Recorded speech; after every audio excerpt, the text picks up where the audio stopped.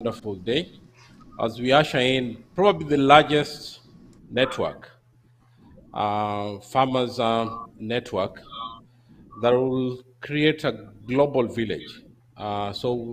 Consolidating farmers first in Africa and connecting them to the world. I think I'm more than excited to be part of this, and I think we all are, aren't we? Gabriel, I think you've been so excited you couldn't hold yourself. Tell us something about how you feel I mean, as we usher in. Yeah.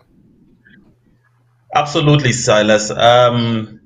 Today, I believe it's a historic day for everybody in Africa and Africans in particular. And as Africa is well known for its food production in terms of all types of foods that are probably needed in other countries. So, moving on, I think the first thing that we would like to understand is that, what does this official launch mean for Farmers Network, for you and the team as we're heading into today's historic launch? Yeah, I think this is powerful, eh? This is powerful. I wish Alan was here. Uh, he could tell us something a little more. But I've been living it with him, talking to him every day, and I think this is about 2.5 years that we've been going on about this, and it's powerful. It's I think there's a bit of noise at the background. Good. Yeah, it's gone now. Yeah, so I think this is really quite something for us.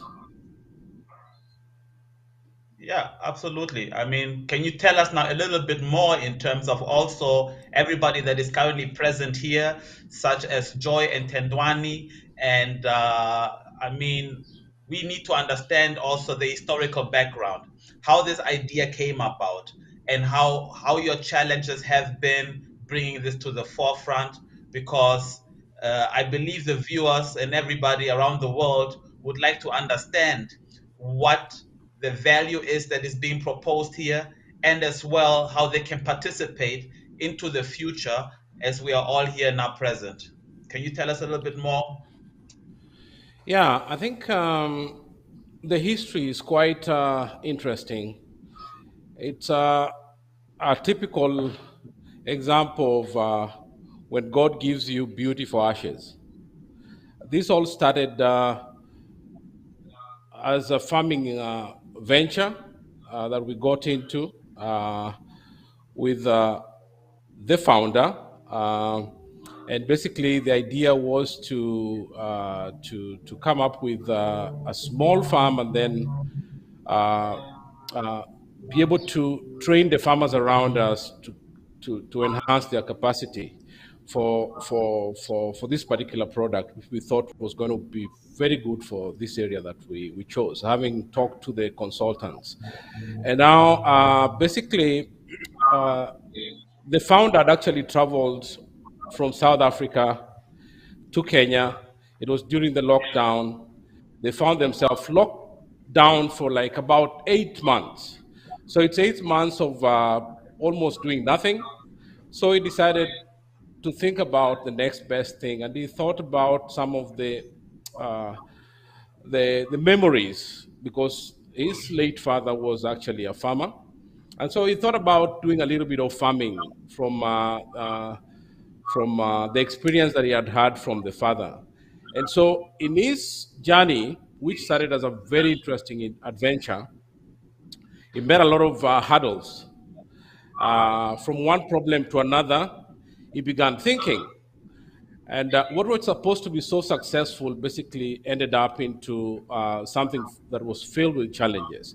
But long story short, he decided to try and see how he could be able to use his skills, because the founder is basically a very techno savvy person. He's worked with some of the most the largest multinationals in Africa at regional level, and so he decided to try and see if he could be able to make a difference.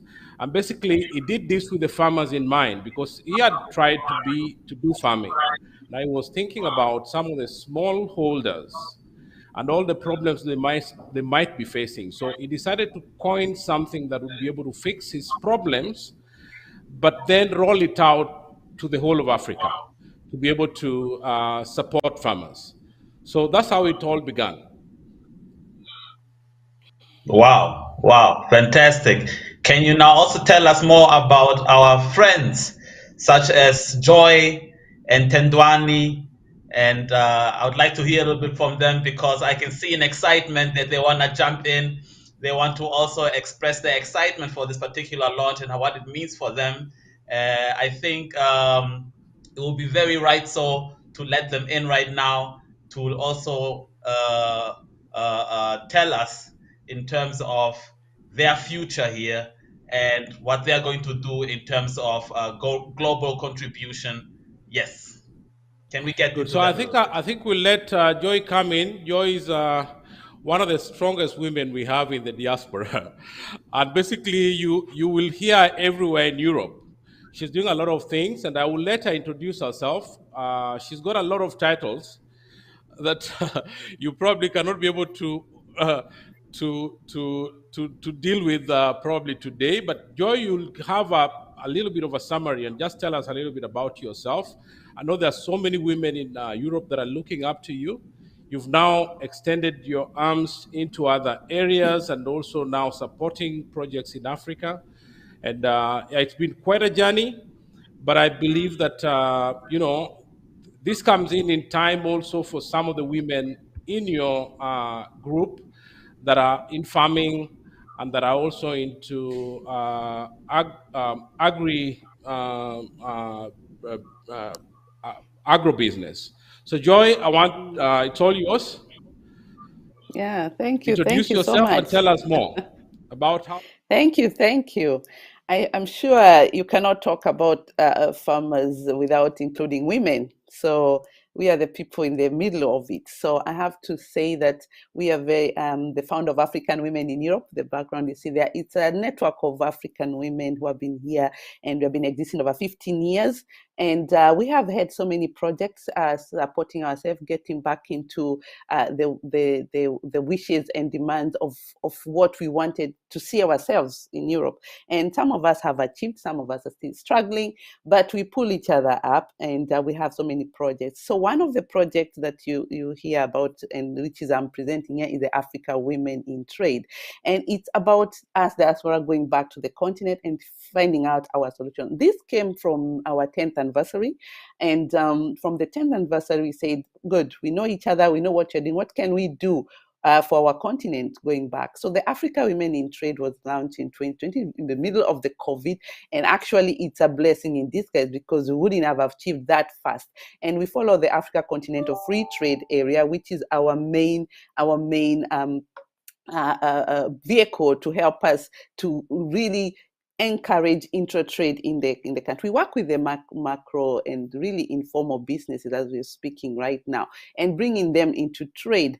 And that's where all these discussion come in. And I found the founder, as you hear, founders are known because they find solutions for the situation on the ground.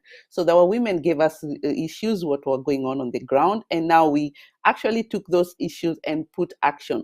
And I have to say, even the founder, when I met the founder, he was actually in the farm, and I remember him trying to see whether we could work together. He was doing potatoes, I remember very well, and he was struggling, saying, okay, the women they need a lot of support with the child care. I remember this story very well, and I'm happy the next time he came back, he had a solution with it, and I was of course happy to be part of the solution, which is now the Farmers App, and looking forward to bring the women into this opportunity as well as farmers. Most of our women are in agribusiness. This is our area of interest.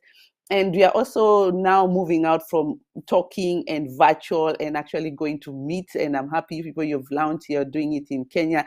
We have decided to have our first meeting in South Africa. So I'm even happy to have the farmers will be also on the ground in South Africa. So this is the first steps of really moving the talk to action.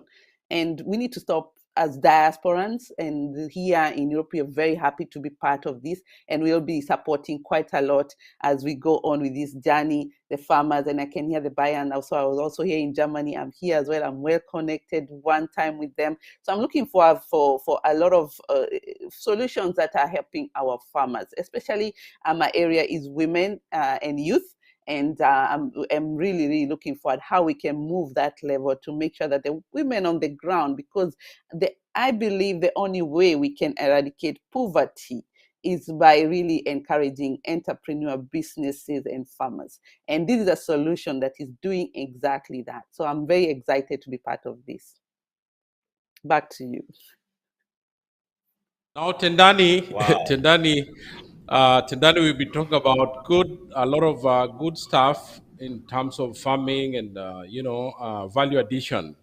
And I know your passion for this, and this must be a big day for you and the farmers that work with you. And just tell us a little bit about what this means to you.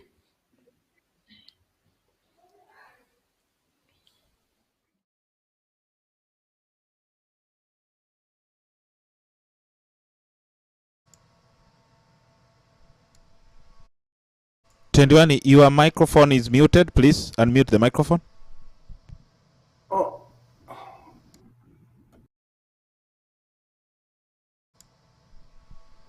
Still muted.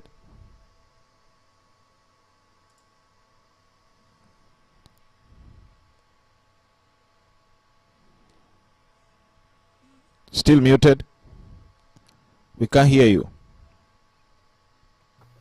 Yes, now you're good. Go ahead. Then you are unmuted again. You unmuted and then muted. Yeah. Now go ahead. Talk. no, thank you. Yeah, I was saying thanks so much for being given the opportunity to talk. And then I think I'm more than excited because we've been discussing about this thing for almost 2 years now with Silas, and then as well as Alan indirectly. Then the issue is that I think I'm happy that now farmers will be able to be connected in the whole of Africa, because you know that the challenges that most of African people are experiencing with regard to agriculture, it's many.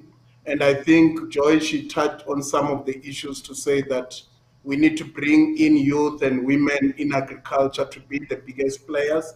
Then I think, to me, I really feel that now farmers will be connected very well in Africa in terms of trading amongst each other, because with the app that has been developed, it does encourage farmers to interact amongst each other, irrespective of any boundary that are inexistent in terms of our geopolitical boundaries.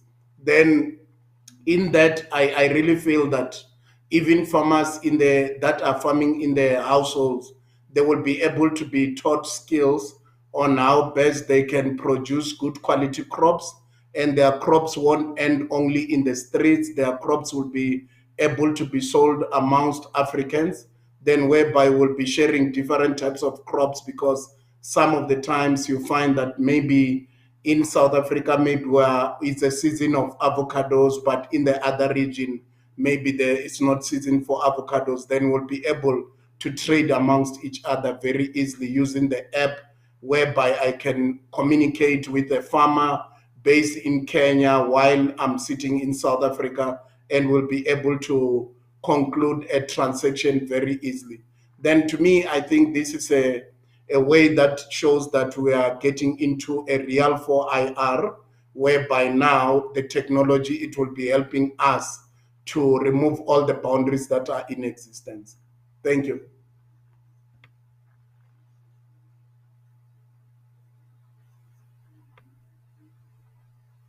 You're in South Africa. Candace, you guys using your phone. You don't like to mention anymore because I say to somebody that you don't know what I'm talking about. Yeah, Tendani, I was just saying, what does this mean for South Africa? You're actually joining us from South Africa. What does this mean for the South African smallholders in particular? Silas, it means a lot. As I indicated briefly, through the company that I own, we developed a model which we called sustainable household fruit production, as well as sustainable vegetable production. To me, to South Africa, I think it will mean a lot, because all those products that will be produced at the household level, then they will be able to be traded very easily using the e-commerce through the app. As well, again, farmers will be able to communicate amongst each other irrespective of whatever boundaries or political boundaries that are in existence in the African continent. And I am happy again because we are launching this app whereby now our African government have already agreed in terms of free trade, to say that we need to trade freely amongst each other without any challenges that will be experienced. We know then there was a lot of barriers with regard to certain legislation, whereby now it was difficult for one African country to sell a product to another African country. Then with the legislation that our government have passed, it also unlocks that opportunity, and the app, it just become a simple system that will propel that the whole initiative further. Thank you. Gabriel, back to you. I think, given the feedback that we just had from our colleagues, it is indeed exciting to hear that, you know what, this app is actually looking beyond boundaries. It is looking beyond all of us coming together and to really, see beyond the horizons. As Joy had said earlier on, she would like to bring, a very important group further to the limelight, because it is true that, especially in Africa, women and the youth, they really do play a big role in the production and trading of agricultural products. I mean, not to be a stigma related, we also know that it's mainly men that really nourish us and cook for us. They are other, and so it tells you that this app is a platform whereby all of us are now there as equal. And we are also now there also to help each other's businesses actually flourish to a new level. Because this can look, the types of solutions now that can be discussed is, just as Tundani had said, is that what happens when I am currently out of a crop and my neighbor does have, or somebody that is on this particular farmers networks. We are linking people here together right now. What happens if Joy happened to have had uh, a great outcome in terms of a new business venture, whereby she was asked to scale up very quickly, but currently the production is not in place. So that tells you that with this particular app, even though it's probably going to be happening in the background, you're looking at the development of quality assurance, meaning that produce will now actually have a direct linkage to either small to medium and large markets. And given that, then on a common platform, we are probably looking at establishing more jobs, definitely. And we're also looking at developments in terms of storage, in terms of handling, in terms of quality certifications, all these things that now can actually be brought on a universal level for Africans in this particular continent. And as we are now also taking it to the world for them to understand how we've actually had a global village in mind and we are trying to feed this particular global village, I think our two colleagues definitely hit the nail on the head by, explaining exactly why this app is important and how it will really help people all the way down to the grassroots level. Because, as you've heard, we've been hearing a lot of COVID challenges that have been happening. And what basically happened during COVID is that, as we also know, it has been on the news, maybe sometimes has not even been told enough. There are a lot of households that were struck with restrictions. They did not know what to do because they cannot travel. They cannot access other markets. How do you do that? It's quite expensive, and normally you would have to travel in order for you to meet a business point of contact. So establishing now this new point of sales and having had a glimpse and look into the app as well, it having a financial management background, it really now also tells us that for the 4IR, we are now looking into different types of skills transfer, which is financial, which is management, which also now gives us a platform of sustainability. We can now do better planning. We can also now do better assessments. We can now also now look into what are the challenges that are harboring trade amongst us and also with international trade. And I'm also just really hoping that the world sees this in terms of all the work that Joy Tendwani and yourself, Silas, has put into this particular product development, and to see this Quando actually move sta forward. entrando? Because you understand that there Entro are oppure other stanno apps out aspettando? there. Ok. This makes it a very unique app because it has got finance and management under its backbone to teach us, number one, what does it mean to trade? How can we trade sustainably? How can we also trade with each other and trust this network amongst ourselves? Because everything needs to start from home. And I believe now having this particular day, as I keep referring to it as a very historical day, I think we need to keep this conversation a little bit forward. And it is huge and it's big. There are many other aspects that we're going to be talking about during the day. And I'm hoping to hear a little bit more about you guys as well in terms of what has been also the response from your other colleagues when they heard about this particular app, and what farmers networks will probably also be received by these particular groups and friends, etc. Yeah, Gabriel, I think Paulo Brai, who is the founder and CEO of Yeah. World Sustainability Organization, that actually certifies products in some of the biggest uh, shopping supermarkets in Europe. I think there is Reve in his list. There is Esselunga in Italy. Reve is in Germany. I think it's probably number one, not the top three. And so Paulo Brai is here with us. Paulo, is a very exciting day. And I think we've been talking about how we could be able to connect Africa. And here we have a global village that is just coming up. And you're a very key player in this global village. And we welcome you to the meeting. And we just want to hear from you in terms of compliance and certificates, and also just bridging this gap that is existing. You know, African farmers having so much uh, that they cannot be able to sort of like uh, consume. How do we get them to connect to the European market through your certification? Uh, Not only Europe, but also America, because I know you work with Walmart as well. That's one of the people that you have certified in the recent past.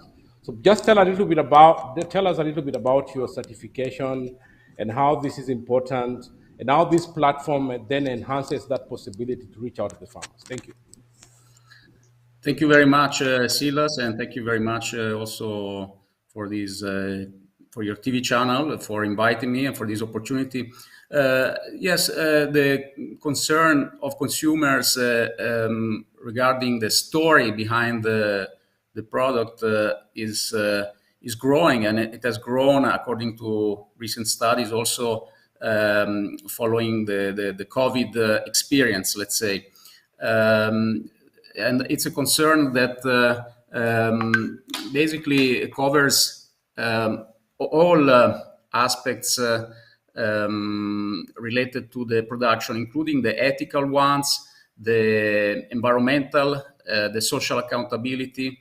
The consumers want to know more, and they expect products to be produced in a way that does not impact in an unsustainable way the environment, and that respect workers. Unfortunately, we know this is not always the case. Even in Europe, the average, on average, 25% of agricultural products originate from irregular work. And this situation is probably more critical in other areas. So there's really a lot to do, a lot to be done, and there are a lot of claims of sustainability out there. Unfortunately, very often these are self-claims, like first or second party claims from the companies themselves.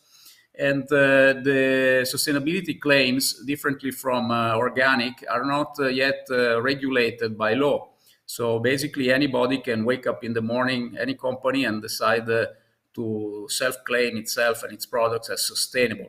So a way to differentiate in the different claims and the credibility of these claims is to rely on certifications, in particular third-party certifications, which are those which are carried out by independent certification bodies and verified by the national accreditation bodies. And this is the case for Friend of the Sea, and also in recent months for Friend of the Earth, which is our certifications for products on sustainable agriculture and farming.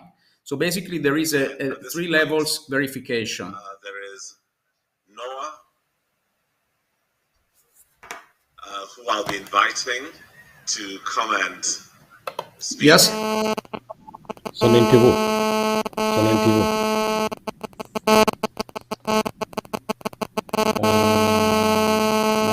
a entrar en tipo. We can't hear you. Gabriel, we can't hear you. I think you're muted. Joe, you can go ahead. Silas is was it Gabriel who was talking? Yes. Okay, okay, Gabriel, go ahead then. 1 second, let me bring him. Go ahead, Mr. Gabriel. Your microphone is muted, Gabriel. Your mic is muted. Don't mute. Don't mute any microphones. I'll mute it from the other end. Your mic is muted, Gabriel. Believe Paula, yes, I believe now we can Paula hear you. was talking. Go ahead, Gabriel. Yes, I believe Paula was talking, and he was, and there was an interception on the communication there. Is he still online? Still online. Go ahead. I'll mute him. Go ahead. No, I believe Paulo was still talking. He was still communicating the importance of the certifications and the different parties that we need to consider and bring to the tables. We'd like to hear a little bit more from him about that.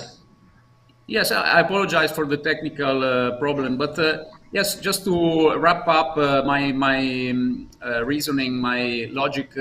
As I was saying, there is a way to verify, to be able to rely on more consistent certifications, and that's to rely only on third-party certifications. These can be regulated also at the national level eventually, to avoid an inflation of sustainability claims, which then can lead to misunderstanding by consumers and mislead the consumers. And as far as Africa is concerned, of course, it's a really promising and growing market, both in terms of production as well as consumption.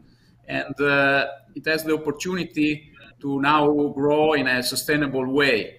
And this will need some knowledge transfer, of course, and that's why the app and the activity carried out by the Farmers Network is very relevant and important in this context, to boost knowledge transfer between the countries and from outside Africa to Africa and vice versa. And this will allow to farmers to produce in a more sustainable way, optimizing the use of the resources of land use, etc., water use, and at the same time, by means of the certification, enter new important markets which can provide a higher value for their products. And that's also what our certification does. We really network, we promote the certified products at different levels, and we organize also one-to-one meetings between the producers and the buyers in the retail chains, as Silas mentioned. We cannot assure, let's say, that the company and the product will enter a new market. This is dependent also on many other factors such as quality, availability, etc., etc. But definitely we can provide an important added value. And once you are inside the new market, you can fidelize your consumers, your customers, because you will be able to show them that you are producing in a sustainable way, respecting the workers and so on. So that's why it is very important, not the certification in itself alone, but in general, the path towards sustainability. Absolutely. I think you're very correct on that, Paolo, because I think that as well, I believe Joy and Donnie are going to join us momentarily also to air their comments in terms of the certifications. What we do have here in Africa is that, we have a very cultural understanding of producing. And as you have said also earlier on, there is going to be skills transfer that might then come in a very sustainable way as well. Because even here in Namibia, we believe in a concept called farm to fork. Farm to fork just basically means we know what is happening at the farm. We know who are the farmers. We know who are the people that produced it. We know what went into the ground. We also know what type of skills training that people also had, and all the way to know when it lands actually on your table.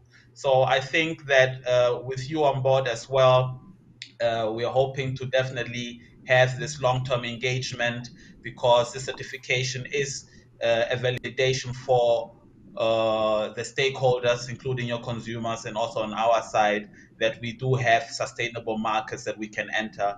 And then we can also then talk and have discussions about how do we strengthen certain channels or logistics that can be strengthened. Yes, I believe that is definitely a very relevant point that you've raised there.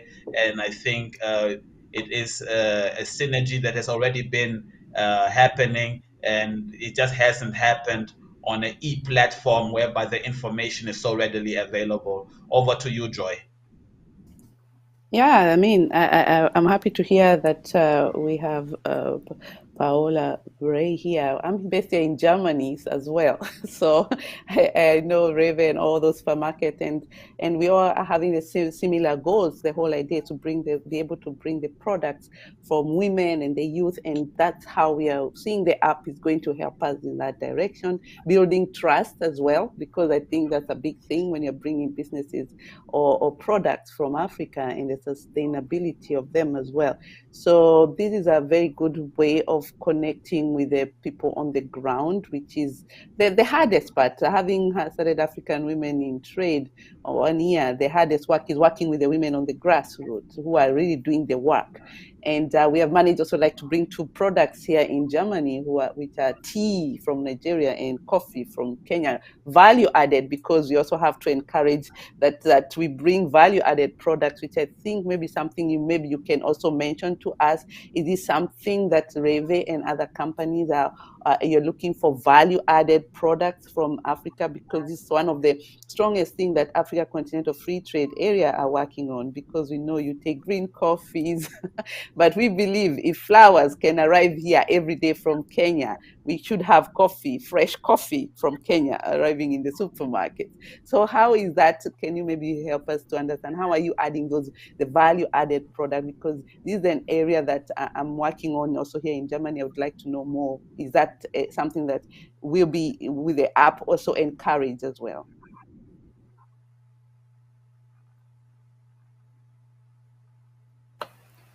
You're asking to me? Yes, that was a question to you. Sorry if it was not.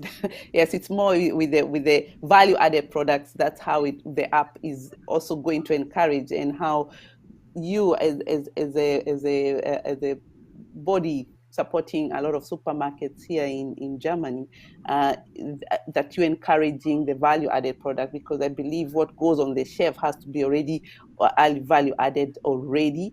So how is that going, the app going to help us in that direction to maybe building trust and the relationship of that, apart from the certification?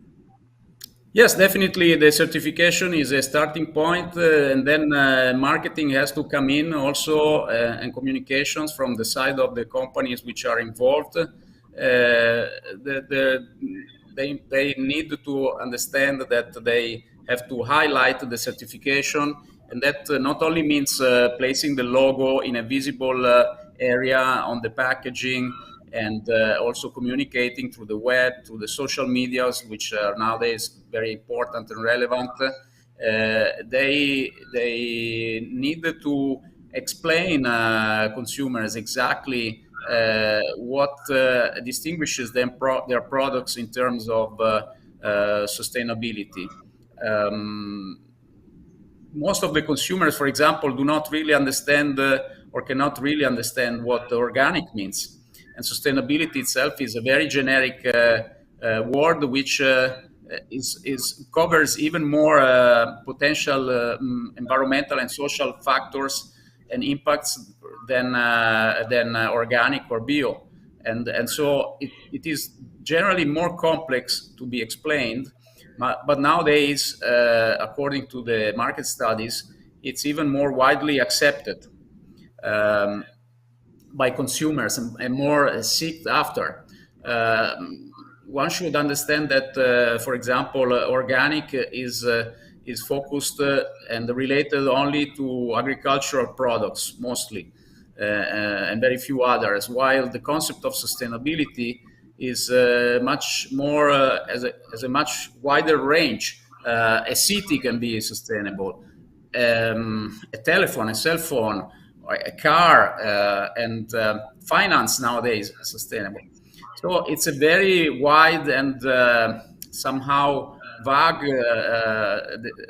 description or concept, which needs to be explained to consumers with more detail, and that is what is happening. We see that in the new products, and that gives the added value, the real added value, explaining to consumers.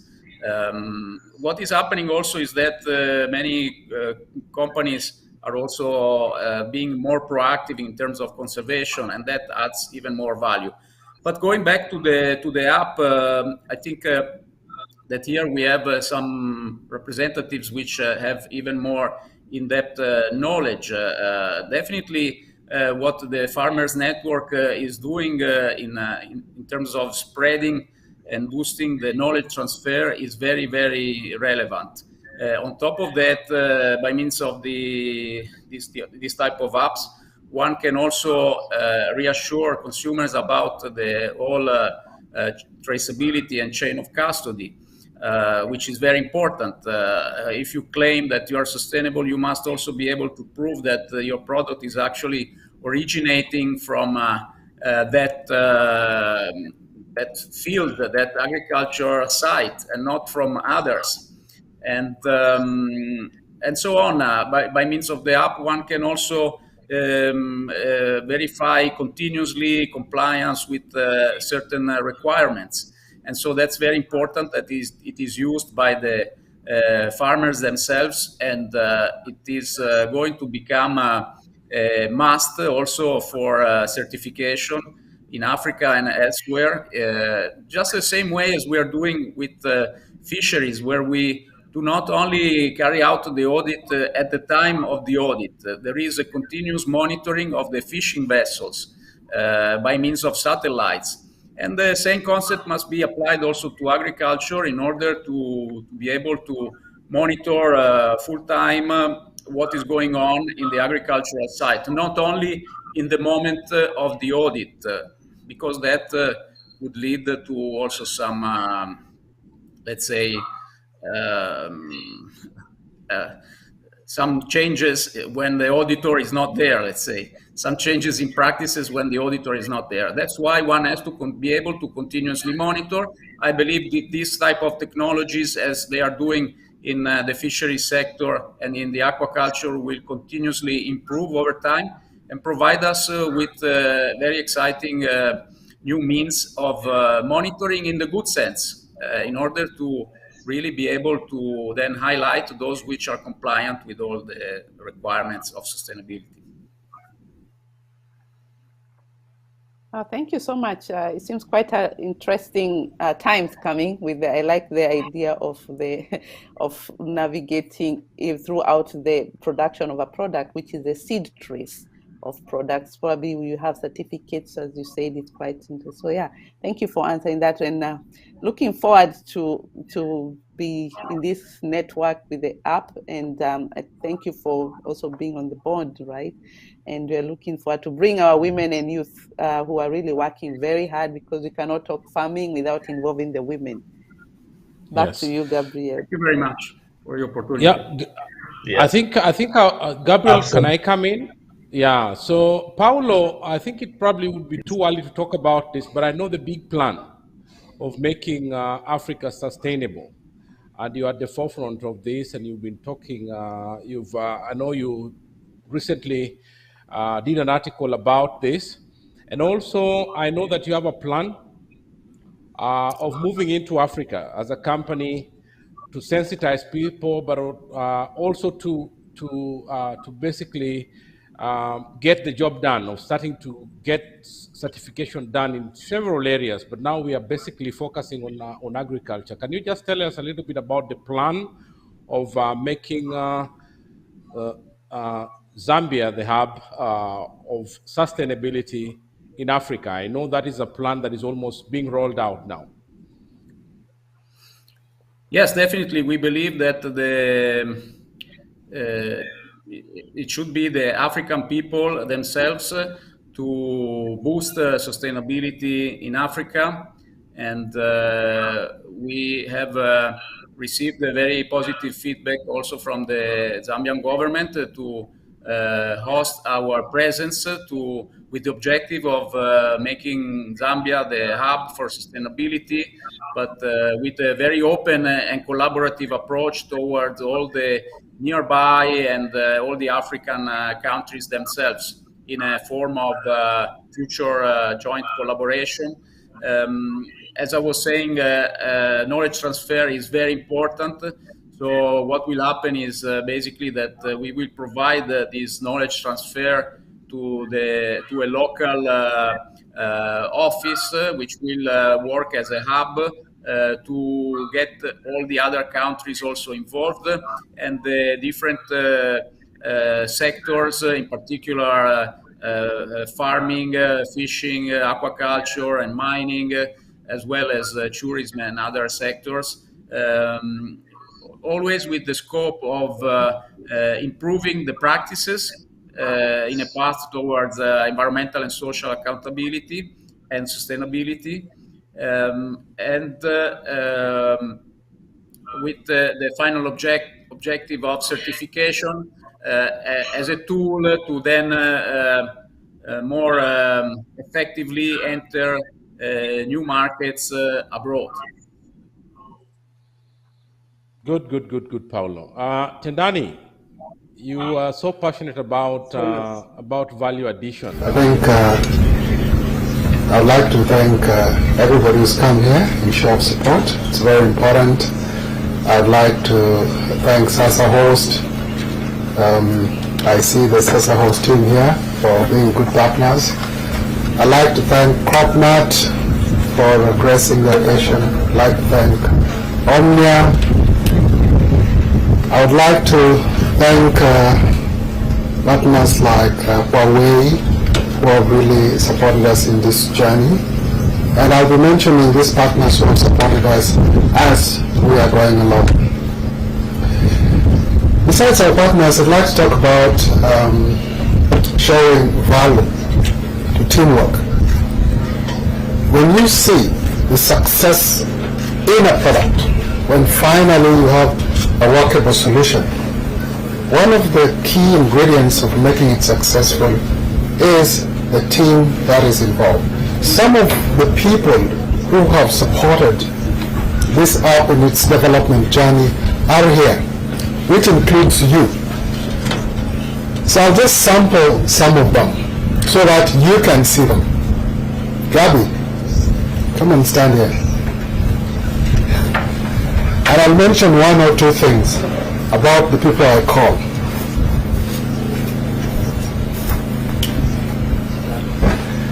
You know, I remember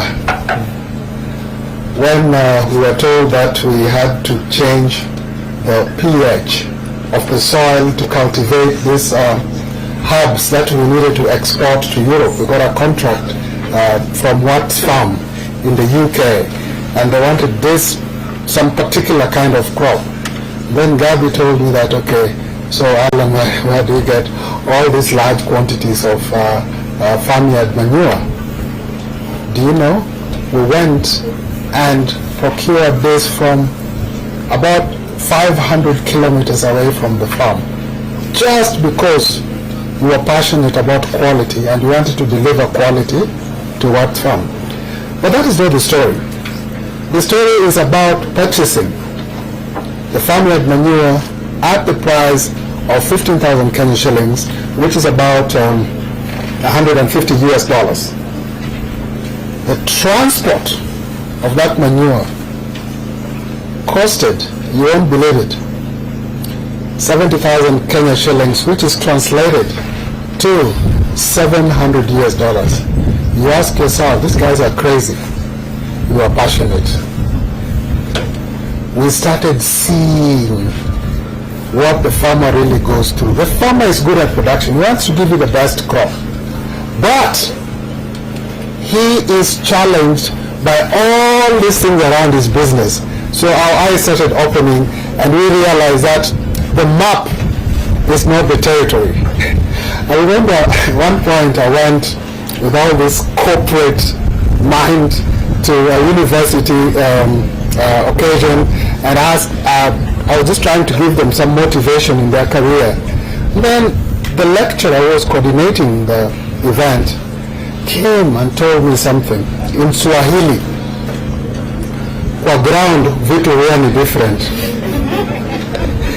I think Kenyans know what that means. That on the ground, things are not what they look like on paper. Meaning, you have to readjust your mindset. And what this lecturer told me rang in my mind to date. This kind of information started helping us think about solutions. At one time, I remember Gabby came and told me, Gabby is in charge of Garland Farm. He came and told me the hailstorm have destroyed all the onions in the nursery. What do we do? That is a typical farmer. Then I'm somewhere very far away off-site. Then Gash tells me there is an inversion of the strawberry crop with something that I don't know. Come on, how do I diagnose? I'm so far away, thousands of kilometers away from the farm.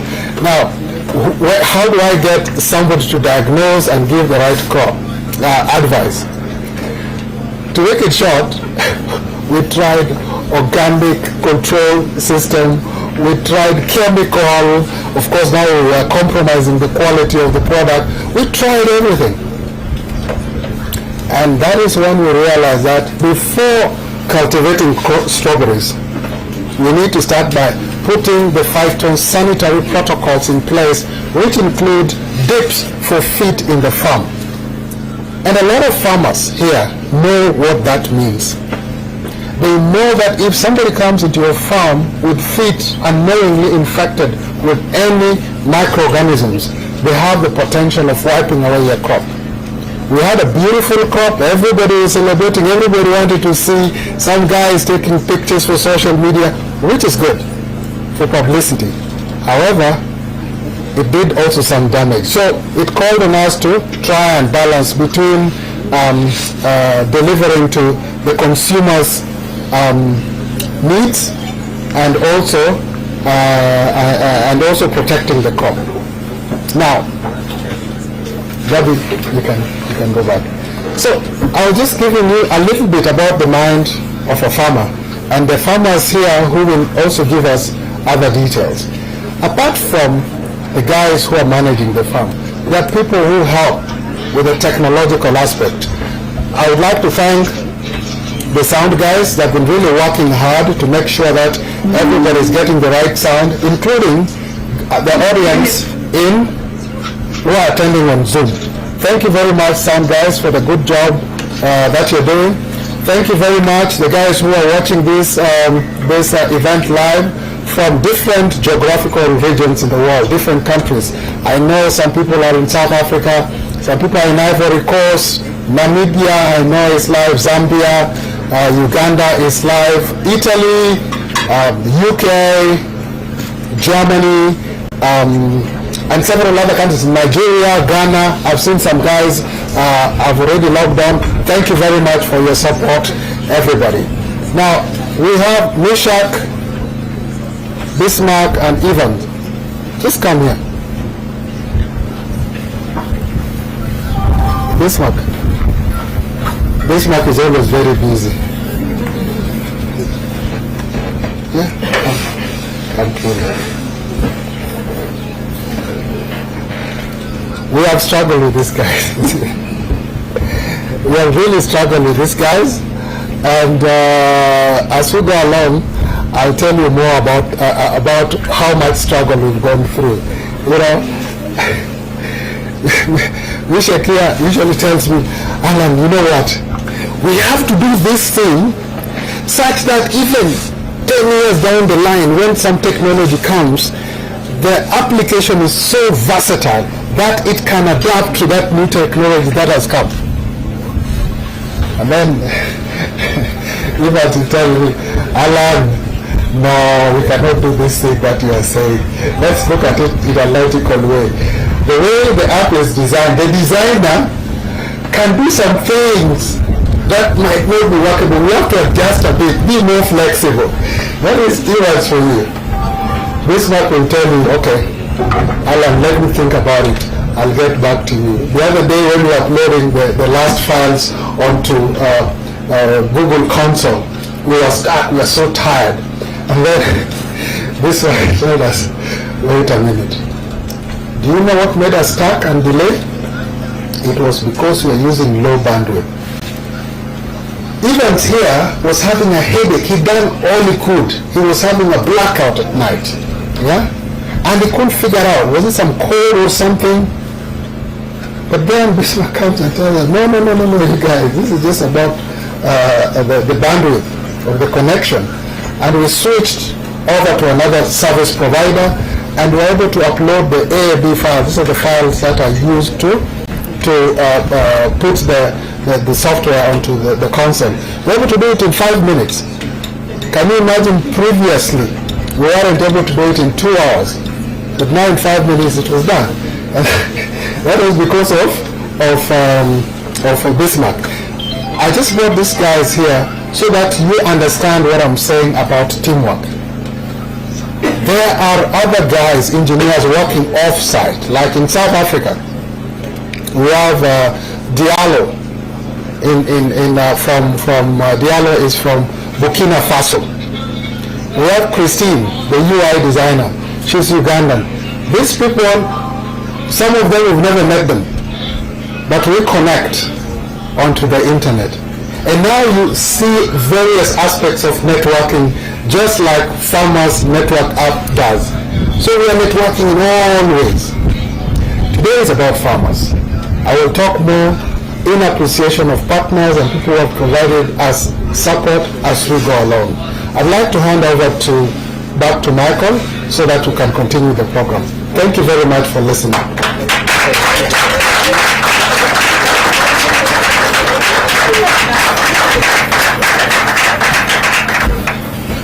Alan, just before you leave, can you just stay here for a minute?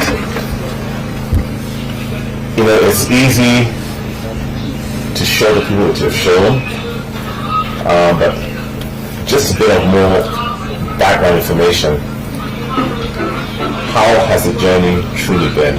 Because, you know, it looks, when we're all here, when we're seeing the beautiful pictures, it looks like for me tomorrow I can just go back home after today, and I can just go and I'll start, and I'll get 13 people together, and we'll have an app. So, let's be honest with people. Michael, do you want to know the truth? Yes. Building an app is crazy. I can tell you for certain it's taken 2 years. But what makes it even more difficult is that when we are not on lockdown, I had the advantage of being on lockdown, 8 months away from our family. When you don't have the advantage of lockdown, you cannot concentrate. That's the first disadvantage you have. There are a lot of distractions. So it will take you a longer time if you are to do a quality product. Now, what you are seeing is the 5th version of the app. Having gone through 4 groups of developers. The first 4 failed. It's the 5th group that has succeeded. And it just succeeded because of mental attitude, commitment, focus, and the desire to really provide solutions to people. They're such brilliant solution-oriented engineers. They put solution before everything else. So it's very difficult to build an app because you have to assemble the right people who can consistently deliver, even when things are crashing. Like the other day when Evans was so tired. I was tired. It was going to midnight. We couldn't put this on Play Store console. Bismarck comes and wait a minute. Let's just change this service provider and this thing will go through. So you need people who really want to play as a team. Building an app is also not a cheap exercise. It's very expensive in terms of time consumption. It's very expensive in terms of resources that you deploy to build the app. But I think perhaps one of the most important things to consider when building an app is your purpose for building the app. If you are so commercially driven, then it might obscure your processes or your thought process towards building the app and not do it in the right way or in the way that the intended user would have wanted it to be. So it's about you, your purpose, your idea, your resources, which should include R&D. You have to really research a lot before developing an app. Then finally build the app. And one exciting thing or important thing that I have observed in the market is that when you see a lot of apps that are built in the market, they are very good quality. But there is something about them, about catering for a narrow need of people, narrow segment of users. For example, among farmers, if your app caters for a narrow segment, then you are alienating some group of users. Then you will have the cumulative effect of fewer people trying to download and use the app. Michael? Yes, I'll still stay there. Yeah. I still want to ask another question. So, actually, literally a week ago, I was at Pan Innovation Week. So, for those of you who may not know, Pan Innovation Week is a gathering of corporates, a gathering of innovators, it's a gathering of techies, a gathering of artists, and government agencies annually at the coast, where 4 days are spent connecting innovators within the coast region, together with policymakers, together with potential partners. And at that place, I made the audacious announcement and comment to the young people in the room that I had prophesized the Forbes 100 headlines for 2027. And I also prophesized the headlines for the 100 most influential global leaders on Time magazine. And I told them that 5 of them were sitting in the room. So, Alan, you work internationally, you work internationally. When I make such audacious statements about the human resource in this country, as somebody who engages and works with different nationalities from across the globe, is my comment audacious or is it accurate? And I ask you this because we do not know who we are. Michael, let me put it in a different way. What you're saying is not too much to say. It is within expectation. Why am I saying this? In my career as a corporate leader working across Africa, so many countries, I always told some of the people I've worked with that unless you aspire to be better than your leader, you're useless. It is not disrespectful, but it is about developing your human resource capability to step onto the plate and move the organization into the next level. You cannot do everything in the same way and expect different results. That is called madness. I would tell them that they have 2 advantages. The first advantage is the knowledge, the information, the experience and skills they have as individuals. They have acquired this. And then second, they will borrow from my experience, my knowledge, my experience imparted onto them. So you have 2 things running. For me, I only have mine. So if somebody cannot aspire to be better than their leaders, then we do not have the next leaders in technology. And that is what Michael's question brings to my mind. Some of the members of the audience here have worked with me, and I think they will attest to that fact. Yeah? And I'm also proud of them. When I see them next time I meet them, he tells me he's a director in another organization. Always tells me, oh, he's MD of another organization. Oh, he's chairman. I say, good. Continue striving to be better than me. And that is what brings development. It starts with a human capability development. Just like farming is dependent on the seed. The more you improve the quality of the seed, whether it's a potato, whether it's maize seed, bean seed, and you make the seed available to the farmer, the more productive or the better yield you will have. It starts with the seed in farming. It starts with the right human resource capability development pipeline that you can have. Thank you, Michael. Thank you very much. Let's give a round of applause. So to those who just joined us, thank you. So to those who have just joined us, welcome again to this occasion, which started in the morning. And for those of you who just joined us, so there's only 2 items that are left, which you now have to buy. The rest have been sold out. So the items that are remaining are the sweet potatoes, the 1 sack that is going for 15,000 shillings. So please, we'll give the M-Pesa number, and now that's what is only available. The rest, the other items are bought. So thank you.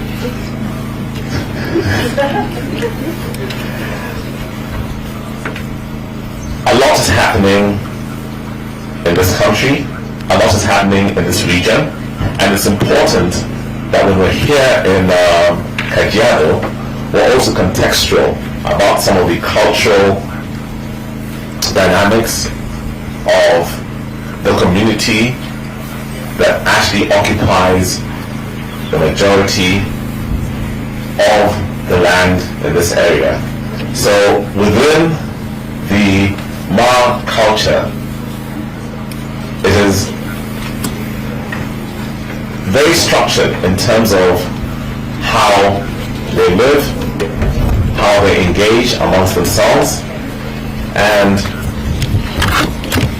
it is, for a long time, it has been the exception as opposed to the norm to find that there are women who have broken the ceiling and the barrier, and whenever we have such an opportunity, we want to ensure that we can bring them out so that those other people within the Ma community, the men, but more so the women and the girls who are coming up, can be inspired to know that they can be everything and more than they want to be.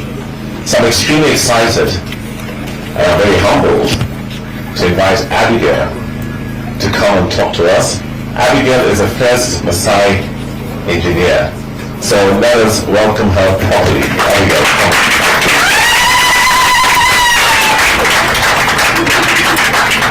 Hello everyone. First, welcome. This is my home area. I'm born in this area. And we began with Noah in 2017. I just graduated. I'm an agronomic engineer. So when I graduated, I did not know the work ethics in Kenya, and as Michael says, like, I'm from this area. I didn't know who my godfather would be to get a job or to get connected. So I texted Noah in African Farmers, like just a messenger, and I told him, please give me an internship. The next day he was like, come with your documents, you'll start working. His office was in Syokimau. I had to be coming from Kitengela, Syokimau every day, but that started a journey. My work in that office was at first responding to Facebook, farmers on Facebook, like they will ask any question and we'll be there answering, keeping them in touch. As I don't know if all of you know African Farmers page, where it's a network of farmers and its purpose is to ensure all farmers can have better yields, more information. So that was the beginning of me and African Farmers. And even this area, not coming to this area was not even in the vision. It wasn't even anything that was being thought of. So when Noah told me he's in my home area, I was shocked, like, you're in my home area. This is like, I studied in a school just up there called Matotai Primary, and this is where we used to walk to go to the other school to play like games. So to me, it's an amazing day that in this home area of mine, we are doing something great to the world and to farmers. So currently, I work in the Masai Mara. I work with an organization called Mara Elephant Project.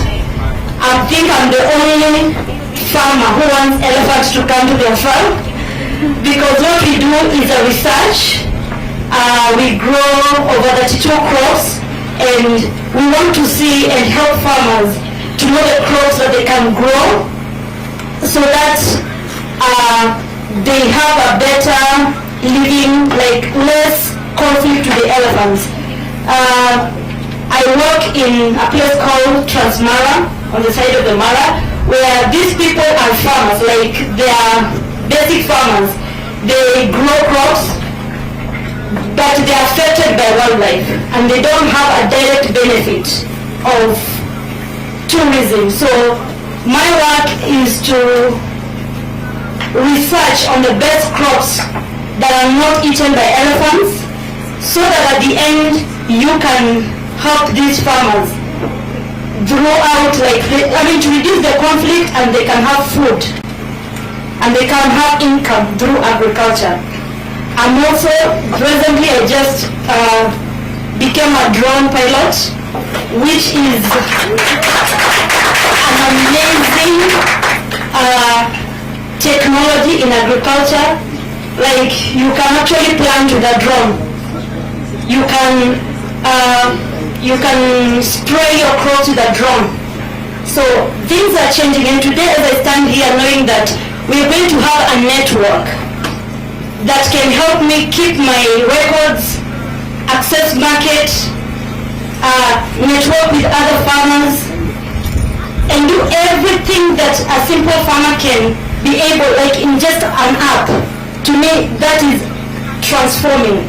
That is a new age for farmers. So thank you very much, African farmers. Thank you very much for the Farmers Network app, guys who are behind that. Thank you very much for bringing something new to our farmers. And very welcome to Natatoik once again. No, she can't get away too easily like that. No, she's not going to. She said nothing about her journey and how tough it was. And I think it's important for her to say that so as to inspire other women watching from around the world, and especially women from this community and other Kenyans, also from communities that are very stringent in the way that they want to manage the women living amongst them. So tell us some of the struggles that you had towards your education, and what happened, and how did you finally make the breakthrough? As I said, I come from this area, and I'm raised by a single mother. And what my mom used to do to feed us is to cut charcoal, these trees that you see there, to burn charcoal so that we can have meals. And thank God, because I worked hard in school, and when you do your part, other people come.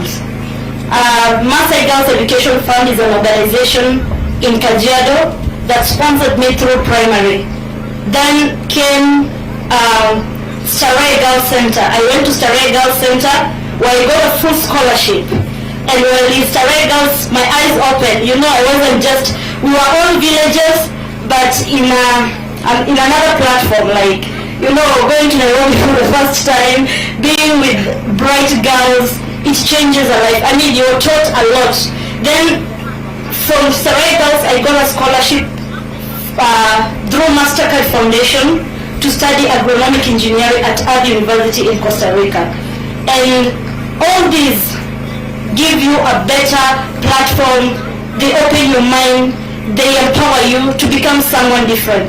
And that's where my love for my community, at the beginning I wanted to be a pilot. Today I'm a drone pilot. But I sat and asked myself, yes, I'll be a pilot, but how am I going to give back to my community? How am I going to be an encouragement to my community? We have vast land, as you've seen. No, I just bought these 100 acres of land here. We have vast land, and today we can see agriculture in this land. So to me, this is a step where currently, as I'm working to bring solution in with farmers in Maasai land, because Maasai Mara is Maasai land. To me, that is my vision, to help my community members, and I'm seeing it started working. So I'm thanking God for that. Yes.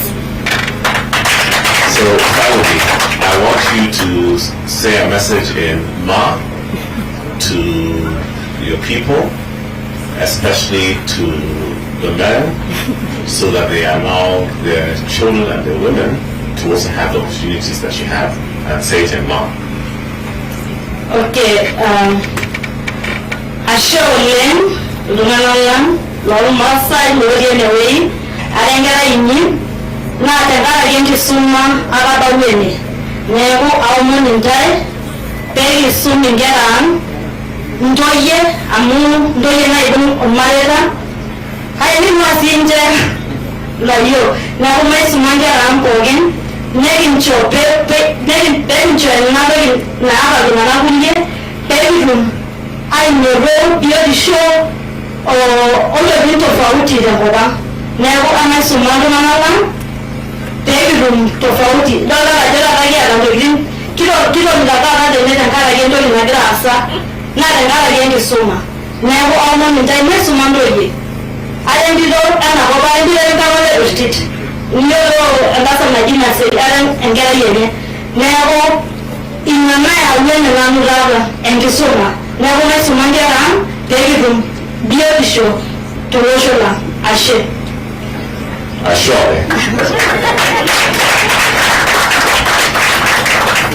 You know, after that, we must just celebrate our band. Can you play for us a tune at least so we can celebrate it, isn't it? Yeah, we must celebrate the band. Where are you? Yeah. Okay, so I think the pin took them somewhere else on their way. Not a problem at all. We have many other great partners and speakers here that we'll also invite to speak to us so that we can also hear from them what they do and also how they integrate with the things that we are already started doing as the Farmers Network. So the first person I'm going to call is none other than the Queen Bee. The Queen Bee, Pauline Kamwaya. Please come up, Queen Bee.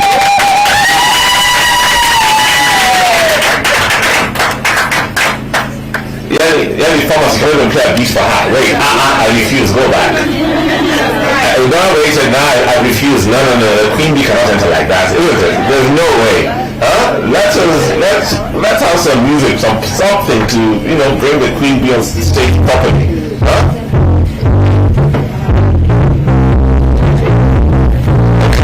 Queen Bee, come up.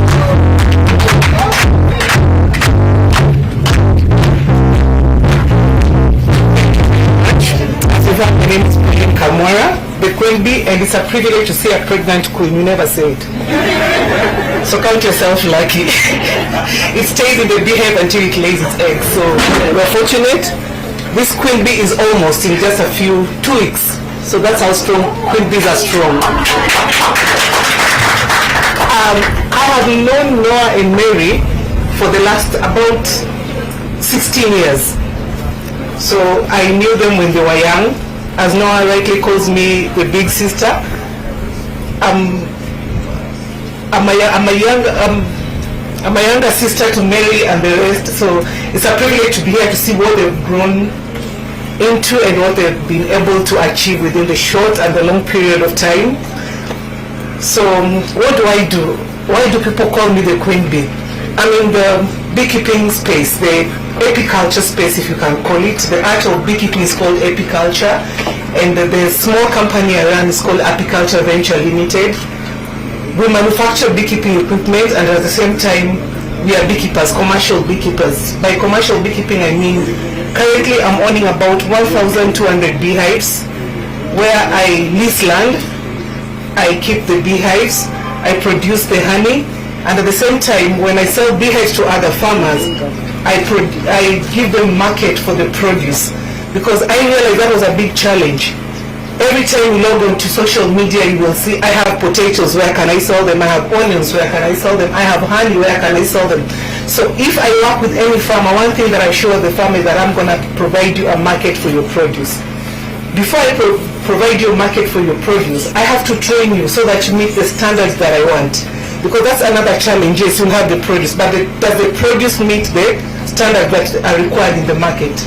So I have a training department, a complete training department, where we train farmers right from the basics of beekeeping up to the highest level of packaging and even producing other produce, not just honey, but the other products that you can get, the other high products that you can get from the beehive. If you log onto our page, you'll be able to see them. We have wax, we have propolis, we have pollen, different products that you can get from a beehive. So when you see that apiary there for Noah, I did set it up. I can still set up an apiary even now. If you tell me to go and set it up now, I will go and set it up, because that's my passion.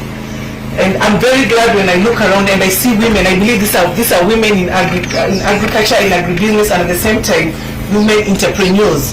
So this encourages me more to see young girls like the one who's just left here. I would like to encourage her to continue with the journey.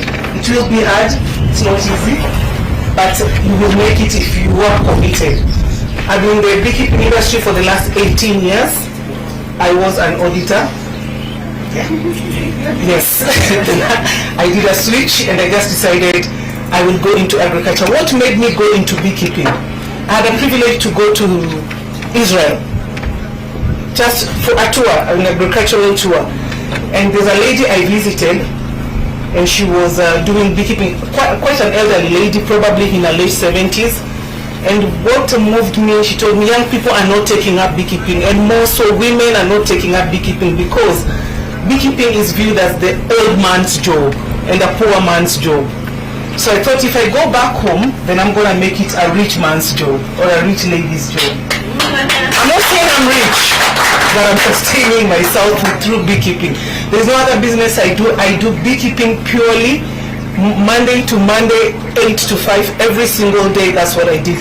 So I came back home and that was way back in 2013. And I started thinking of how I can make beekeeping sustainable. Because again, another thing that is missing in all these things we're doing is sustainability. We do this, but is it sustainable? You want to get into something, is it sustainable? And I wanted to do something not because other people are doing it, but because I believe I can do it better.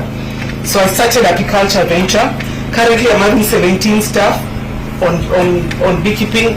And what I strive to do is that I balance my staff, youth and women. But I give women priority, not because I'm a feminist, but because I want women to appreciate what agriculture is and to appreciate what beekeeping is.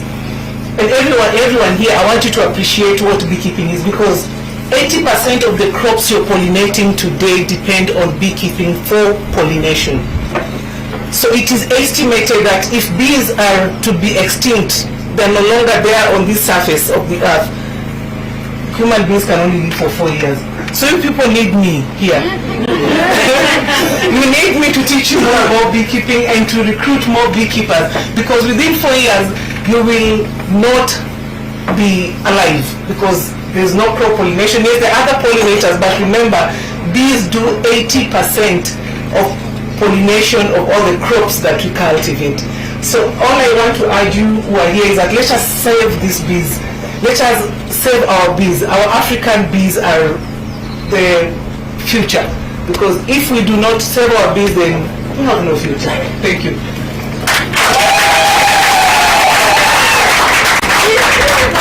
So hold on, I'm going to ask you some questions, because the whole idea behind today's event is to ensure that we're resourced, and as we leave here, or for those who are watching us on Zoom, on Facebook, you're able to change your lives positively.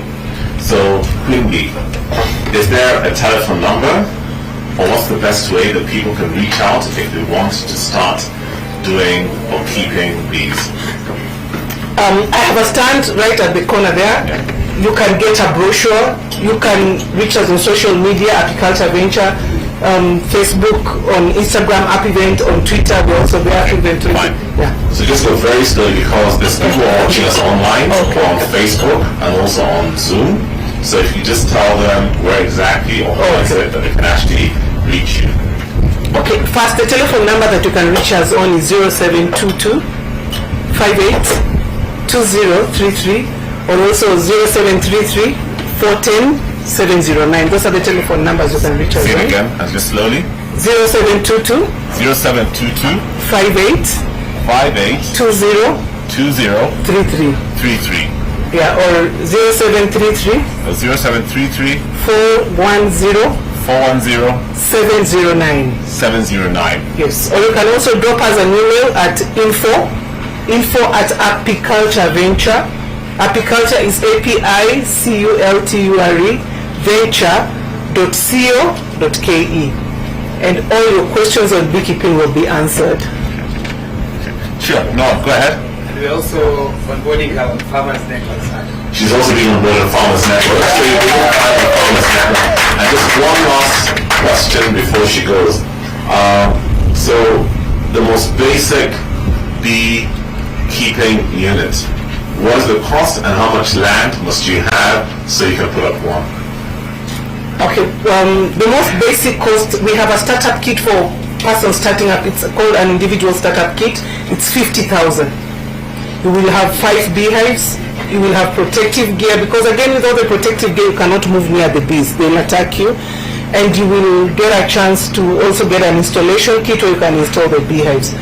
And even at your backyard, leave alone 1 acre, a quarter acre, just the backyard of your house. Those practicing, like I heard a farmer on fire saying, those practicing backyard kitchen gardens, you can have 1 beehive. If you happen to visit my office, you will see I have a live beehive in my office at North Airport Road. Inside my office I have a beehive and I produce honey from it. So it's how you take it, the knowledge you receive on how to manage a beehive, because the most important thing, you must be able to coexist with bees, otherwise they'll attack you. And finally, so for an investment of 50,000, typically what is at worst your yield and how long? Don't expect to invest 50,000 and earn 100,000. I'll be lying to you. The first harvest, a beehive will give you about 8 kilos in the first harvest. So that 50,000 investment, those are 5 beehives you will get. So you do 5 times 8 is 40. I give you ready market for the produce at 500 shillings a kilo. So what is 40 times 5? 20,000. You see, that's the first year. You're not even breaking even. But somebody else will tell you will get 100 kilos and I'll buy it at 1,000 and you'll get 100,000. That's a lie. So that's the first harvest. And in a year, we expect either 2 or 3 harvests. Why is it dependent on 2 or 3? Because during the long rains, we will harvest twice. The short rains will harvest once. The rains have already delayed this season, so it's a problem. So we give it 2 harvests. So in a year, you will have 40,000. So the first year, you're most likely going to break even. But the second year, there's no further investment because the bees are the same, the hives are the same.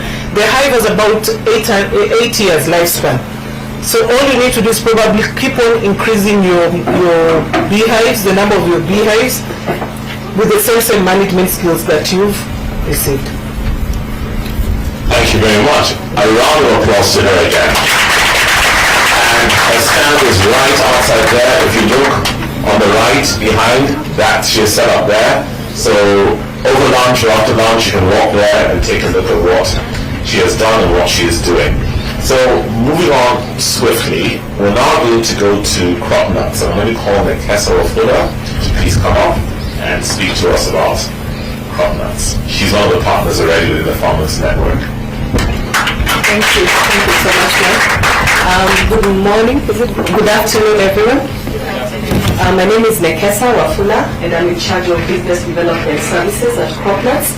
At Crop Nuts, what we value is the farmer, and what we look at is basically end-to-end provision of services. So we look at pre-planting, so we are talking about soil testing, and then once the crop is established, we look at plant tissue analysis, just to check whether whatever nutrients we recommended are actually being taken up by the crop. Then once the crop is ready, we look at food safety. So we take care of you in terms of food safety, ensuring that you're taking safe food. There are no pesticide residues in your crop. Then we also do NEMA analysis. So if you have a manufacturing or producing crops, in terms of value addition, I've had there some agripreneurs here. So we look at what are you emitting into the environment and if it's actually safe. And in the past about 10 years, and you had no mention about Daktari Odongo, we introduced a service that is specific to smallholder farmers, and that's how we got into the smallholder farmer space. And lately we even introduced a better service that will be capturing farmers in cooperatives known as advisor. And the reason why we are here, and ensuring that we can also avail this through the platform so that farmers in groups can be able to access these services and at an affordable price. So we are here to ensure that farmers keep their plants healthy and their soils healthy. And one thing that I've always talked about is we take care of our bodies, we give it the right nutrition, but what are we eating in terms of the food that we are getting from the soil itself? Does it actually give you enough nutrition? Are you feeding the soil enough so that it gives you the kind of nutrients that will help you fight diseases, just ensure that your body is healthy? So when we look at sustainable production, sustainable health for our bodies, then we better start with our soil. So soil is the first and the key thing that we need to look at when it comes to production and also having healthy bodies. Thank you.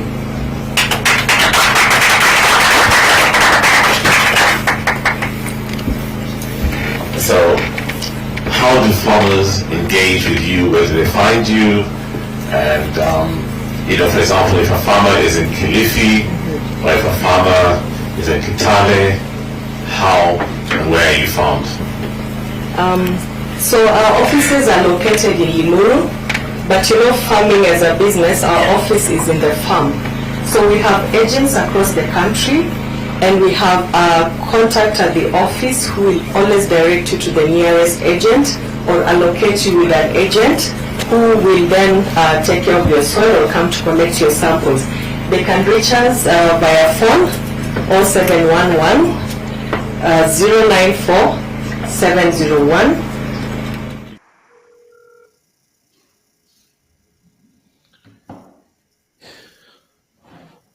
Hello.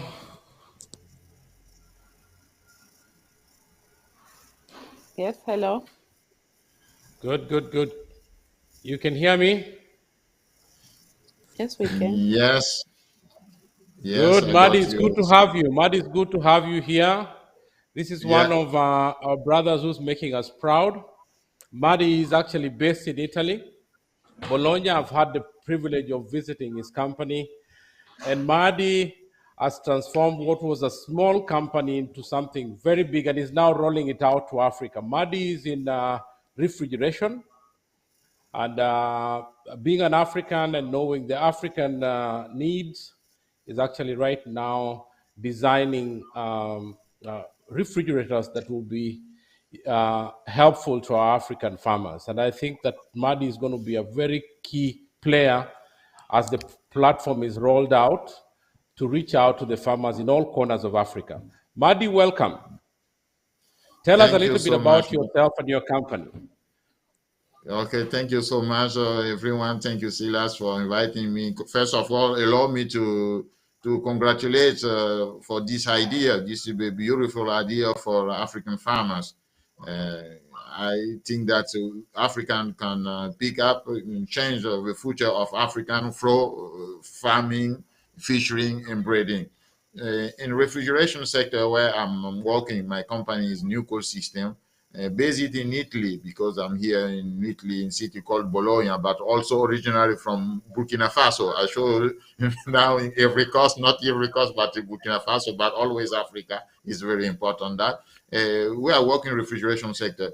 Refrigeration sector is the main sector who can be a support to these three activity. I'm talking about agriculture, fishing, and birding, because all production from these three main activity made by African need refrigeration sector to be sustainable. So I developed some new technology to use in Africa with powered with solar systems. Then we can have cold rooms to preserve our foodstuff, because I'm also consultant for United Nations institution as UNIDO and UNEP. And I know that in Africa, we are losing a lot of foodstuff. Our post average loss evaluate around 70% because of lack of a cold chain. So refrigeration is very, very important for farmers in Africa to live with their own activity. I remember that 80% of Africans are living in rural area, and the main activity are breeding, farmers, and of course fishing where there are water. So it's very important to put the refrigeration sector into the middle of activity. And in this case, I'm very happy to be a part of this project. And of course, we will share what we learned here in Italy for more than 20 years with African, because where I'm living in Italy, the history of Italy is an example for Africa to develop a continent with agriculture. Italy is a big country here because, of course, of the food industry. And we can share this experience with African country, with farmers, to feed our peoples in Africa first, because it's important to feed our people, to create a job for our young people, and of course, to create prosperity and develop our continent. And this project is a very, very, very, very important. And I congratulate again all of you, and I'm here to share what I can share with you, of course, to develop the project and to develop our continent. Yeah, Joy, I want you to come in there. Joy, for me, is women everywhere. Joy is doing a very good job. She started with one group and then another, and she's doing a good job of actually connecting the diaspora. Joy, Madisakande is one of our own. We are building solution for Africa. Tell the diaspora something about how they can be able to connect to this. Connect to what Madi is doing, connect to what you're doing, and connect to this global village that you are building in this app that is about to change a lot of lives in Africa and in the world. Joy. Yeah, thank you for that. Yes, I'm a very passionate diaspora. Been here over almost 20 years in Germany now. So, and I'm always advocating for diaspora because I think they're the best brand of both sides. They know what is here and what is important for our people here and also back at home.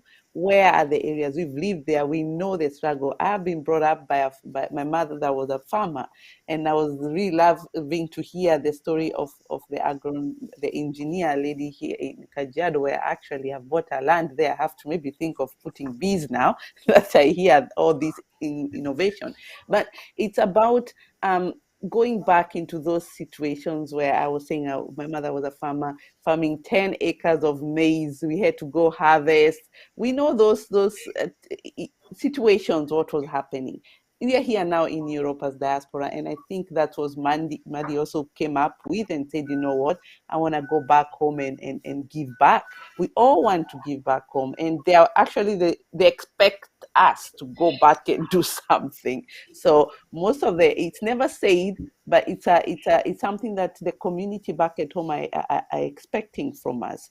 And some of our people are doing it in different ways. And I have to say, we are supporting with education. We cannot deny that. And I know the remittance we are sending, where although we know our governments are running after this remittance money we are sending, it's already allocated to a box that you cannot distract it.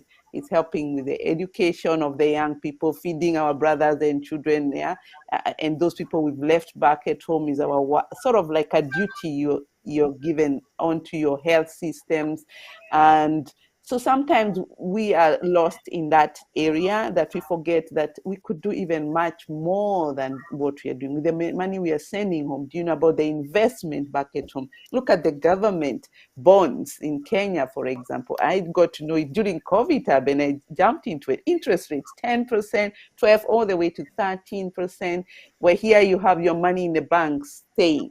But that's, and why we have to think about that is not about also creating generation wealth for ourselves, which we don't do as diasporans. We spend a lot supporting others, that this pot, you wonder, when is it ever get full, right? It's like it has holes down. The money you put in, it goes down. You can never really know what the money was done. And we have seen people getting disappointed going back at home. They started building houses from here. They find nothing was built, depression, families breaking. But how can we do it in a way that we both sides gain?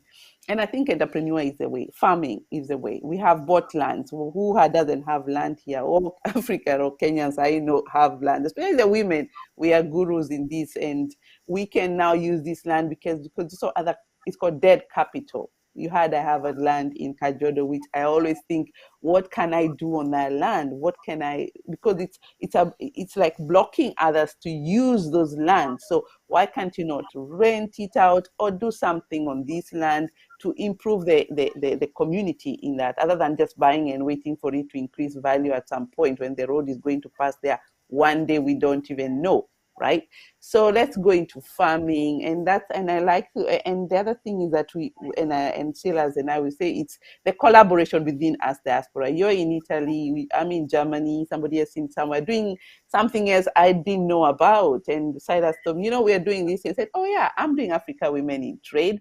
Why don't we link up? Because you're solving one problem in my list, and I don't have to reinvent the wheel. So that's the whole idea, because most of us do duplicate.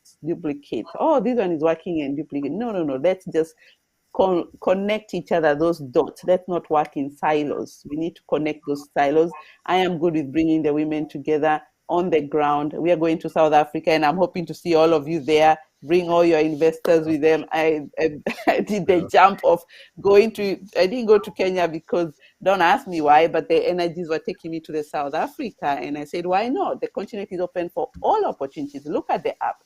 It's being organized for somebody working in South Africa, but bringing I mean, the digitalization has helped us diaspora. We have no excuse of not linking up with our continent. So, I can talk the whole day. This is my topic. So I hand over back to you. I like the passion. I like the passion. And so before we bring in Tendani, and then Gabriel will actually tell us more. Thank you so much, Joy, for talking about how the diaspora can plug in. Basically, this solution is being built by Africans, for Africans. And that's why I'm so proud to see Madi here. I've had the possibility of meeting Madi and seeing a black man with a lot of employees, and there was no black employee there. so it's good that we can come out here and still be strong. And I thank you, Madi, for making us proud. And I think Gabriel will be talking to us more about how the diaspora can be able to plug into this possibility. We'll be opening up the app. So far, we've been lucky to have gotten everything together. We'll be opening up the possibility for the diaspora to be able to come in and invest in the app. And I think most of us here are part of the team, and they will be contacting you. But in the meantime, I would like to ask you, Madi, before Tendani comes in, to tell us a little bit about your association. I know that you've got an association that is trying to sensitize farmers and people in the food industry about refrigeration, and you're already in so many countries of Africa. Yes, first of all, I would like to thank Joy for what she shared before. This is reality from diaspora, but we don't have to send money anymore. We have to turn back with our experiences, because Africa have a lot of money. There are a lack of experiences, and we can share what we learn while we are outside the continent. I think we have to stop sending money, but getting back with our experiences, because we need more our experiences than our money. Coming back to you, Silas. So we are found with other refrigeration actors in Africa. 2 years ago, we found UTRIAC. UTRIAC is the Union of Association of African Actors in Refrigeration and Air Conditioning. The key role of this association that right now the president, we have all African countries, 54 countries by last December, by last December 21st, we have all African countries involved in this continental association. And our main activity, main role is to promote refrigeration sector, because the refrigeration sector, unfortunately, in Africa is not well known. If we talk about refrigeration, we think immediately about air conditioner. And as you know, air conditioner is not for everybody in Africa. Then it's for rich people, so we don't want to talk about anymore about refrigeration. But refrigeration is the key to sustainable development. It's a key for African development, because the 80% of the population of Africa, as I said before, are living in rural area and making the three main activity. Then they need refrigeration to be sustainable. So we have to promote with this association. We also have Mr. John from Kenya, who is a member of this association, because the Kenya have a national association, and the Kenya National Association is a founding member of the Continental Association. So we are trying to spread word. I ask all of you as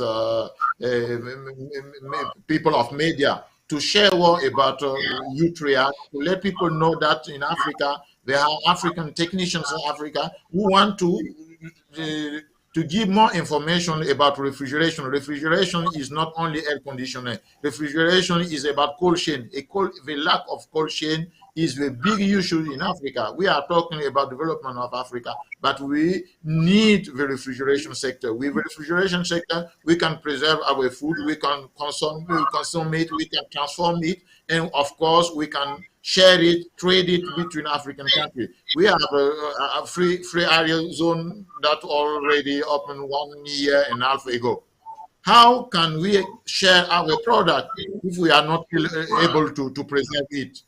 How many tons of product African are losing, farmers are losing, or fish are losing, or I don't know what for breeding? How many meat we are losing because of lack of refrigeration? But the politician doesn't put this in the top of agenda. I will talk, for example, in agenda 2063. This is the agenda of African Union, where Africa we would like to be in 2063. Even mention no place in this agenda they mention the name refrigeration of coal, because when we talk about energy, we talk about lighting. Why can you, the Almighty God give us light for free? We have a sun from 5 a.m. to 7 p.m. We don't do nothing with this light. When we talk about energy, it's just to have a small light in the evening. It's senseless. Refrigeration, first we need to refrigerate our product, and we go to create the energy that we need to power the refrigeration system. This can be a way that African have to go. And in this way, I take this opportunity to talk to all people who are involved in an African Union of a national level to know that refrigeration is not a luxury. Refrigeration is the key to sustainable development, then the development of Africa. If we have not allowed in Africa to give sense to the activity of 80% of the population, we have to forget about development. Development is first to feed your people. And to feed your people, you have to be able to give them to preserve what we produce, to give them to eat, and of course, you create value, you create job for youth. We from Diaspora, we are here because in the past we don't have this opportunity. Now, as a Diaspora, we knew a lot of things. This is the reason why at self-job, we have to turn back with our experiences. We have a lot of raw material. We have a lot of money in Africa. Africa doesn't need our money from Diaspora. They need our experiences. And this network will work also in this way to share even with our leaders. We don't have to be politicians. We don't have to discuss their political facts. But we have to give them ideas, because sometimes, even if they have a good will, they don't have our experience or our views, or our expertise. So at the end of the day, they don't make the good decision for their whole population. And we, as a member of Diaspora, we continue on social media and so on to criticize what we are doing. But in the same time, what we are doing as Diaspora and knowing this fact, what we are doing to help the population to change. And this is what I'm trying to do through the Continental Association and through the product I engineering here in my company in Italy and selling in African market. And I hope we can join hands together to change the paradigm for next generation. But because what we are living right now is not the fact of today, it's the fact of the past. So you have to act now to change tomorrow. For the young generation, for the future generation, this is our key role we have to play now. Not have to blame who did wrong in the past or who are doing wrong right now. As we know what we are doing to change the future in Africa.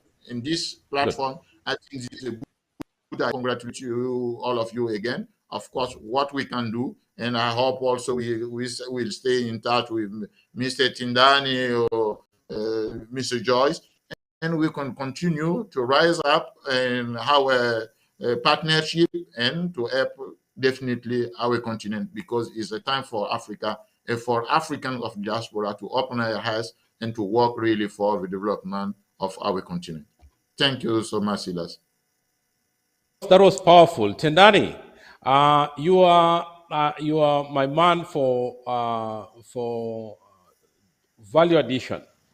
And you've been talking so much about how aggregation and all of this, and this doesn't happen without refrigeration.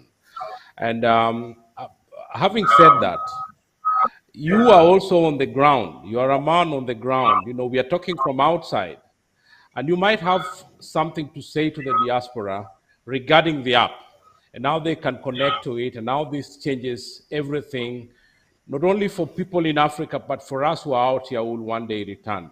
What would you have to tell us, Tedani? Us that we are out here in the diaspora, and how we can maximize on an opportunity like this to make a difference for our continent.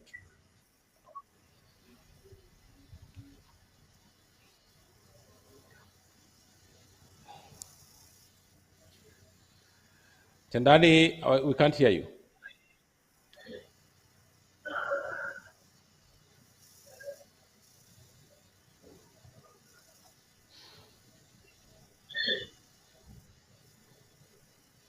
Not yet, Tendani. Try and speak. I think you're still muted.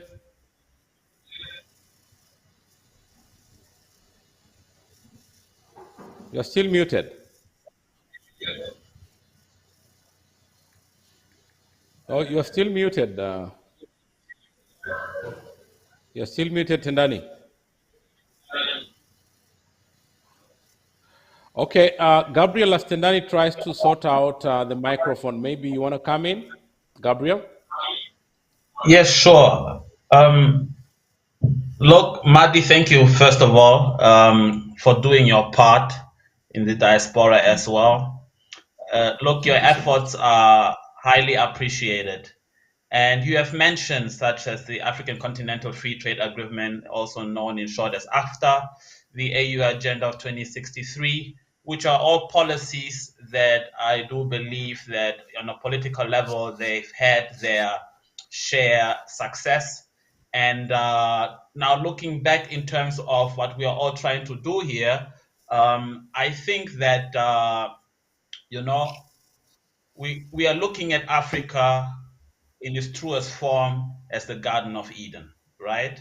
And we are also looking at it that it is the fountain of youth. And let me describe why I'm saying youth is because, as Joy had earlier said about energy, right? It's about positive energy that we're going to now give back to the world as well, which is our world. We only have one of it at the end of the day. So having now this platform that is being, already concluded and launched upon, and having you yourself in the refrigeration space with all this expertise, my plea to you is, number one, is to make these solutions affordable to our people, given the type of technology that is coming here. And I think the fact that we are also having a financial and management skill set within this particular technology, we can actually translate it into per hour or per day usage and factor that into the pricing, because it's important. What we normally do in Africa is that we never look into what is a value addition that you don't see. And that's the reason why perhaps we have not put refrigeration on top of the agenda list before air condition, because when we are sweating, we believe whatever affects us is okay. Let me buy an air conditioner. We don't think about the tomato because it's in abundance over here. We don't think about any other fruits or vegetable because it's in abundance. By the time when it has gone stale or it's expired, there's already a new batch. That's the reason why wastage is happening in Africa so much. So from our side, I do believe that in terms of this particular part, you are already playing your part. We just have to now also have a better understanding. How do we make this also accessible to our people? As Joy had said earlier on, what was the former understanding of investment into Africa was into sending money back at home so that you can start building a house that looks like the same way how it looks like in other parts of the world. But we are wakening up to now to stating that what is a concrete jungle all about? You know, we cannot recreate what others already created. What we can do in this particular sense, which I believe we should be the defenders thereof, is to create a sustainable agriculture, because the land that we still have is arable. We do have each other as partners. As you can see, everybody on this platform right now is from all over the world, and we're all having the same aspirations. We all want to be involved in terms of securing better prosperity, not only for ourselves and families, but for our neighbors as well. Our neighbors can go as far as my neighbors, my countries, and also those that are in the diaspora. So it would be very interesting to probably look into the different types of investment options that the app might give for people in the diaspora as well, to say that, look what, these are the part of the challenges or needs that might be needed. Become an investor in this particular upscalings. Become an investor into ABC, so that we can actually really make sure that, because it is us that have been to Africa, it is us that have actually have an actual experience of from the beginning till the end. When most of us go to other some people believe just because we have a suit on, we do not know that we still have a cousin that is or brother and sister that is somewhere else in Africa, and we know their situation on the ground. Maybe they do not have access to water, or maybe the water accessibility is a kilometer away, etc., etc. So, in terms of bringing communities together, I think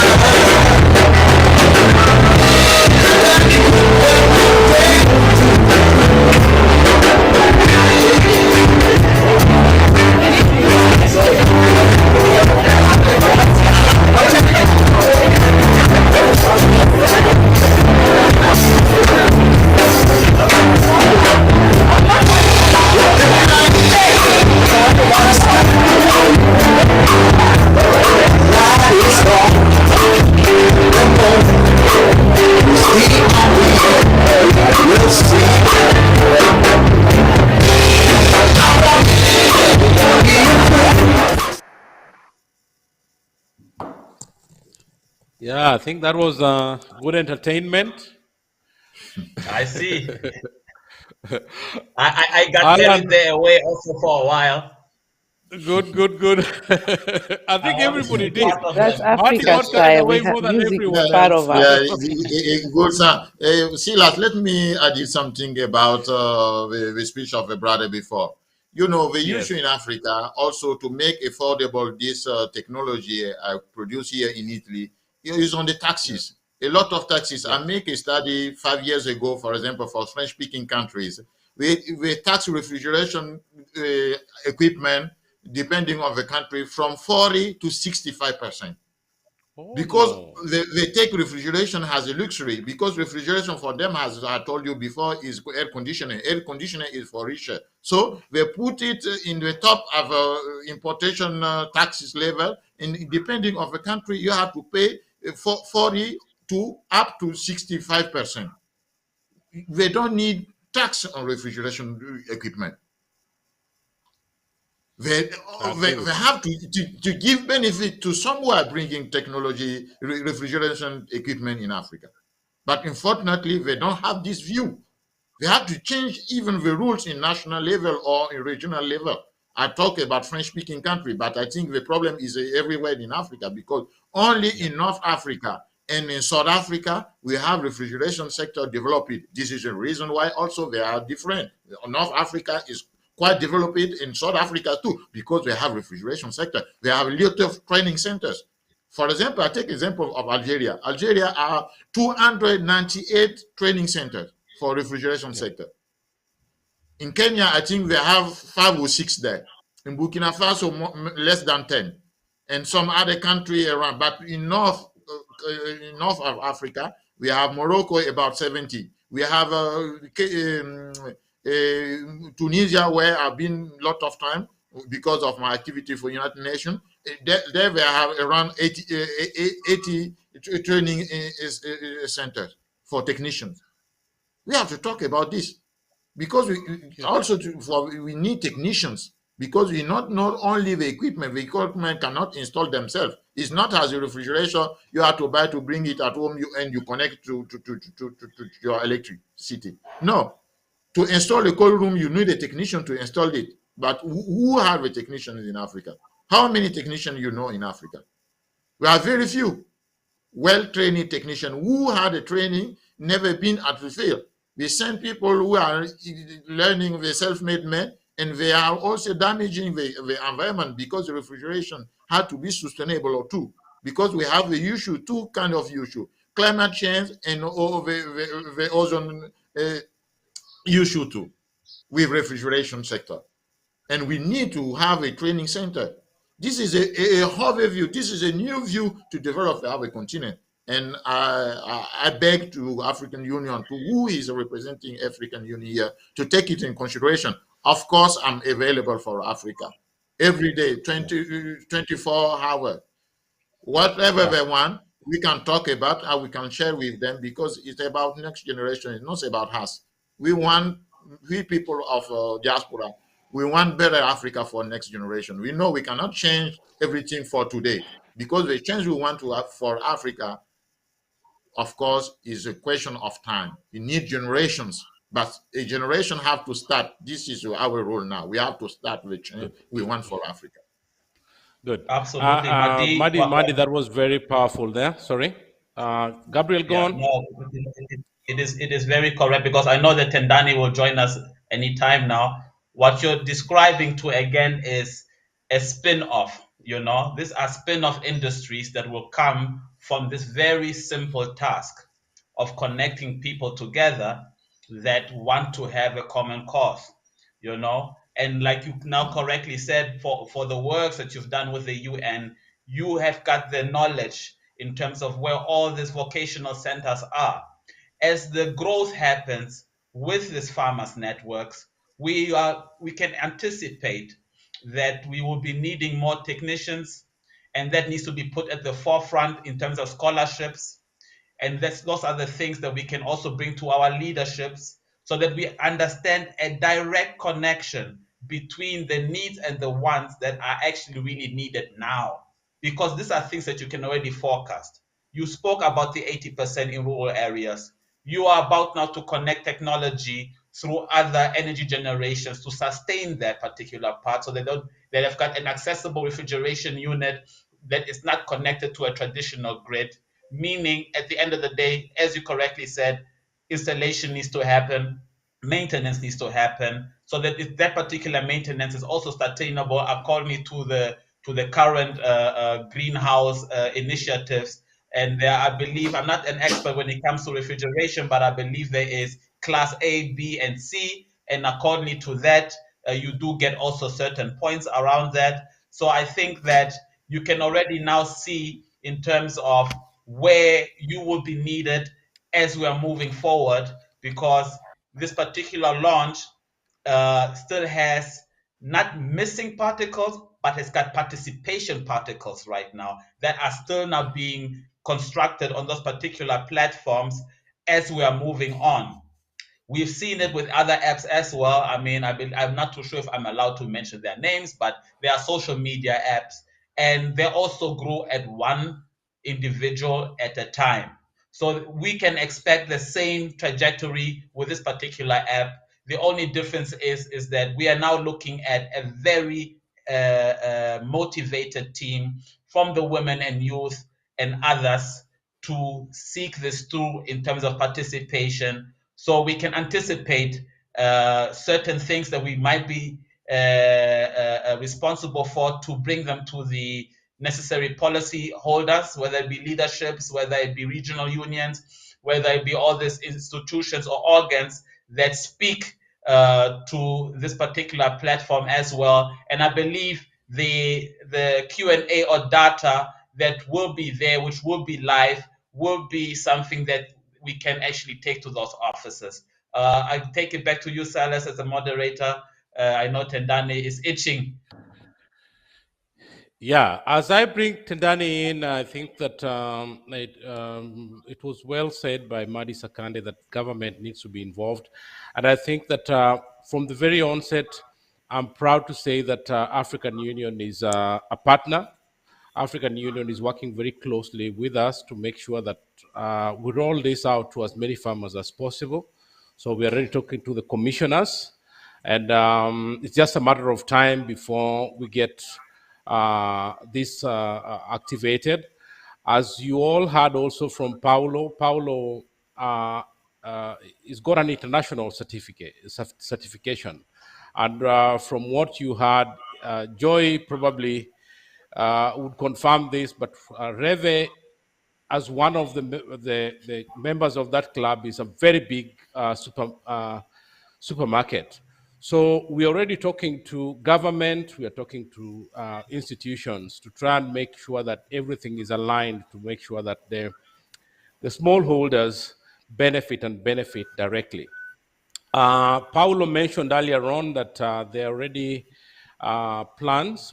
I think we were supposed to have traveled last year by the invitation of the Minister for Foreign Affairs in Zambia. And I think the president is also aware. From what I heard from the minister, I had also mentioned this to the president, who's very keen to make sure that they plug into sustainability, and also the app is going to be a very big player on this. So government we are involving government, and there's very good response that is coming from that end. And we are also using all our connections in Namibia, in South Africa, and elsewhere to make sure that we involve government from the very onset. So Tendani, I want you to come in. I know your passion, and you've been itching, so come in, please.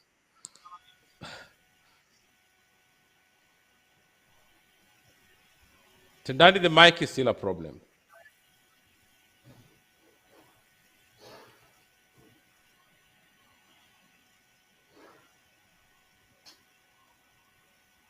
Oh, we still can't hear you, Tendani.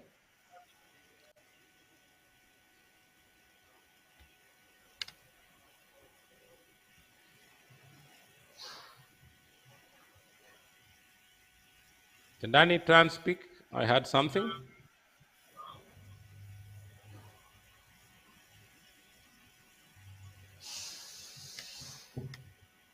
Hello? Tendani, Maybe I he think can Tendani try to still has a log in problem. again. Yeah, Tendani, you can try and log in again. But Madi was very right. We need more technicians here. Tendani needs to unmute. Basically, just Tendani, unmuting. unmute. Unmuting. Just unmute, Tendani. There's got to be something there that just unmute. Okay, it's logged off. Thank you. Okay, then maybe It's when he logged comes off. back in, yeah. Maybe if you don't mind, I want to also mention about the come work in. that Mandy is doing, because it's something that we have also seen that with the women on the ground, the African women in trade, and the refrigeration is a technology we need to work with the women, especially who are actually the farmers most of the time, and also to see how this is sustainable, because maybe you can elaborate to us the refrigeration or the conservation of the food.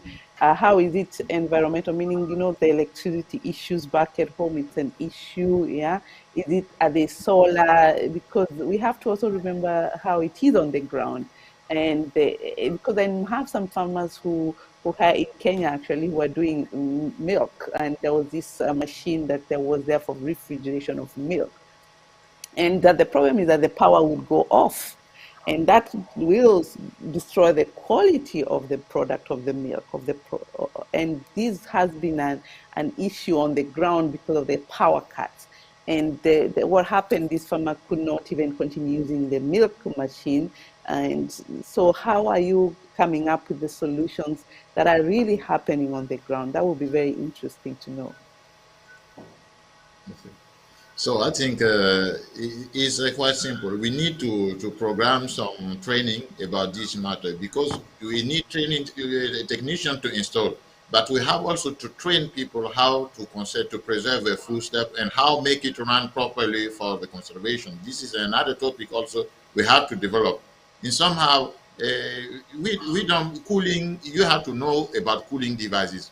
Cooling devices is a thermodynamic equipment who transfer the heat. We take it to somewhere and to bring it to somewhere. This is the main role of the refrigeration system. Call it air conditioner, call it system for cold room. Is working for the same objective. Transfer the heat.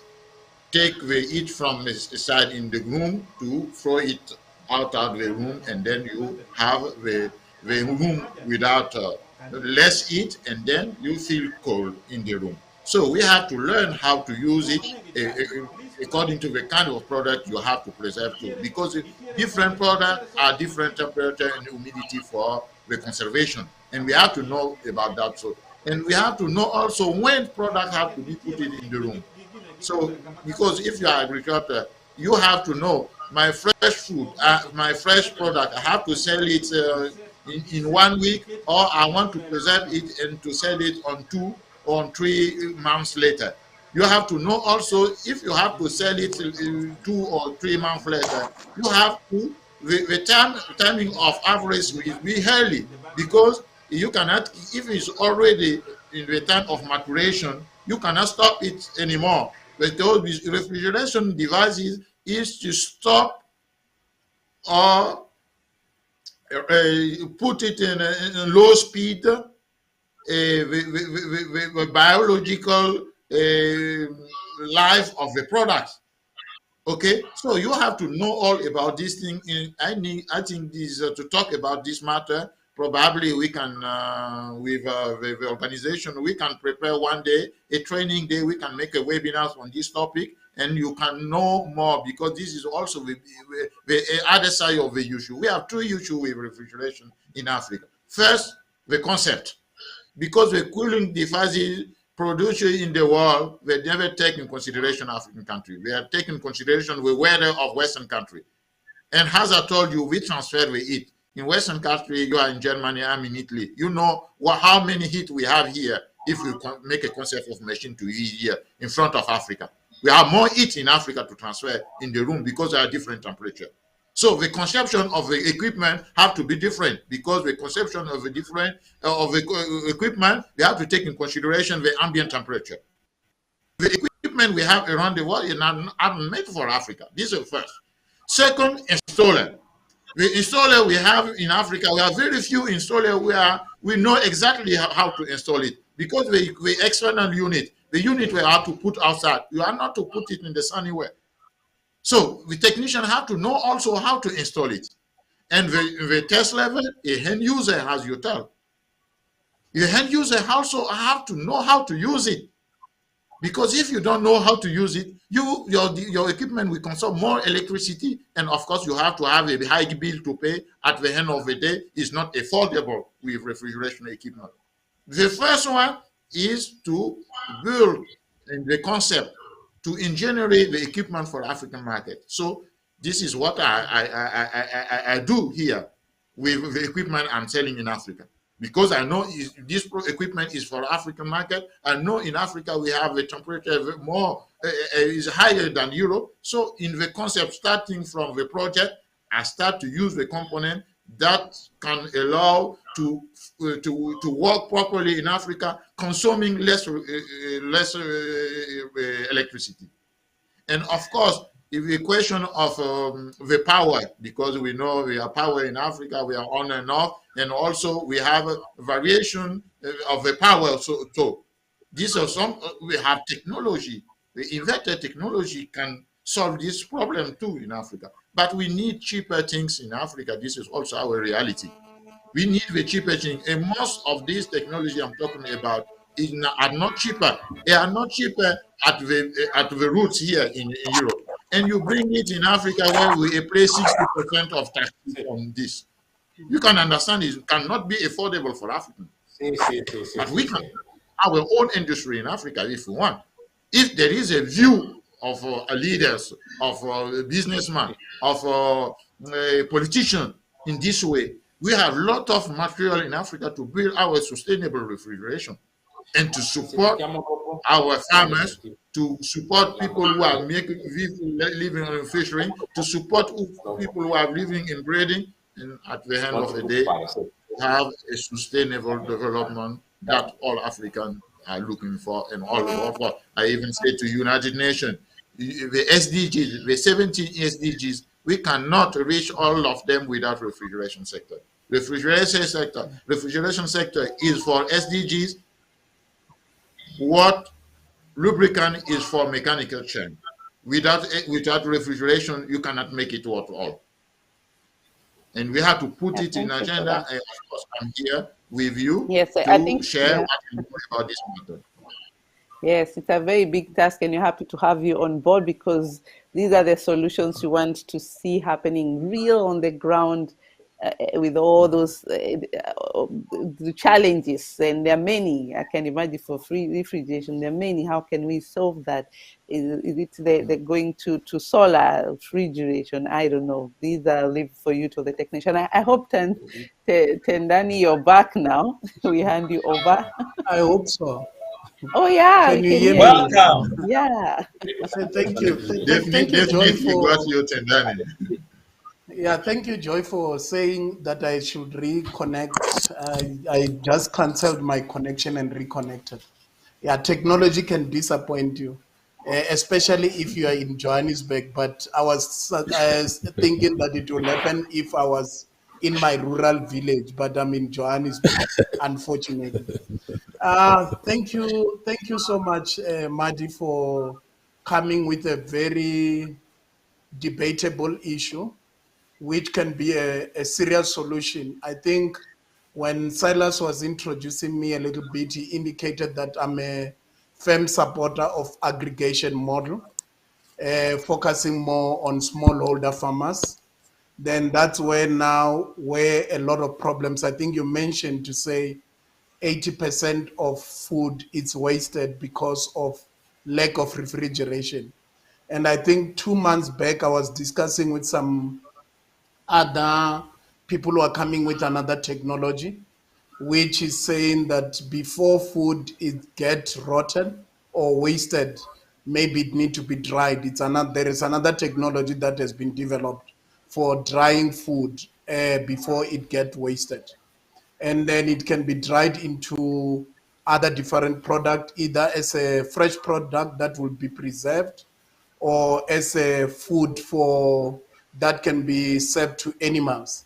But now I think you are coming with another solution whereby a lot of farmers might not afford the technology as you indicated.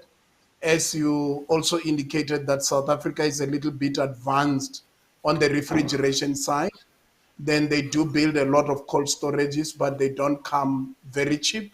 They always very expensive for farmers to can afford to build cold storages in their own farms.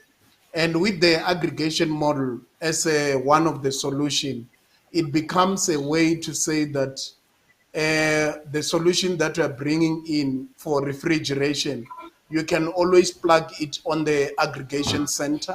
Where there is aggregation center, you can always bring in refrigeration on board, whereby farmers will be able to share cost in one way or the other in with regard to the issue of putting the cold storage in one place.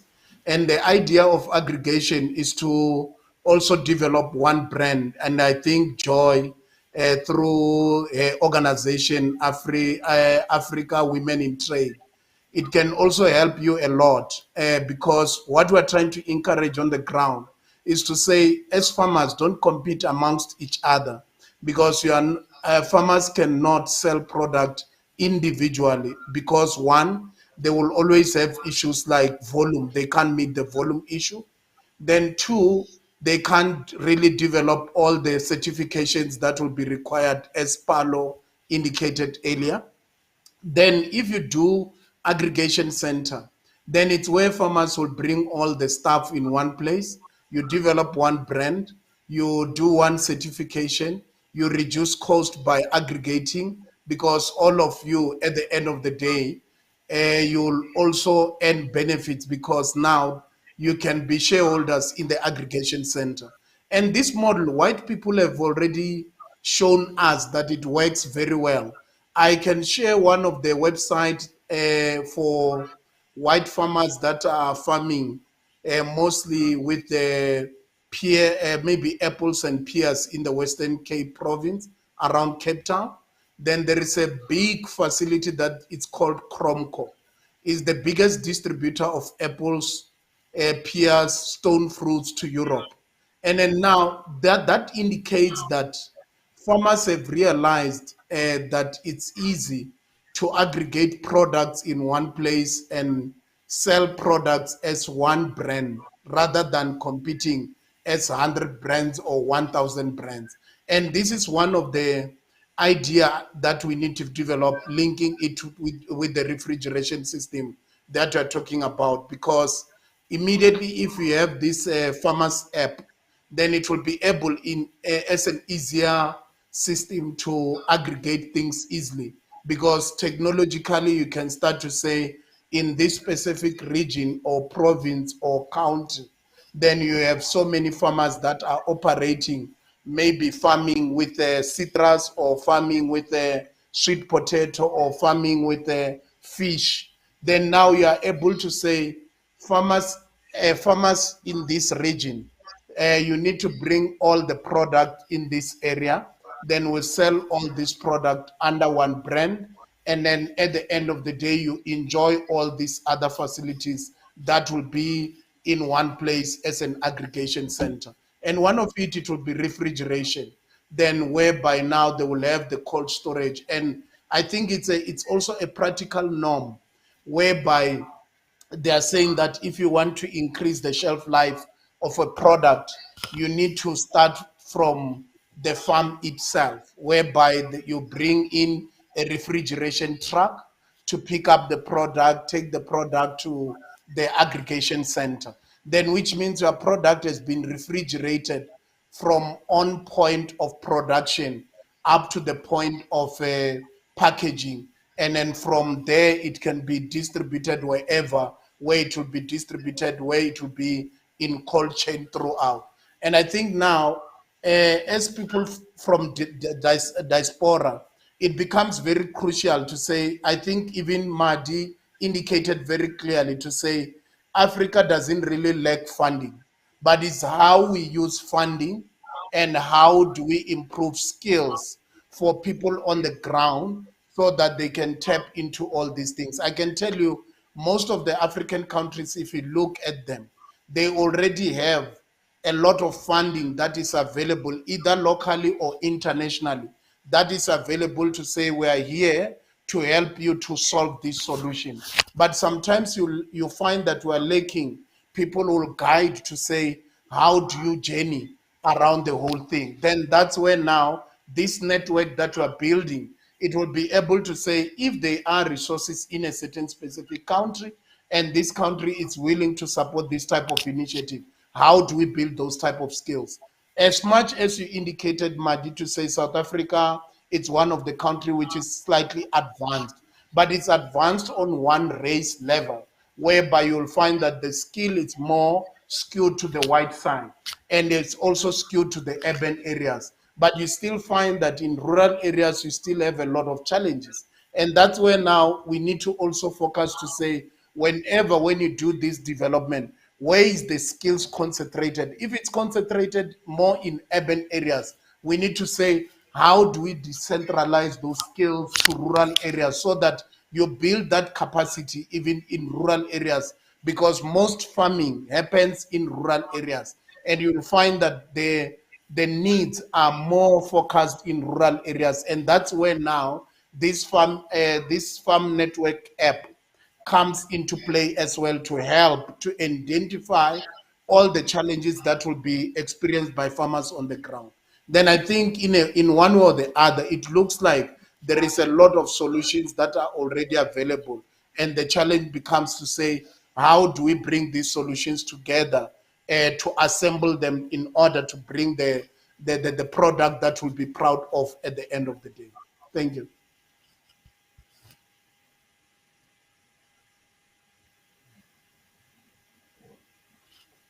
Yes, I think we lost just to join again. But that's a very good point there that you mentioned. Did Gabriel, do you want to follow up on that?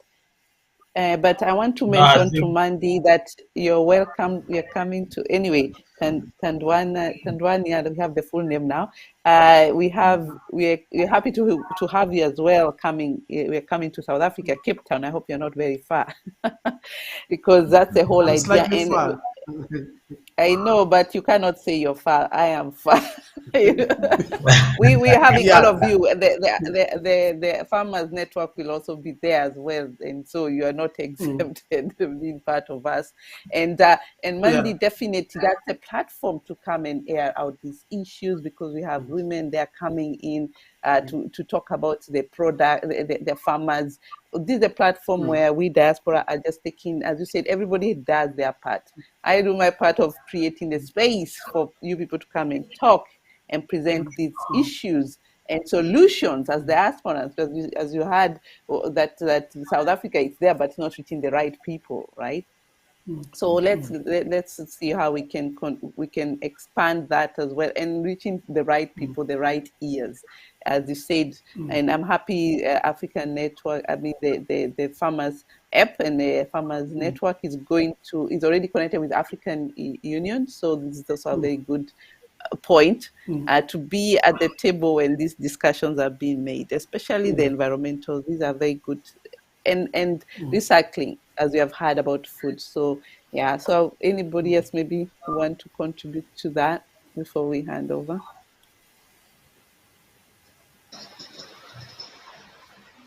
Hello, we have somebody else here?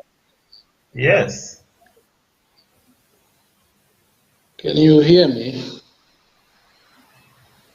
Yes, we can hear you. Hello. Well, thank you very much. My name is Silume. And sorry for barging in like this, but I think Silas found it necessary that I actually step into put in my views, which I was sending to him by text. But it's very nice to see people from across the continent sitting together in this fashion. And again, it's one of those things that we essentially have to do for us to be able to move in one accord in trying to achieve those goals that we really want to achieve. They are quite lofty, but they are achievable once we are in a place where we are agreed to move in that one accord. Well, having said that,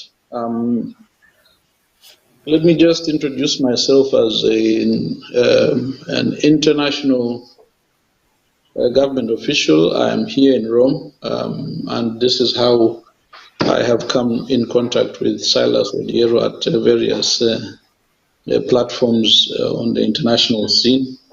I am from Zambia, and I specifically work in the embassy of the Republic of Zambia here in Rome. Tendani, it's good to see you again. We've met a few times also. But also just to say, since the discussion is well into its conclusion, that I heard the passionate appeals that are being made by Madi, for instance, and of course with the other various inputs that have come. At the tail end, Tendani now also just reinforcing the need for the concerted approach to having some of these goals achieved. Also, just to reiterate again that the African Union Commission is a place where all our ideas are essentially supposed to converge for the betterment of our collective development as a continent. So that when you hear the frustration being expressed by Madi, I would like to assure him that not all is lost, especially again because you can have a scenario like this one where people are coming to put their heads together to see how best to get across the finishing line, so that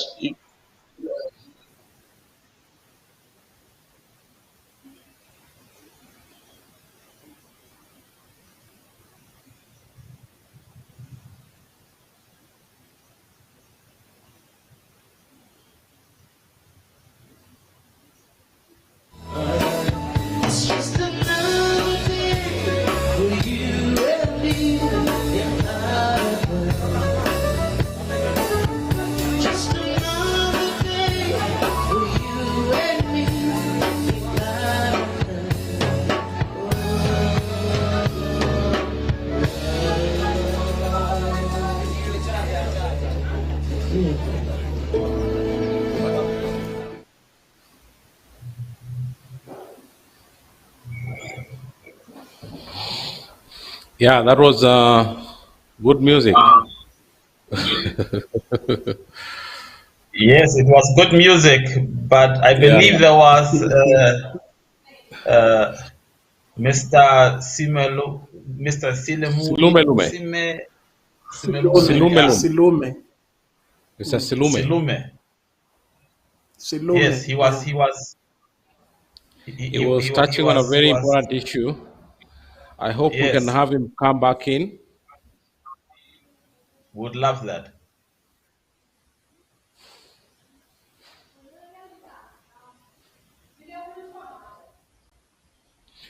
In the meantime, Gabriel, you have a taste of both worlds. You are well traveled, and so you are probably the right person to talk to the diaspora as we usher in this new baby. What do you have to tell the diaspora who would like to have a piece of participation, like you put it? There is already a platform built for the diaspora that cannot probably be able to do the actual farming themselves, but can be digital farmers. And actually, now that we have geomapped, we're geomapping the farmers, they can pick the farmers and adopt a farmer that they want to support. either by directly investing in the farm, or maybe by nominating. They become an investor and they can nominate a farmer who will have free access to all the services within the app. Can you talk to the diaspora and just tell them what probably that would mean and how they can plug in, and what kind of a difference that would make? Yeah. I think in terms of the diaspora, there are two a very key component to everything that we're all doing here right now, because these are the actual ambassadors that are out there to defend this particular brand. Like Tendwani just said, we only need one brand that represents everything else. And I think that in terms of the investor relations that we should be expecting out of the diaspora is, number one, to acquaint Peccato themselves perché ti volevo in fare terms of entrare ad un certo punto. how transparent the solution has been made, and it's also been made for them Ok, to have ok. better Va investment bene, allora ci decisions, sentiamo dopo, dai. and Ok, to dai. also link them to correct partnerships, because I do believe in anything that you invest, it should always be based on your own passion, on your own drive to see that market flourish or enter into new markets. Let me give you a simple example. I believe that when we've had also guests that came from Germany, they have visited us, and primarily this particular family happens to be vegetarians. And when they had a taste of our butternuts, they said, "My goodness, we don't have this in Germany." And in German, they would say, "Das ist frisch." And I was asking myself that, we always see in the media or in the televisions, but we don't know how this particular products taste over there and over here.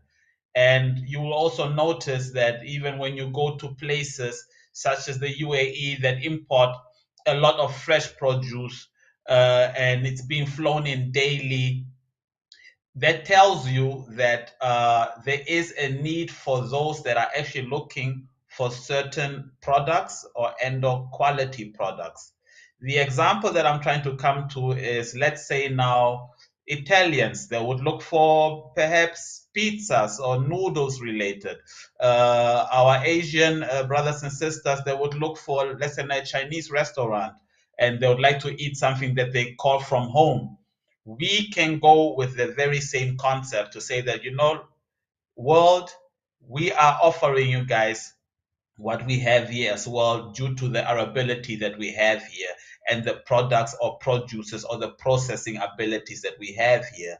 So on the diaspora side, them being the ambassador, they will be unlocking new markets as well, because you get traditional markets, and you also get the retail markets, and you just get the open markets as well. Perhaps they wanted to have it in a small specialized fresh shop, and not necessarily in a supermarket. So those are all different markets whereby the end user can be identified. Those are the people from the diaspora, because they already shop out there in their various towns and cities and countries. So they know where they would like to see certain products or produce that they normally have a difficult time accessing. In terms of now the different types of investments, as you've identified, it can trickle down all the way to the smallholder. It can also go to commercial farms. It can also be in terms of technology, as you've seen with our previous colleague in refrigeration. It can also be in terms of logistics, which Mr. Tendani was also talking about just earlier on. So in terms of investment, the possibilities are endless. It just requires participation. And I do believe those that do eat fresh produce instead of canned produce, they have an opportunity to win.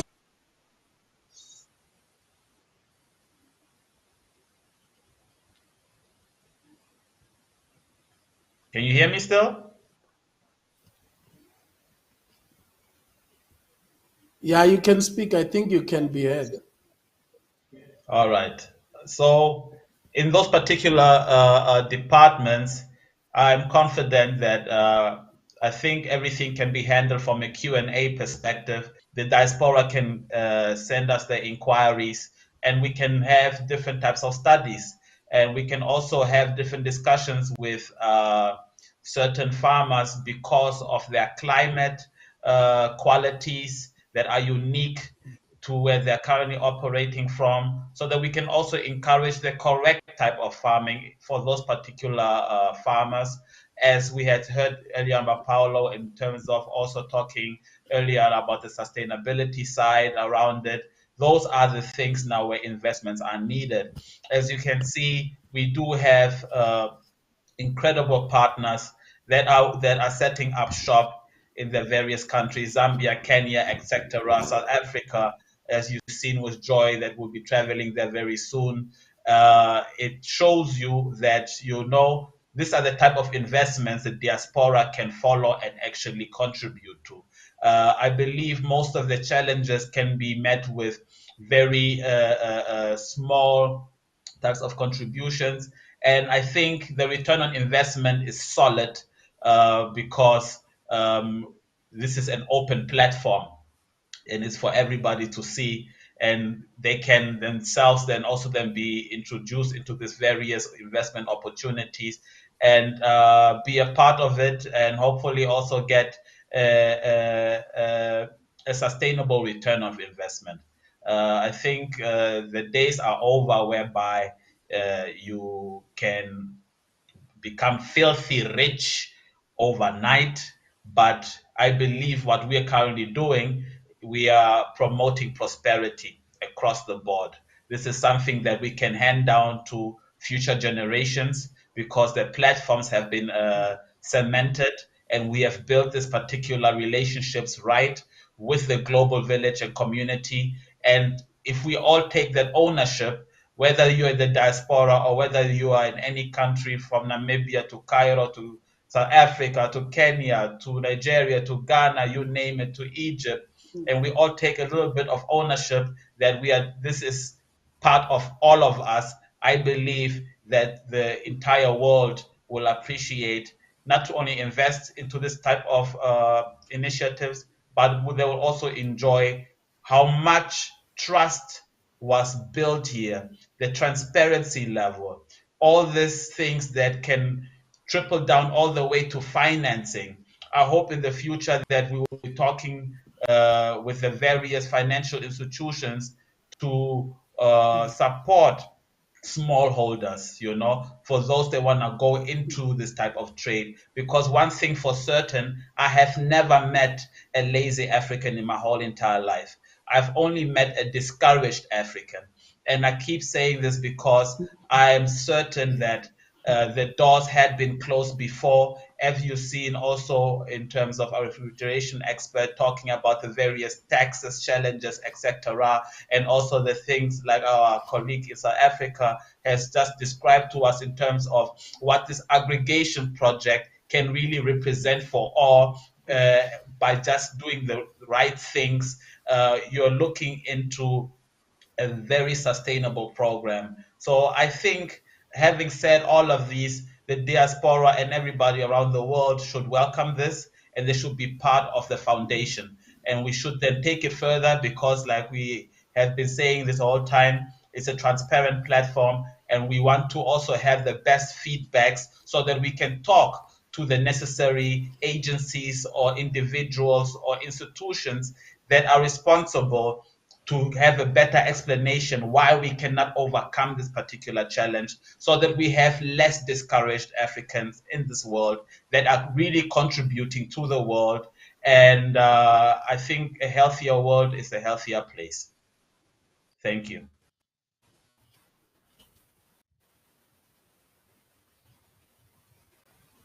As we move on, before Alan, now our key consultant for the project, is about to come in at some point, and I'm also expecting consultants for Europe. I hope Marco can be able to come in soon.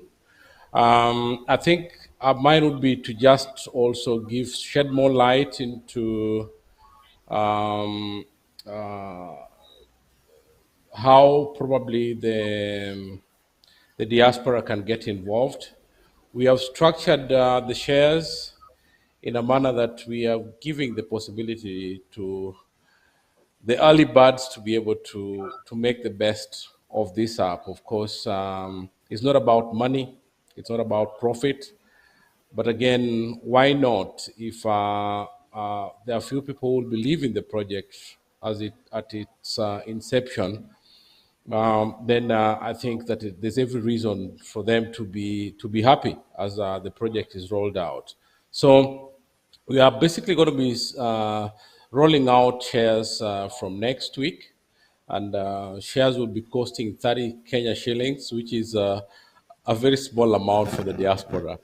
It's 0 point something something. So 30 Kenya shillings, I think, translates to around about 24 cents. And that will go on for a very short time because we want to make it, that's our way of appreciating the first people that will be coming in. So the first few shares will be sold at that amount, and then we will actually be reviewing the price in a few weeks. We have about we have two associations that are about to give us about 1 million farmers registering for the app. All we need to be able to make the project profitable would be around about only 100,000, so that's 10%. And so we are talking about only two associations, and we're about to connect to their database.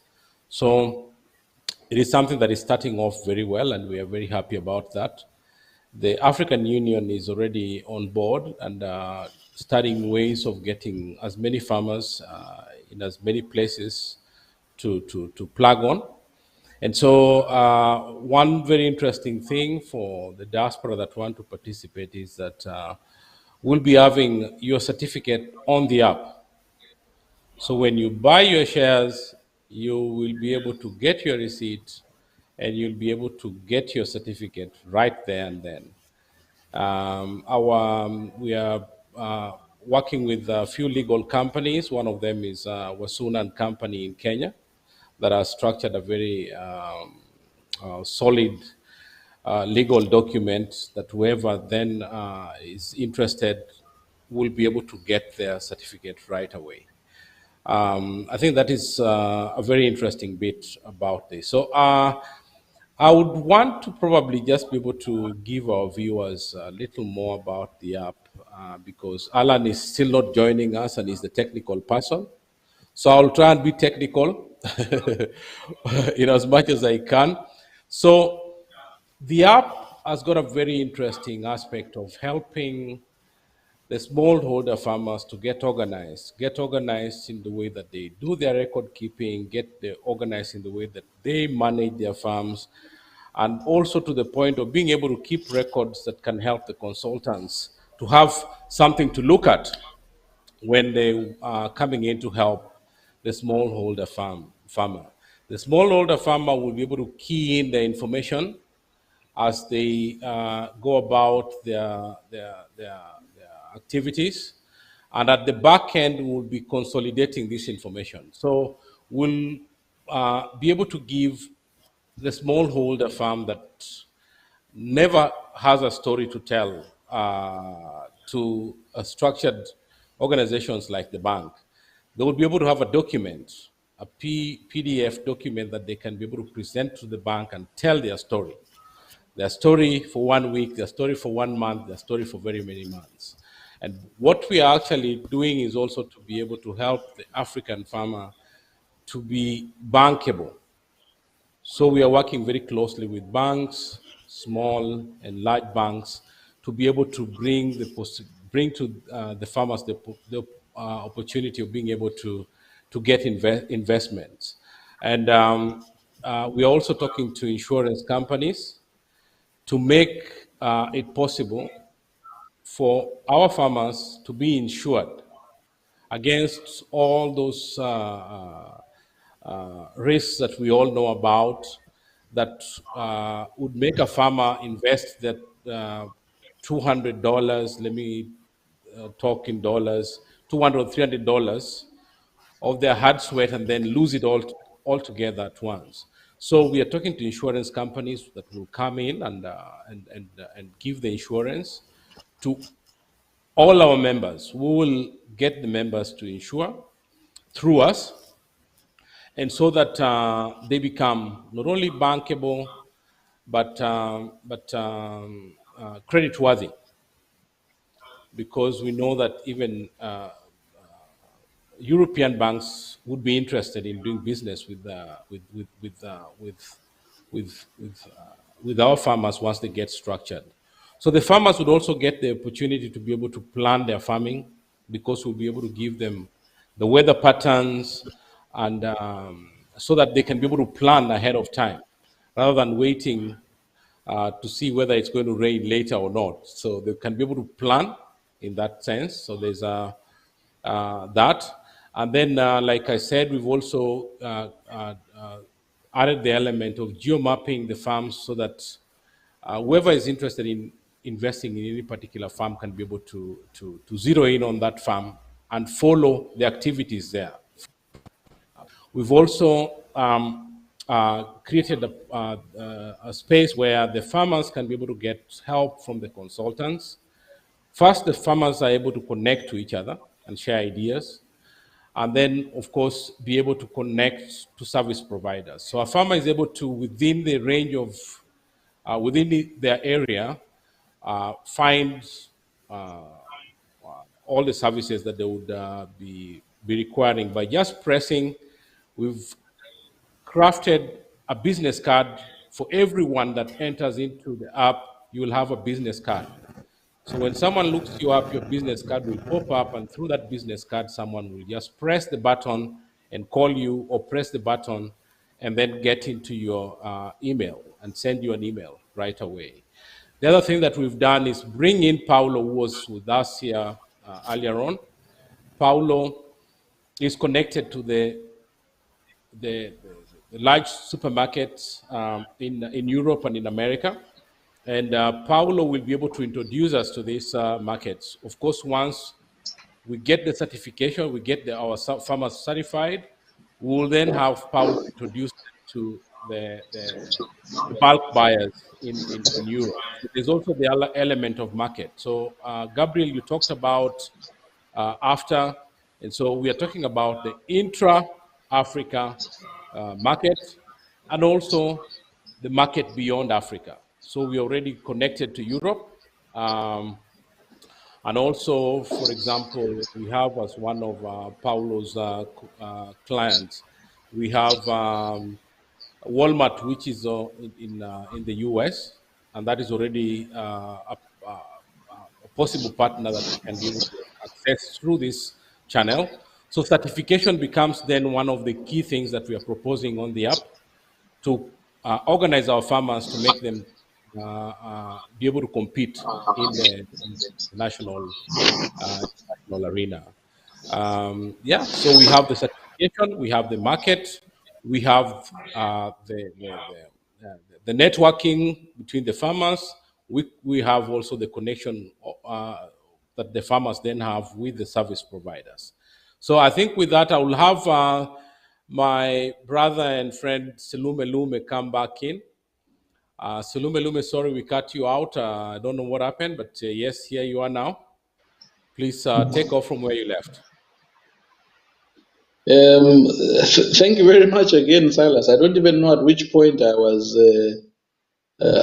lost, but I still enjoyed the music that came in that during the loss. Yeah, I think what I was solidly trying to put across was the fact that Madi and anybody else who is in similar shoes should not feel that that all is lost, because the Agenda 2063 is a very lofty one to the extent that it is looking at the possibility of reaching out to whatever sector is useful to attain that objective of 2063. And I know that agriculture is at the center of these activities. So that at the end of the day, even while we are producing, you've just spoken about intra-continental trade and, of course, intercontinental trade. But there are also ideas of ensuring that products within the continent can move at a fast rate and at a usable rate. So I was just trying to say that because there are so many different assets or facets in the whole process, the fact that refrigeration in itself has not been brought to the fore does not mean that it is less important. It simply means that it probably hasn't been seen the way it should be seen. And because of that, it's important for people who understand the factor to also come and champion that that cause, as it were. And I was saying when I got lost there that there are various avenues through which that can be done, including, for instance, in the case of Madi, who comes from Burkina Faso. He can walk into his embassy and make his case so that his embassy can now bring it to the attention of the decision makers back home, for them to again eventually bring it to the table in the case of the African Union Commission, because you have sector meetings that take place there where they bring up all the various issues that are of concern, which again, I agree with Madi 101% that yes, refrigeration is a key aspect to the sustainable development of the African farmer. And it marries very well with what Tendani was saying just before I had picked up earlier on, that it's important to put together a brand which is singular, so that at the end of the day, you are not having a competing group of farmers, but a group of farmers that are working together to get their product to the market. And of course, refrigeration is a key component of getting their products to the market, because they have to get to the market fresh enough for them to be taken to the table for consumption. So yes, I am saying it is not a lost cause for us, and because we are meeting like this at such a level in a concerted fashion, it gives us the opportunity to again reach out to each other and give each other ideas on what is important, what is not important, or what we can do to bring the bacon home. So yes, it's good to hear that there's this cross-pollination of ideas, and we have to simply take it to where the ideas belong for them to eventually be brought to fruition.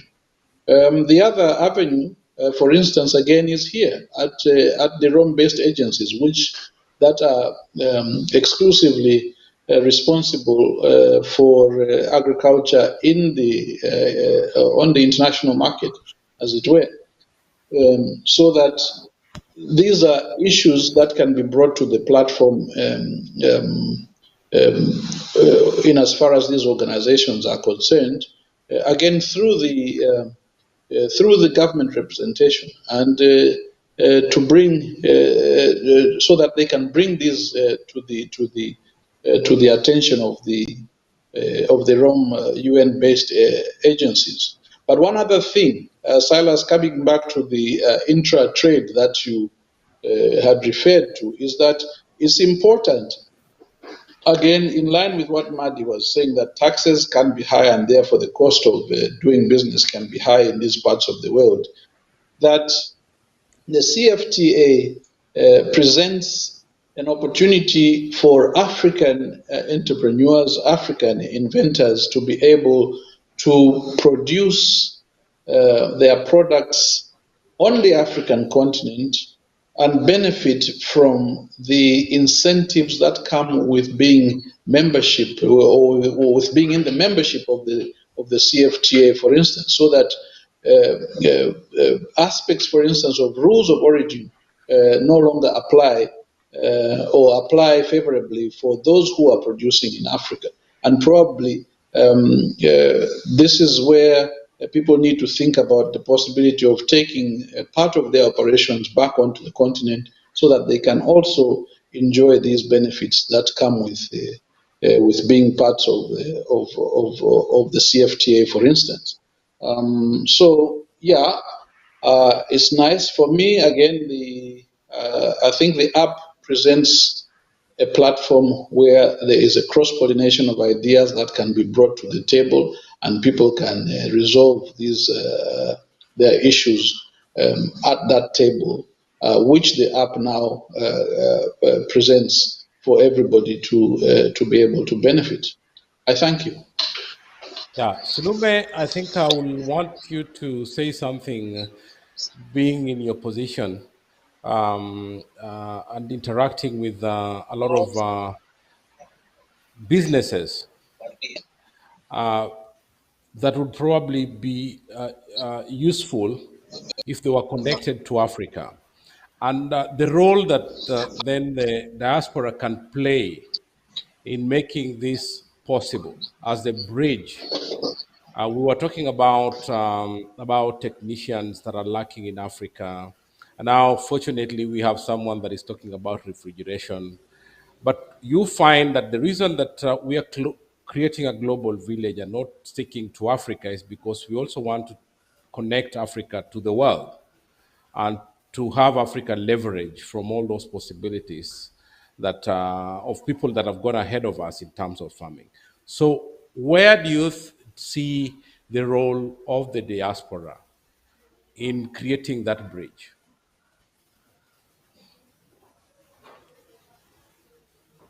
Silume, are you there?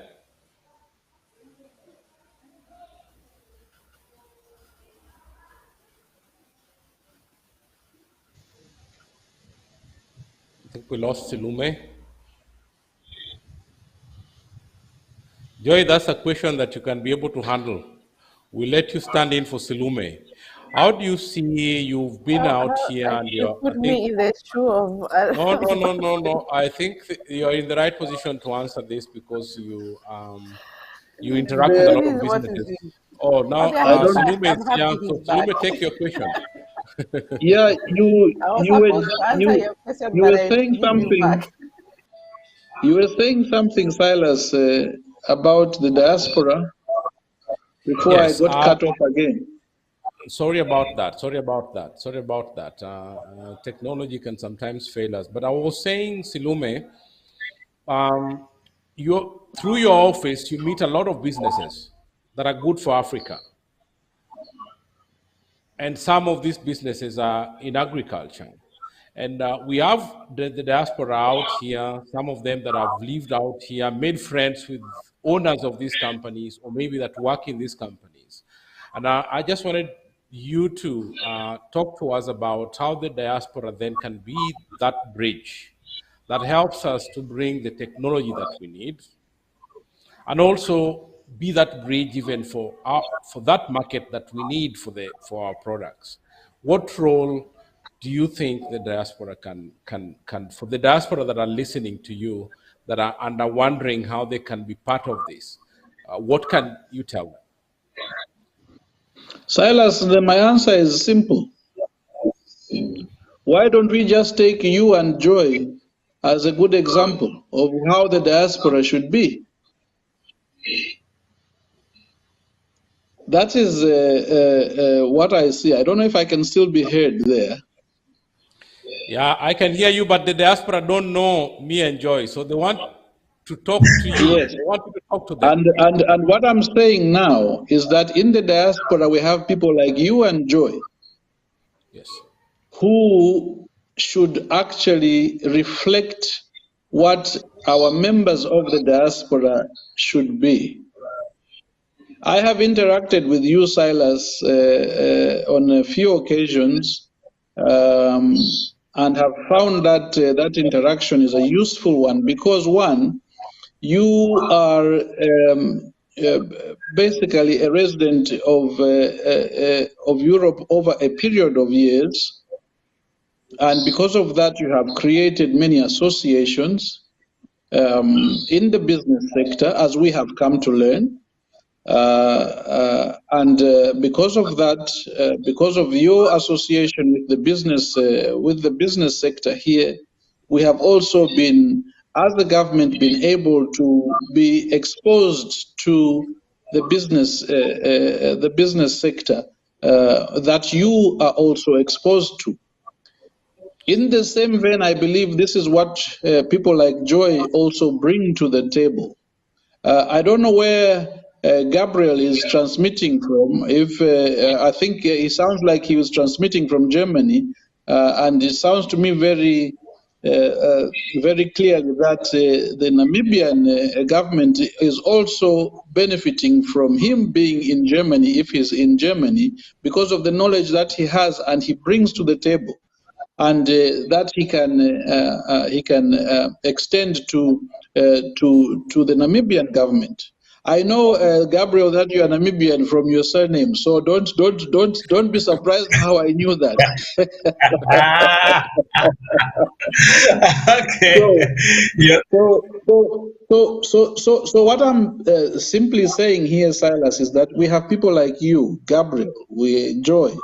If you are out here in the diaspora, look at how the continent is potentially benefiting from you people on this app, for instance. If this app does what it's supposed to do, you can imagine how the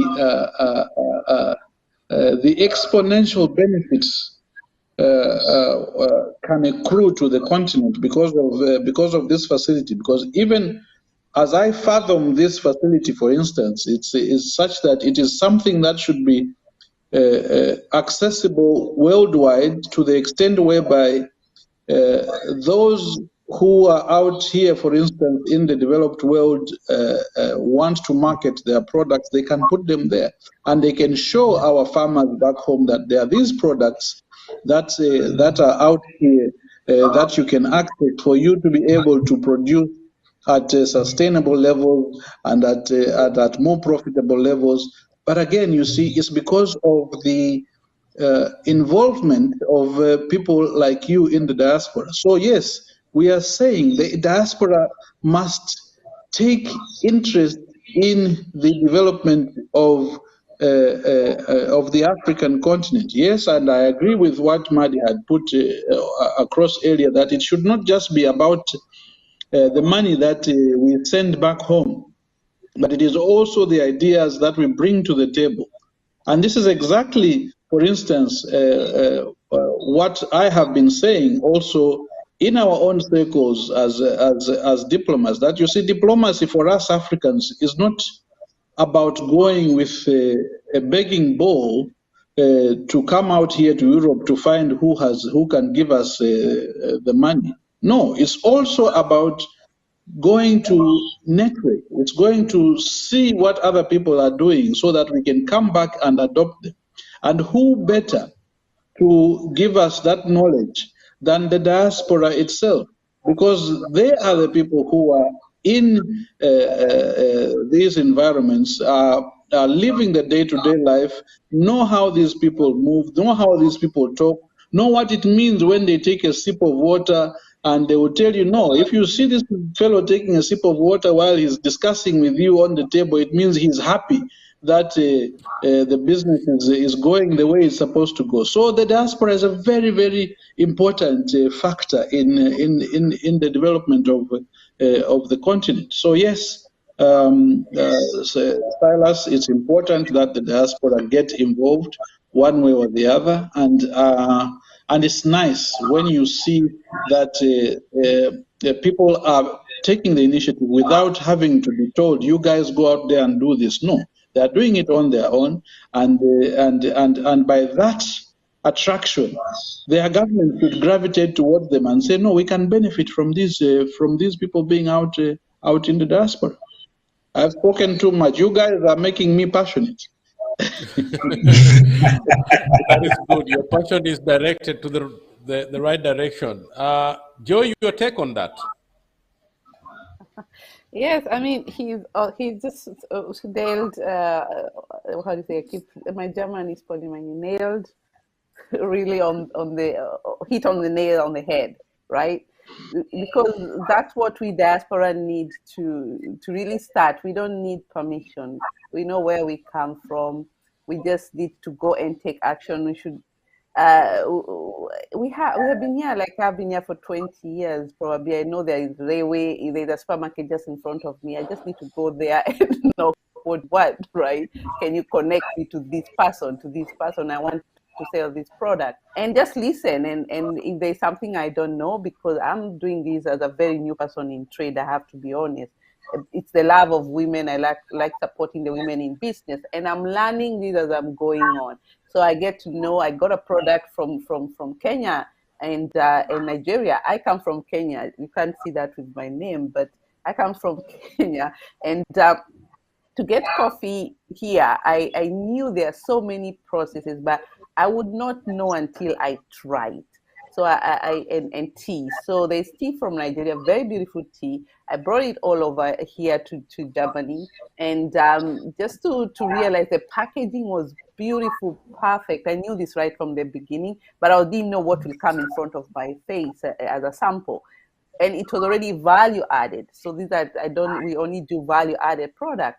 So you got the tea here, you got the coffee here, you realize, oh, I need to insure them, but I need these certificates, which I was told they were there, or they are needed for me to sell the product. And then you have these gaps that you see as you do the process, and then you look for the solution. Where do I get the certification? I'm seeing this fair trade on all these products when I go to the supermarket, because nowadays I don't go supermarket just like that. I always go looking, how do the product look like? Sometimes even I make a photo and tell them, can you make your product looking like this if you want to bring it to Europe? You know, this is the advancement right at the moment. I'm seeing all these stamps and license, the ISO. I don't know what they are. Do you know what? Can you know? Tell me where to get them all, because we need it for your product, right?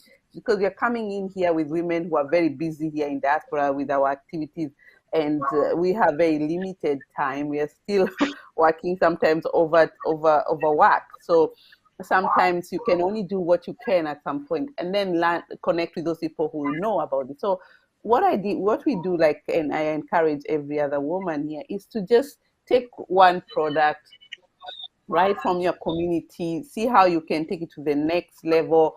Just do it, and then if you get stuck, come to us, tell us this is the situation, you're stuck here. And then because we have a huge network, and Silas has a huge network, and I'm also tapping into it right now, actually, as we speak.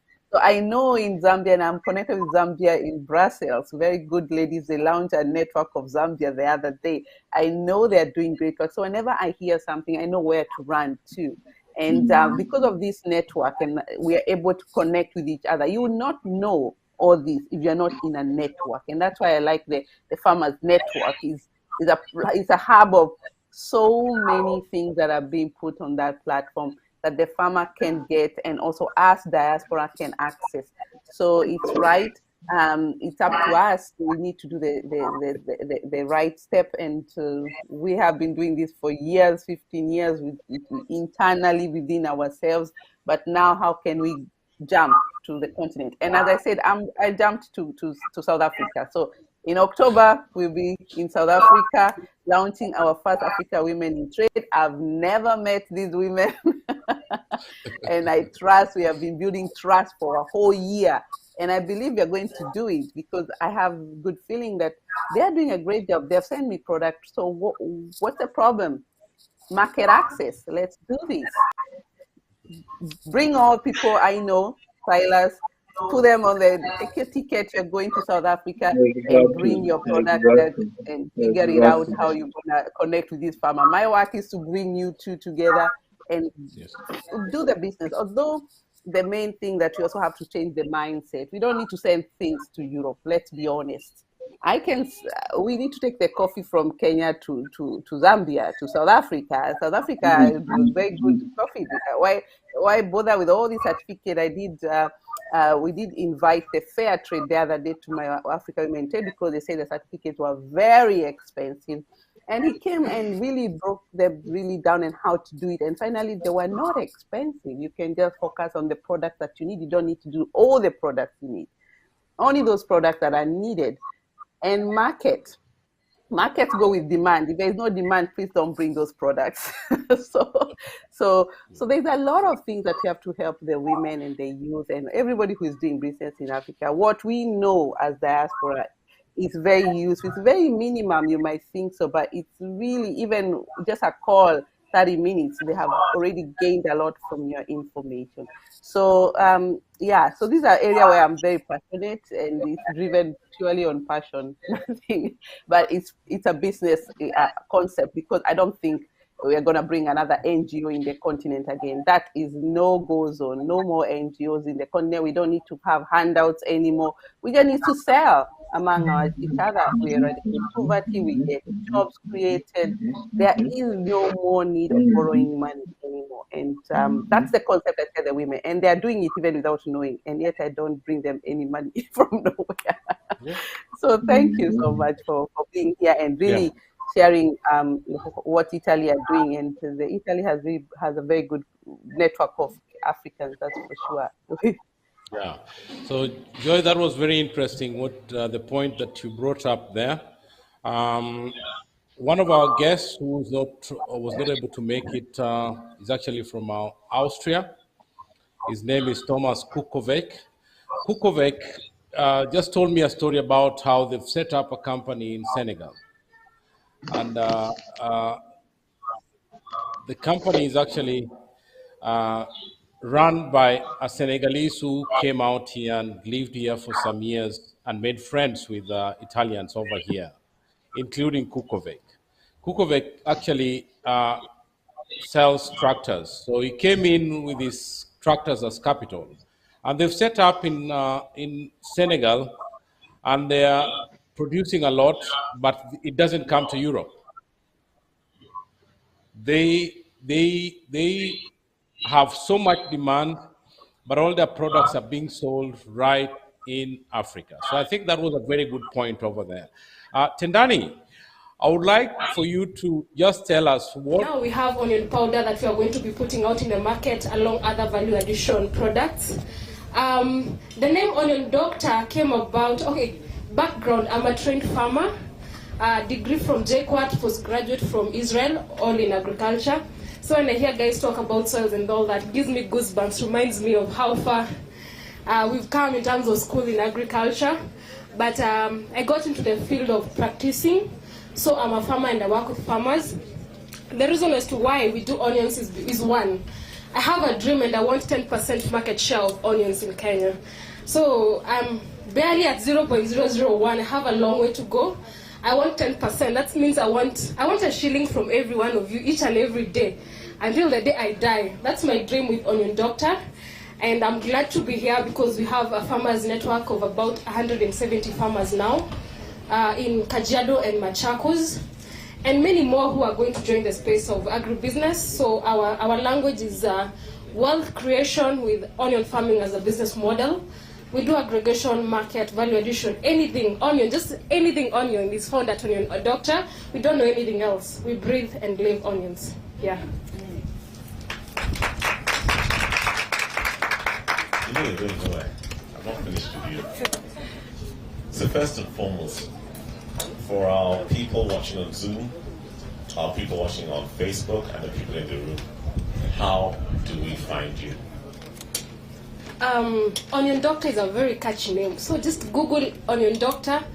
We are on Twitter, Onion Doctor, Facebook, Onion Doctor, Instagram, Onion Doctor, LinkedIn, Onion Doctor, website www.oniondoctor.co.ke, and the phone number 0706 252490. Say it again, please. 0706 252490. If you're on Twitter, DM. Twitter is the easiest to respond, so if you can just find it on Twitter, just DM immediately. That one you get a response very fast. Yeah. Hold on. So, onions, what properties do onions have in terms of nutritional value? The first one I'll say it's sulfur. Sulfur because it makes everyone cry. The sulfur element of onions. It also helps in anti-flower. When you have, yes, that word. I'm a farmer. I'm not an English person, so that word. Among many other things. The best thing about onion is that it's among the few that have very small content of fats and the likes. So it's a very healthy vegetable, a spice, and with the current prices, we farmers are enjoying, but my friends are Googling, how do I cook without onions and have good food? So that's where we are right now. So let me tell you, actually my favorite soup is clear onion soup. Yes, I really love that. Yes. Can you make it for me? I would like to try.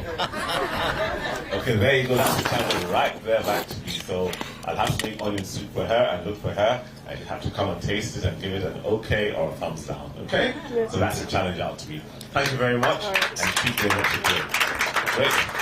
So Noah, you've disappeared again. Okay.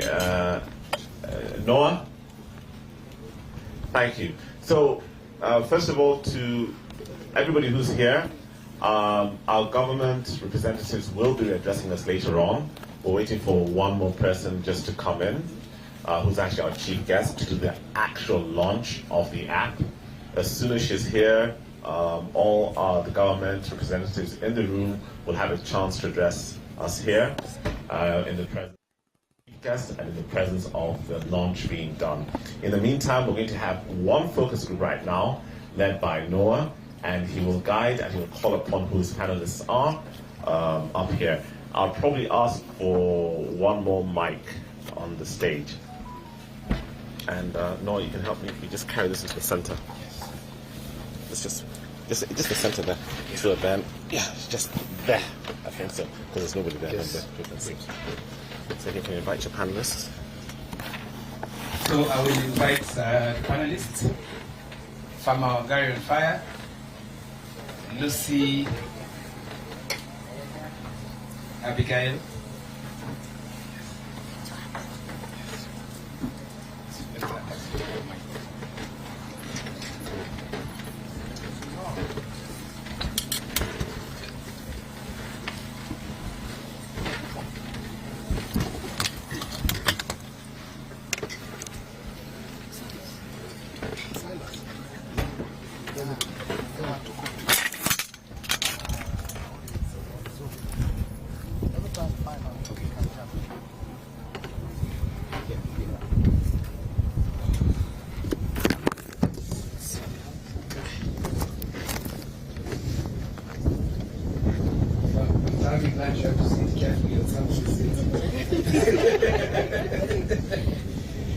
yeah, so we're going to have a very brief panel discussion with my friends who are here, and it's going to be about what they do, basically what they do, and as you can see, they're ladies, and they're doing amazing work. So it is basically what they do in terms of their activities, but most importantly, how do they support smallholder farmers? I've never understood what smallholder, the term smallholder farmer is, so they will help me understand this better. So we have Abigail, you've heard about her. We have Lucy, and we have Wangari. Wangari, what is your first name? I think we are both Wangari. Yes, what is your first name? Evelyn. Evelyn. So we will go into some set of questions, but just as a way of introduction, we can start with Evelyn Wangare. We call her Farmer on Fire. She'll tell us briefly about what she does, why did she start doing, and then just answer the question directly, how you support farmers, especially digitally. Yes. So thank you so much, Noah, for inviting me and even being very considerate in terms of breaking the gender bias. I really appreciate that. It is someone who has to make the difference. It means that we can't just assume that women will get into positions where they're in a better place. Someone has to stand in the gap, and so I appreciate that. So, as I was explaining earlier, so I started the journey of farming when I realized I'm in Kajiado. This is known as the place where people don't farm, yet the market is there. So I saw this opportunity for me to make a little bit of money and have food for my family, and I started farming mama mbogas, a lot of tomatoes, greenhouse tomatoes and the likes, and then I realized farmers were struggling with market access.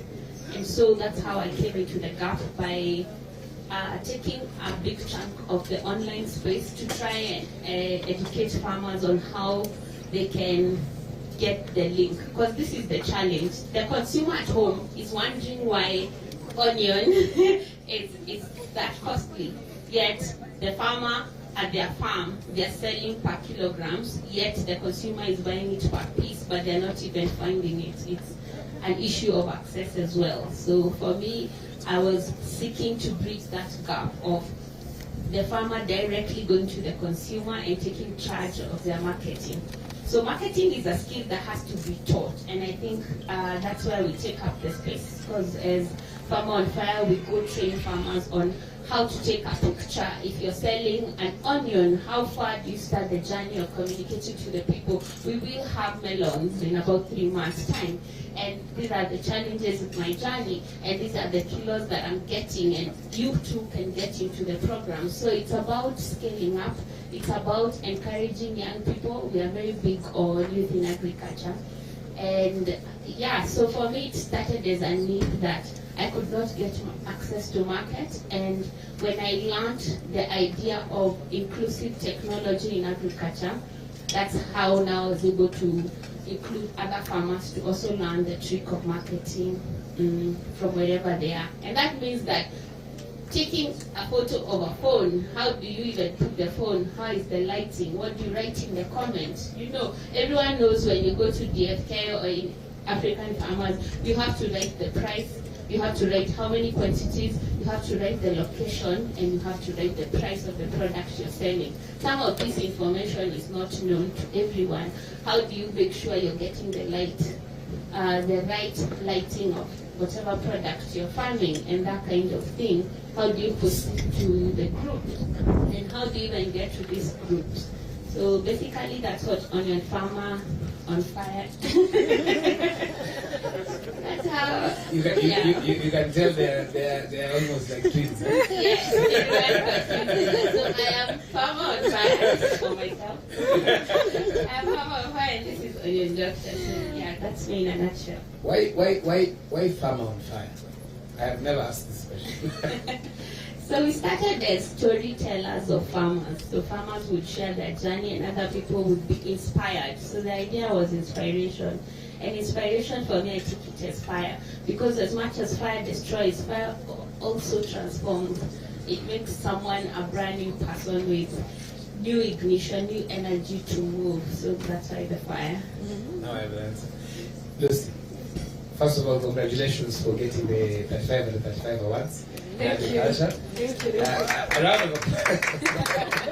Yes. And just again, tell us more about the Onion Doctor.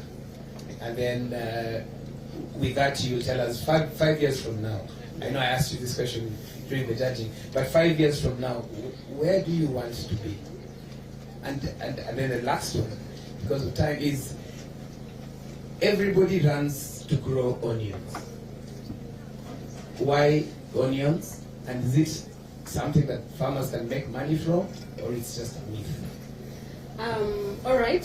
So the name Onion Doctor was a rebranding that came after I did an interview on TV, and then after that people started asking me questions about onions all the time. People would come to visit. Then I used to work as a farm manager. They would come and they were willing to pay for my ticket, for everything, for me to go to their farms to check on their onion projects. And then I realized with time, people were just asking me about onions, and I had to decide. As I said, I'm a trade farmer. I had to decide if I choose one crop and push with it, it's either I make it or I fail terribly. That was something I had to do. And I blocked out all other avenues of making money. I really blocked them. Anything else that would give me money that was not onions, I blocked it because I wanted to put pure focus on it. If I make it big time. If I lose big time, you know. So Onion Doctor, the name Onion Doctor just came at night, and I asked my friend, do you think it's a good name? Yeah, she told me it's about onions. You fail, you will fail big time. If you make it big time. And that is the challenge up to this date. If I fail, I will fail big time. If I make it, I will make it big time. Yeah. About my dream about onions, 10% shareholding of onions. Simple and plain. When you say 10%, yeah. What do you mean? Last year. Is it from seed production, or is it market share? What 10%? Okay, last year there was a study showed that Kenya, we consume 93,000 metric tons of onions, right? So I want 10% of that. Wow. That is what I want, and I'm taking time to build it with farmers, to build it with buyers, to build it with value addition, with conversations about the value addition and where we can export to. Basically, at the end of the day, I want to be, you know, when you go to China, there's a zip guy, there's a zip king. They are very big on zips, just the zipper. I want to be big on onions. That's my goal. I don't have any other one. Wow, interesting. Yes, so you think we think big and start, huh? Yes. 5 years from now, you've mentioned that you'd like to get 10% market share. Yes. How do you think using technology like Farmers Networks can help support that? For starters, today I'm very happy. I've met you today for the first time. I've met Onesimus today for the first time. So many people we meet on the online space. We say get a language, game recognizing game. You know, you see game and you recognize game. So digitally, speaking about it digitally, we find ourselves forming those groups unknowingly and cautiously. So if we become cautious about where we put out our content, because some of us guys, the only way we would preach about our brands, we didn't have marketing money, or we don't even know what marketing was. It was just through social media and through the digital space. So I think digital space in the next 5 years, it should take about 40% of the success or failure of any agricultural enterprise. About 40%. Thank you. One piece of advice to farmers, those who are here, those who are watching us. And then one appeal, which appeal would you have to brands that are here, representing different organizations? I will tell the brands, work with us. We work with farmers, work with us, and we work with you.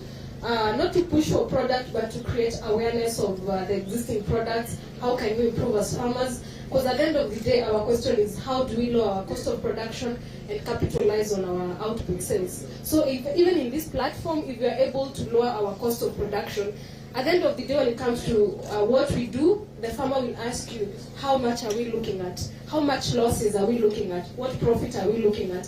So let us work together to create awareness and also to realize better farming practices for sustainability. Thank you very much, Lucy. Abigail, you have seen this journey, you've seen how it started. I remember when we were starting Africa Farmers Club, you were there, and you have grown beyond being the Abigail I knew a few years back. You have also seen the industry growing. From us at extension officer point of view, and now working with specialized communities, like you were mentioning to me earlier in the day that you have started growing sweet potatoes. Why is it that we are facing hunger in some parts of the country, and yet we have so much that we can be able to grow and consume? Agriculture, as much as is a game changer, is a risky business. We're not only talking about putting your sweet potatoes on the ground. We have rain. We have hailstorm. You can have the rain, it's beautiful, but again you can have hailstorm and all your sweet potatoes is dead, all your potatoes is dead. So it's a risky business, and you have to go knowing that there is drought, there is high price of fertilizer. There's a lot of things that affect agriculture, and that's why you find people are running away from it.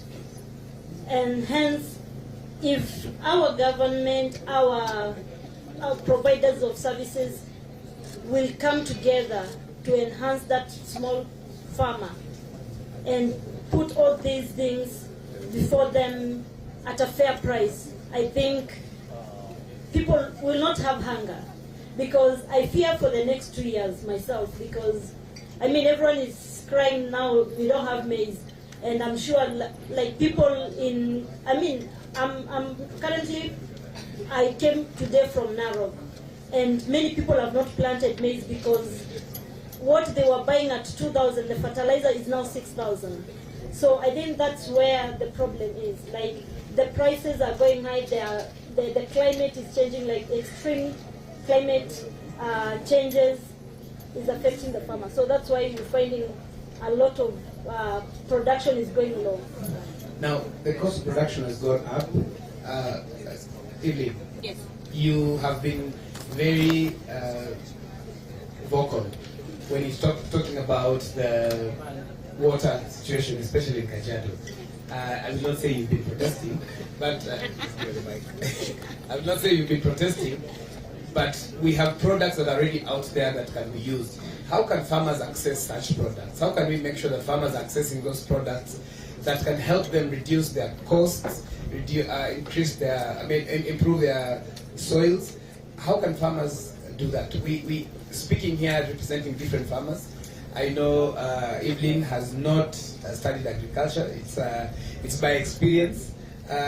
So what do you think farmers need to do, or what partners who are here, and how can farmers networks play a role in this? I think I'd start by saying how important it is to have a farmer. I think people take farmers for granted. It's like moms.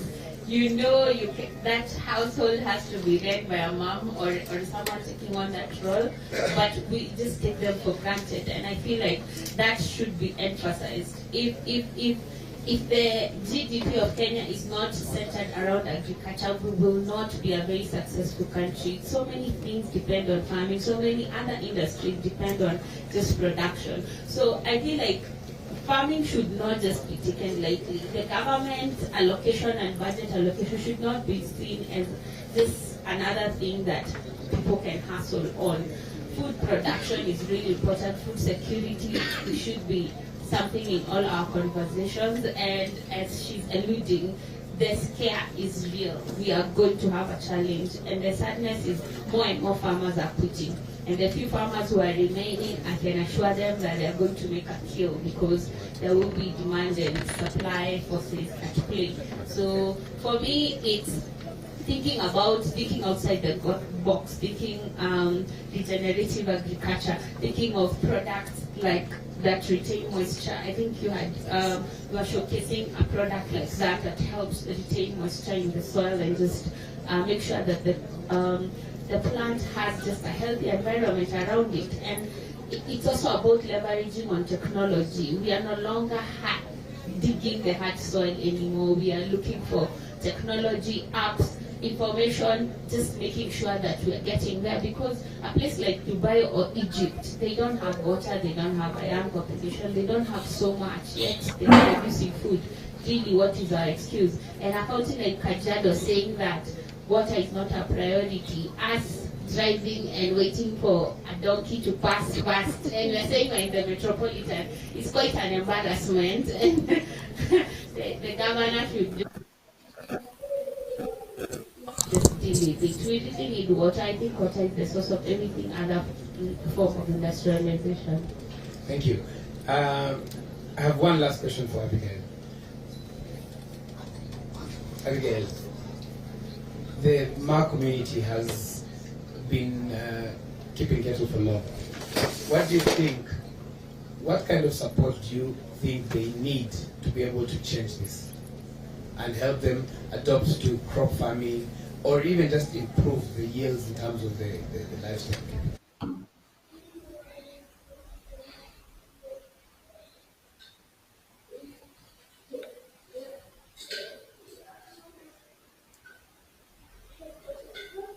The people sitting there will concur with me. Currently, our cows are not here. They are pastoralists, like they've moved to other areas with better fodder and pasture. So the first thing is availing fodder for those crops, and that's purely agriculture. I mean, we have vast land. If we manage this land better, we can have our cattle eating and producing, increasing weight. And secondly, and most importantly, looking at our farming, our livestock farming as a business. For us here, for those who don't know, we look at our cattle as a wealth, or it's just like a sign of wealth. It's not an economy, it's not an income activity. So how many cows do you have? 1,000. Yeah, I have 1,000 cows, but I'm not looking at it as a point of a business. So if we approach that as a business, then we can be able to make different recordings, make a difference in our livestock farming. I know we are very dear with cows, like it's very dear to a Maasai person. So I don't want that to go away as much as we want to bring food closer to them, but also encouraging them. Water is something very important. Like if you have water and they can be able to grow crops, I've worked with Noah and I really encourage women to do kitchen gardens so that just they can have food closer to them. But I don't want them to stop having cows, and also having better breeds. A Maasai man can have 1,000 cows today, but if drought hits us, you can see them running mad, literally, because it's their source of wealth, yes, but they don't know how to manage that as a business, that even when it's the dry season, I need to still have my 1,000 cows. So, like managing everything as a business and looking at available fodder, fencing their lands, and making sure like they do rotational grazing, and actually not even having a lot of cows, because you can have 1,000 cows but you don't manage. At the end of the day, I feel like, yes, it's closer to your heart, but look at it as a business, that even in 20 years, it can continuously, connect with KMC to have meat supply, or fattening of your cows, sell them, have income, like, look at it as a business, yeah. Abigail almost said it in the Mala. Yeah. So thank you very much, my very able panel. One of the things that I would like all of you to do is make sure you follow Farmer Wangari, Farm on Fire, Onion Doctor, and Abigail, who is very passionate, especially. She actually traveled all the way from the Mara for this event. Thank you very much, all of you. And all this that you've had here, the challenges that are there, both from experts, both from professionals, both from farmers as well, all that is going to be solved with the farmers' networks. Asanteni sana.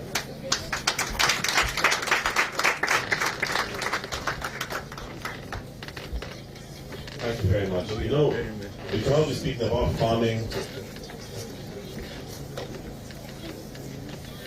We cannot be speaking about farming and about food without being foodious and also consuming the food. Am I right? Yes. So I would like to, we're just going to break for 10 minutes. And during the break, I'd like us to go for dessert. So I'll ask the table that's seated there.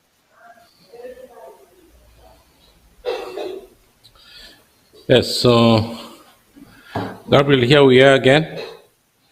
I think that was very interesting to hear the participation of the farmers themselves, and just to hear some of the difficulties. And I think that is coming to an end with the app.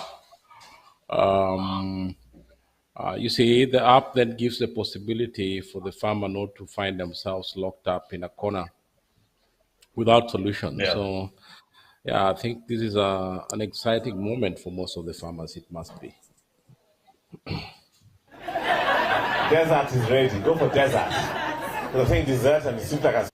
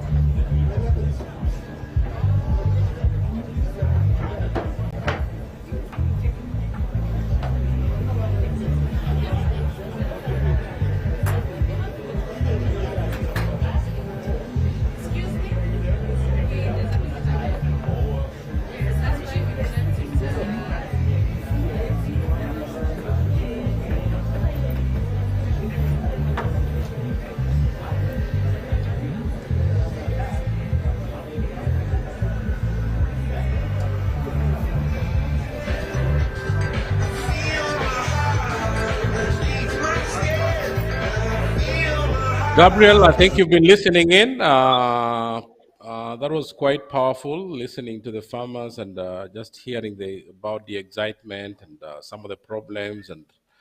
And I'm glad to know that Farmers Networks is really going to sort out some of these problems. So, your take on that? You listen to the farmers. What do you have to say, Gabriel? Look, Silas, you've seen it when the Q&As were taking place with the panel that, as you said before, they were speaking about their challenges that they have been exposed to. And I do believe that, yes, there are many apps in the world. However, what makes this one unique is it was specifically designed for the African farmer and for the African continent to also look into, as we had said before, in terms of the financial management. And now that you can see that people are talking about the various inputs and how they affect pricing and how these as well affect a return on investment, they have been challenged. And these challenges are particularly the discussions that the app, I believe, will also bring to the forefront. Because it basically will be centered around willing buyer, willing seller, including basically just saying that willing enabler and willing participant. So what we can definitely expect from all the participants as they will be joining us the app, it will be to their benefits to also be very transparent in terms of their various challenges that they are facing, so that the world has is the universe on its own, and there are certain particular aspects that we might have missed in the beginning stage of the app, but with their contribution, with their questions in terms of which areas they would also like for us to look highlighted on this very platform. And you might be surprised that it will not only be one farmer that had the same challenges when it comes to fertilizer, etc. Thousand or a million of them, and now we can bring all those millions together for them to have this discussion. And the next thing you know, there will be an avenue that will be built for them to actually have access to the type of fertilizer they work with at a much more affordable transaction. and this will again speak into the future of the farmer, because at the end of the day, they are the recipients of this. Definitely, I would also like to see more discuss as we go on into the day in terms of what are the short and medium and long-term aspirations and wishes that they would like to see this app perform, so we can also integrate it as the app keeps developing its outputs and performances. Yeah, Joy, I noticed something that was very interesting. You said it before, but now I think it's becoming evident. All the big players were women. And who are here talking? Who are the talkers? I don't need to say loud. Yeah. Yes, we Can have I all just those. can I just say something, since this was a very valid joke, you know? Yes. Yeah. What do you do when the problem is the solution and the solution is the problem? Which are the women? We cannot be a problem. We can never be problem. We solve Ah, issues. That's what we do. But the difference, and you can see, I can say that on this side as diaspora, I'm an empowered woman on this side. The women on the ground, they're very shy. And the men, I can tell you, and I have been there, it's not been easy exactly. on You the know, ground to be given a yeah, position to talk. exactly. And that's why you Yes. see, and actually it's a record. Let me even point that out. It's a record actually in the Africa continental treaty with an African Union. They know that the women in Africa are the best people to do business with in terms of trust and actually finishing the deal to the end, because our drive is completely different. We want to see change. We want to feed our children. That's it. We want money. We don't want to hear Exactly. the stories. We want to sell. We just want to sell. Exactly. And so you see the women, they will not be there on a platform. Even I see them when they're on my platform, when I give them platform. My platform, you come to our webinars, they're very goal oriented, because I have the same mindset as the African women on the ground. I don't want to hear the talk. I want to know, can you help me to go to the next level? And if you Exactly. can help, because they need help, a lot of help. And sometimes they don't know Exactly. where to go. And those women there, they're very tough. I like it. I like the new youth energy, the women, the spirit. They're how do I say? They're no nonsense women. Yes. Right? Yes. The new generation. I mean, those generation you're seeing, they're probably, because my children are around 20, maybe a little bit still my sisters. Let's just put it there. Yes. But in my time, and I've been brought up in a religious home. My parents were very open as talking out. I speak to my mother very openly, and my father also. And sometimes my father tells me, "You're too open with your mom. You should be careful what to say." So I said, "What do I need to be careful about?" I mean, if I cannot talk everything with my parents, who else? So you have this Yes. issue of, and I see the new generation, the youth, are really, really goal focused, which is really good, so that we can work with them in a way that as women to embrace that other than challenge it, tell them, yes, go there and say exactly what you're saying. I want to hear, say, I like the way the women was also asking, yeah, why don't you cook for me the onion soup? That's really, Exactly. Good. that's something I wouldn't have said if I was in but you Yes, see, exactly. they're allowed to be this, and the focus is different. Going back to the women again and youth, because I work with both of them, and I see that in this concept, and also even in our generation to come. I mean, not to come but past, like my grandmother who was selling banana. My father came from Moranga. If you are from Moranga, you know where the bananas are being sold on the street. It's a full of banana area. And she used to sell bananas. And she knew when she was making profit and she was making loss, and when she needed the money and when she didn't. And she didn't have like every time going to the market. She knew exactly when do I go to put these bananas out to sell. And what I'm trying to say here, a business is already in, or most of us, especially the women, the business is there, but sometimes we lack now that level to come from informal to formal. Now, when you put us on spot, like going to the banks, that's we are scared because we don't know what to do there. So most of the time, you see, they send their husbands to go with them to the bank, and probably the language the husband is saying is not what the woman would have said, right?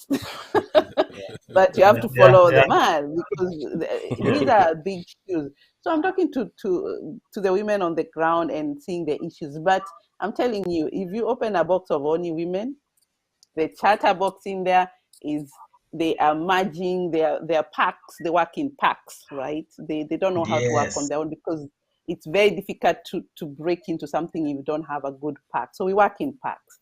So that's why you see like African women in trade, African women in Europe. So there. But if you put a man in there, those women shut. Yes. They don't talk in the meetings. Yes. They all go quiet. Yes. And it's a culture thing. It's okay. It's a culture thing. We have to, and it's a mindset I was talking about. We have to change. And I'm happy the youth are not getting into that one. We, my generation, are, and the ones above me were. So yes, challenges your Silas. So how can we make more men go into farming? And I'm sure they are there. It's only that you have not reached them yet. Yeah, I think the challenge is to get even more women, because I somehow agree when you say that when you put the tools in the hands of the women, they're the ones that feed us. So that the more we can empower the women, and I think that's probably is why so many organizations are focused on empowering the woman before anybody else. You find men that when you take him to that bank and he discovers you've got 1 million in there, then he's going to drink it all.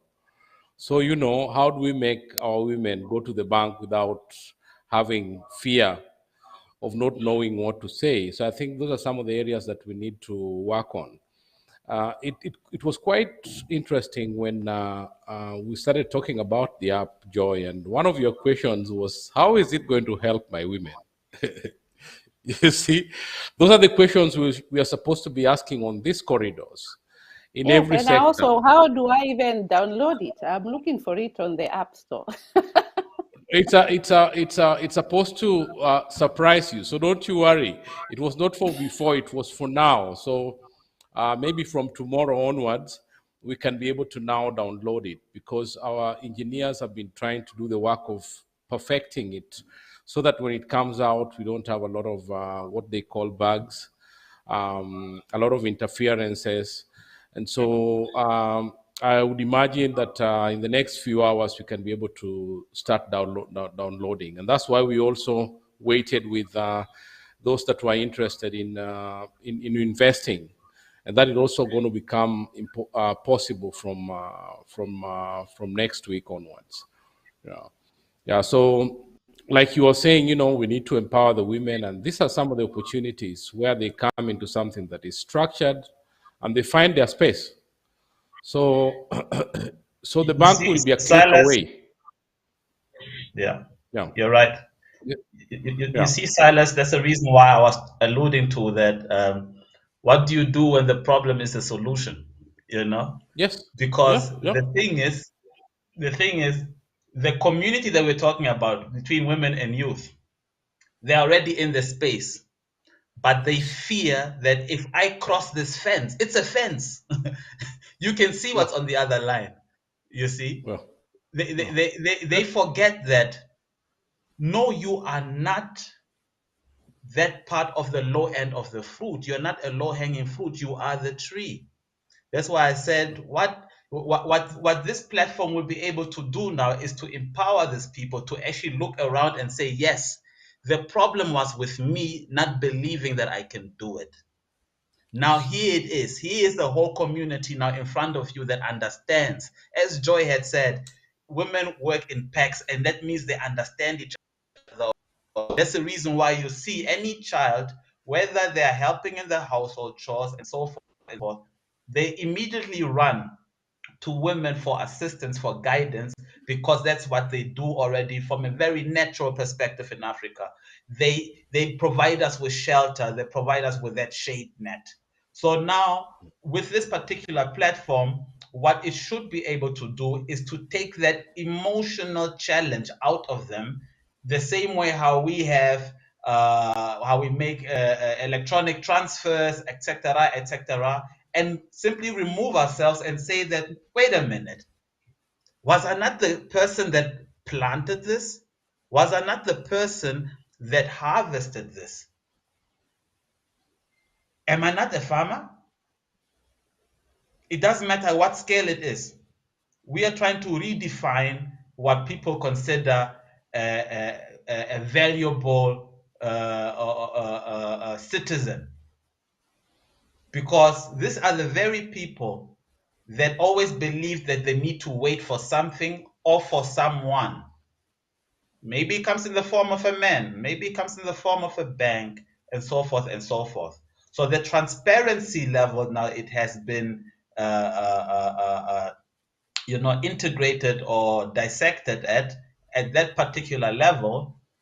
I believe that this app, starting the moment they can download it, they should see it as as a university of solutions from here on forward. So that even tomorrow or the day after, that they must believe that they are already part of the solution. They must just take a little bit of ownership in it and take pride. Because have you seen when a woman has taken something out of her garden and she's marketing it? She has got a better marketing strategy than big corporates. And you feel happy to support her business. And that's how you saw also now with the lady, how bold she was with the onions. And look at her, she dropped everything. She said, you know what? I see something. You know, much more Grace, the NCF for this area, who is also my wife. The network farmers who came all along from Nairobi and other areas. Ladies and gentlemen, good afternoon. God is good, and all the time. Basi kabla sijasema moja ni kuwakaribisha, ninasema nataka kutambua ama introduce to you Mr. Sombet, ambaye ndio mzee ma village elder, and we usually call them balozi. Sometimes when I used to introduce balozis, there was actually an ambassador who was around. And actually he happened to stand up and I was saying, all the balozi wasimami. Na balozi mwenyewe, ambaye hata ni kijana anakaa pande hii, yeye akasimama. So actually we adopted the Tanzanian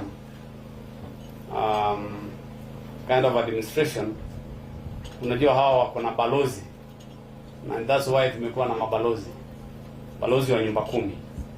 So huyu ndio chairman wa hapa, naitwa Mr. Sombet. Kwa hivyo ndio wasalimie tu sema jambo. Kama salamu. Jambo wote. Wali sema angegeli. Mara sana tunashuka daga na shule. Nawakaribisha. Shauri amekuja hapa leo sababu mmekuja ameongea Kiswahili. Sasa nimekuja kuna wale najiro asho lenye wewe naji. Amesema hapa ni kwake na ni karibuni kabisa. Amwiji la yele. Sababu hii ni village yake. Bale la ngani la hotel wewe jinu ano jora lai. Na ndo rafiki yake sana. Zamani kabisa. Rafiki wa zamani. Kuna kashubi ya mashuo leng. Narudishia shukrani. Bale na sasa nenge soma. Kwa sababu hii ni kama ni masomo kwetu. Amba soma ta. Ndio tusome tujue. Amo ogine ndo na ripo ndo kini ndio kuna nenge soma ke. Sababu hii ni masomo kubwa kabisa. Hata itoki. Ni kabisa mzuri sana. Tena yendi ndo naro ni mwana ibeje. Anare nenge soma ke lantoji. Na kuna msichana wetu mmoja ambaye alisema lazima wasichana wetu wasome. Nedungo la yo. lakini hajasema wavulana wasome.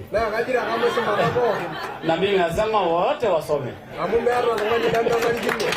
kwa sababu wote wanafaa. Sawa, amerudisha shukrani sana. Asante. Thank you.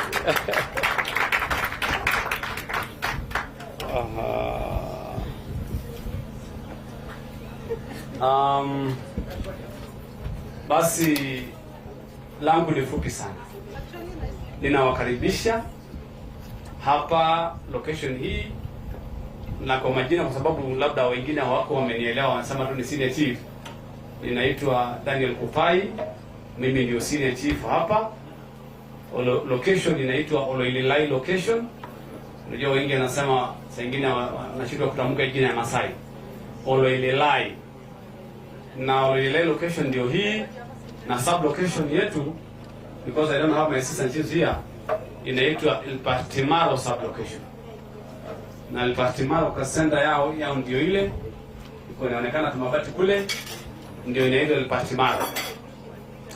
Na Oloililai location, na mimi ndio ofisi yangu yuko headquarters ambayo iko Ngatatae, and we recently have a new sub county called Oloililai sub county. We now have a DC here at Ngatatae. We used to have a DC in Kajiado, but recently we got a DC around. So tumekuwa sasa hapa imeanza kugrow kuwa kubwa kwa sababu tumepata district headquarters ama sub county for that matter, ambayo iko karibu na kwetu sasa hapa Ngatatae. Mimi nasema karibuni sana tena na tena, sababu hapa ndugu yetu Noah is a very close friend to me, rafiki yangu sana, na wakati tangu amekuja ku develop hapa na kupata shamba hapa, tumekuwa marafiki wa karibu. Is a very very wonderful man. Yeye mwenyewe amekuja kuinvest hapa, na tena pia anaonyesha watu wetu vile ya kufanya maendeleo ya mashamba. Watu wetu mnajua ni watu wa ng'ombe, lakini unajua sisi ni wafugaji wa ng'ombe. Mambo ya shamba hatuko tunajua, lakini tumeanza kufanya irrigation, tumeanza kufanya crop mambo ya mashamba ya kupanda mimea, kupanda mboga, kupanda sukuma. Ile challenge tumekuwa nayo maji. Hiyo unajua. I was very impressed when I heard about our girl who was speaking here, Abigail. Because Abigail msichana wetu, sisi ndio tumemlea yeye, akakuwa mpaka akasoma mpaka aenda ng'ambo, akarudi, akafanya na Noah. And then she was talking something very sensible here. Ile ambayo ina touch wetu. Sababu sisi ni wafugaji wa ng'ombe. Hata saizi ile shida imekuwa kubwa ni kiangazi. Unaona saizi ng'ombe ziko kila mahali. Hakuna ng'ombe around here. Just because of the drought. Lakini alitaja vitu kadhaa ya kusema kama watu wetu wangejua kufuga na kuotesha mimea ambaye nyasi ambaye inaweza kusupport ng'ombe yetu, na tujaribu kubreed ng'ombe na tufuge ng'ombe kidogo ili tuweze kumanage, ili wakati kiangazi kikuja we can manage ourselves. Na pia kufuga ama kufanya mambo ya mashamba. So this is a very good learning today. Hii mambo ya network, ya kuleta network ya farmers network, me I was very much impressed. This one brings a lot of knowledge to our people. Na tutajua sasa vile tutamanage. Nilikuwa nauliza hata ndugu yangu pale ule wa Machoine kwamba sasa sisi tukipata factory ya maziwa ndio sasa tunaweza kujimudu hapo. Lakini akaniambia hata pia ilikuwa nauliza hii farmers network ni farmers network peke yake ya mashamba ama ng'ombe iko ndani.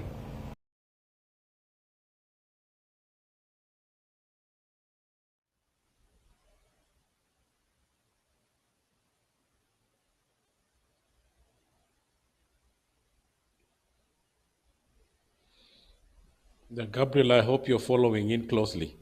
Yes, we are. Yeah.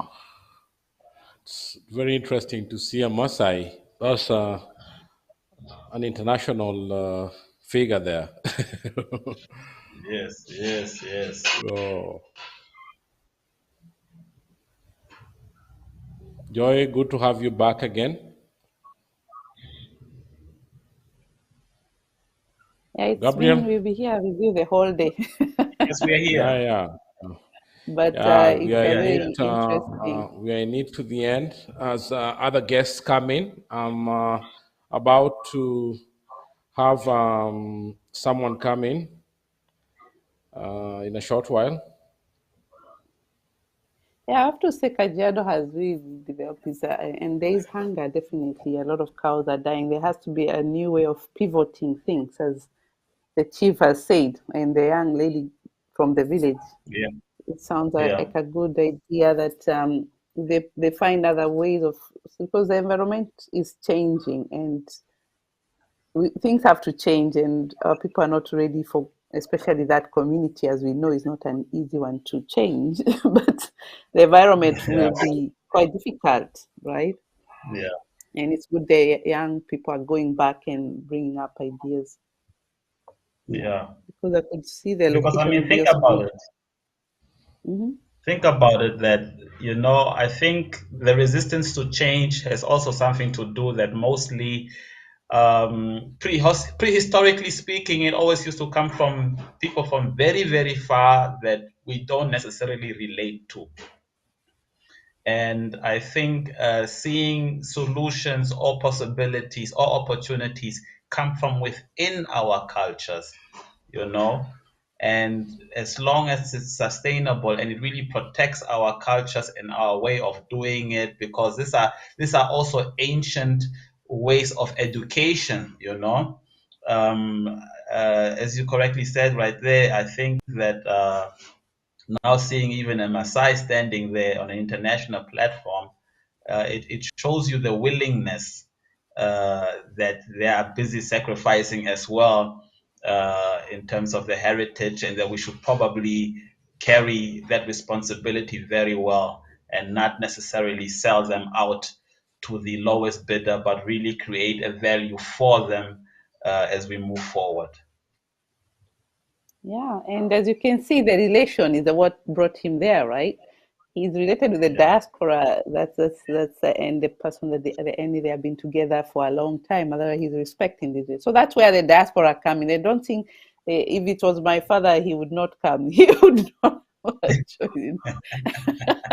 He knows he would not have a choice. So we diaspora Yeah. or people from even the city, even you're diaspora when you live outside your home area, even if you're in Nairobi and you left Kisumu or whatever, you're a diaspora already. Yeah. So you should Yes, think of yes. going back home and doing something there, right? Yes, yes.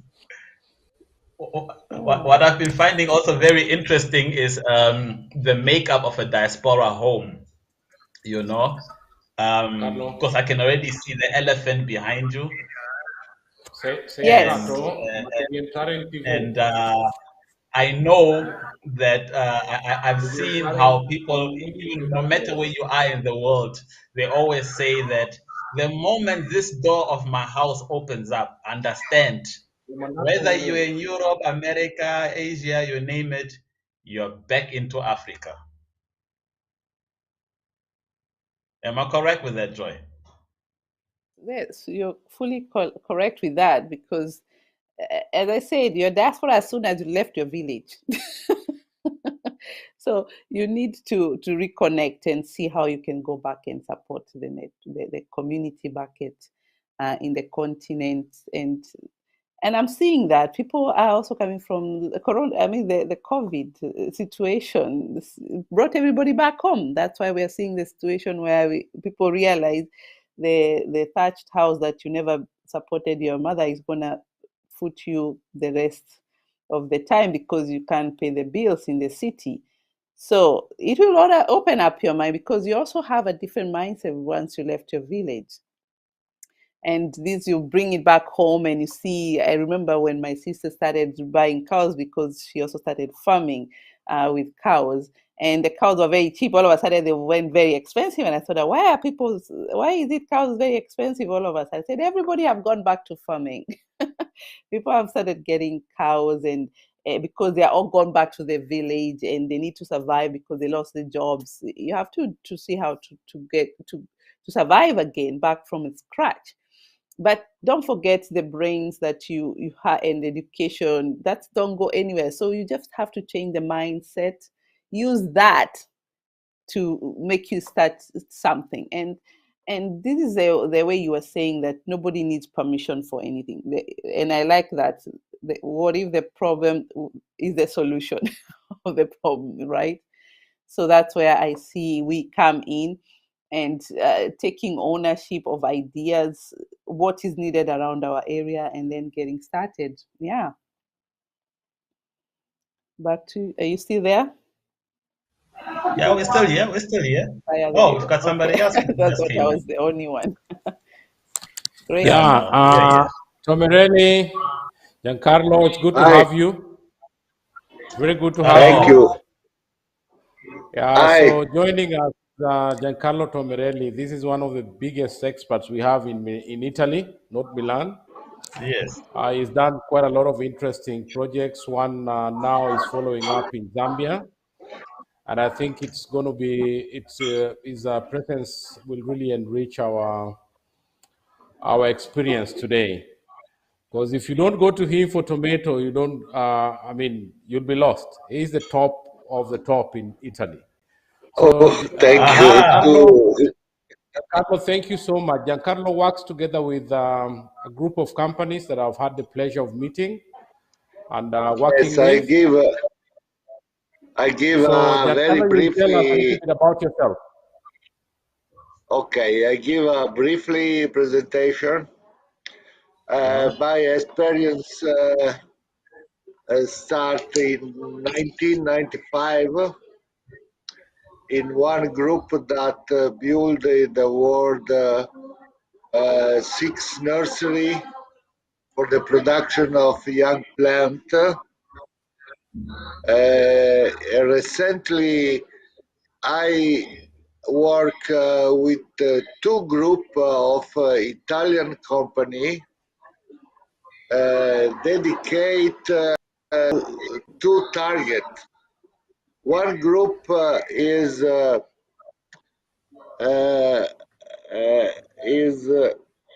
completely group to do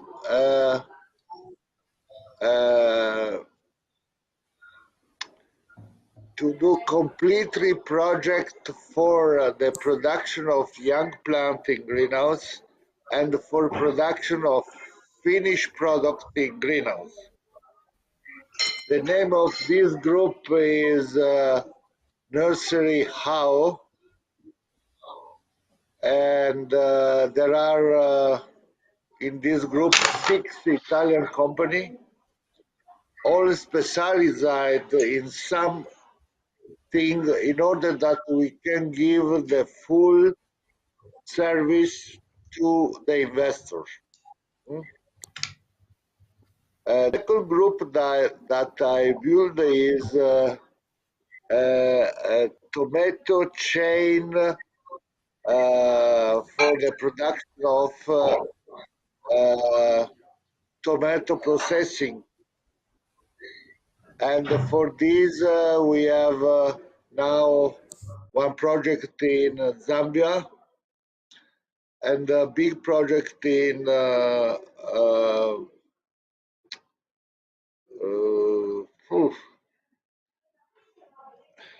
sometime I forgot, in Cameroon, very big one. And this group is also a connection between several Italian companies which can give all what is necessary to create a group for give the complete service to the possibly investor. The last thing we do is very interesting, and I ask to Silas to come to visit. We do a prototype of what we call nursery box, which a simple container, but in this container there are all what is necessary to create a small nursery company that can give a plant to produce 30 hectare in open field, and which is very good for the family in Africa. And in this we give all what is necessary to produce young plants to transplant. The big problem of Africa that I study is that they have a very small production for hectare compared with North Africa and Europe. Because they use the old system to transplant in the field that we use in Europe until 1990. With this system, they can easily double the production for each hectare of any kind of vegetables. So we are moving in this. I have also a small presentation, but I don't know how to use here. In Zoom I cannot, but here not. I can, but here not. In any way, all the group, all the people, all the company are connected with the group is ready to give the full assistance for the investor in the agriculture sector, mainly in nursery for young plant, greenhouse for production of fine ready product for the market, and for the chain of processing tomato. This is my message that I give to you. Oh, I don't hear you. What is happened? Can you hear me? Silas, your mic. Yes, we can hear Yeah, you. now yes. You can hear me? Okay. Yeah, so Giancarlo, I was saying, can you hear me, Giancarlo? You can hear me? Yes, now yes. Good. So I was saying that one of the most interesting things that I heard about the nursery box is that it has the capacity of giving up to about 5 times the production compared to what we have now. Can you explain a little bit more about that? And I think talking to you, you talked about variety, because in Africa, one of the things that hinders us from really developing in certain areas is because we stick to one thing. And so in Italy, I know there's a lot of variety of tomatoes. Some of them are yellow, some of them are green, some of them. And we have done everything that is humanly possible to try to mitigate the same. We now have an ongoing livestock feed policy and actually piece of legislation to try to address and to mitigate the effects of climate change. In the line of policy, I have just mentioned that because of the effects that we are feeling now. But as you know that Kajiado is 80% livestock breeding and of course 30% agriculture. The 30%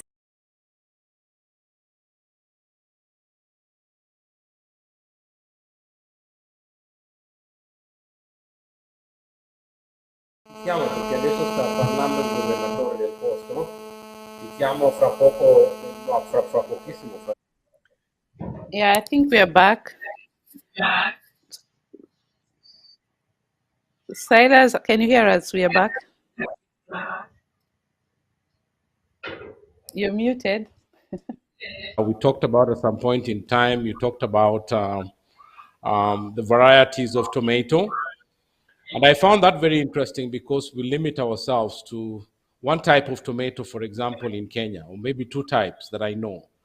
So I would like you to talk to us a little bit about that and about how your nursery box enhances capacity so that in a very small space, you can be able to do so much, and that box can actually be a factory for, for making a lot of seedlings. Can you expound on that?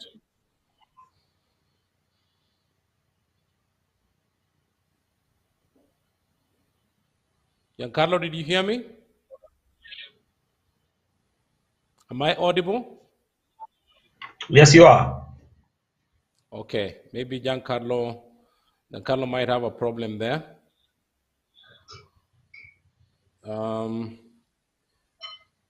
Let me try and see. Yeah, so Gabriel, maybe you can jump in as I bring in a new guest, Yeah. Marco.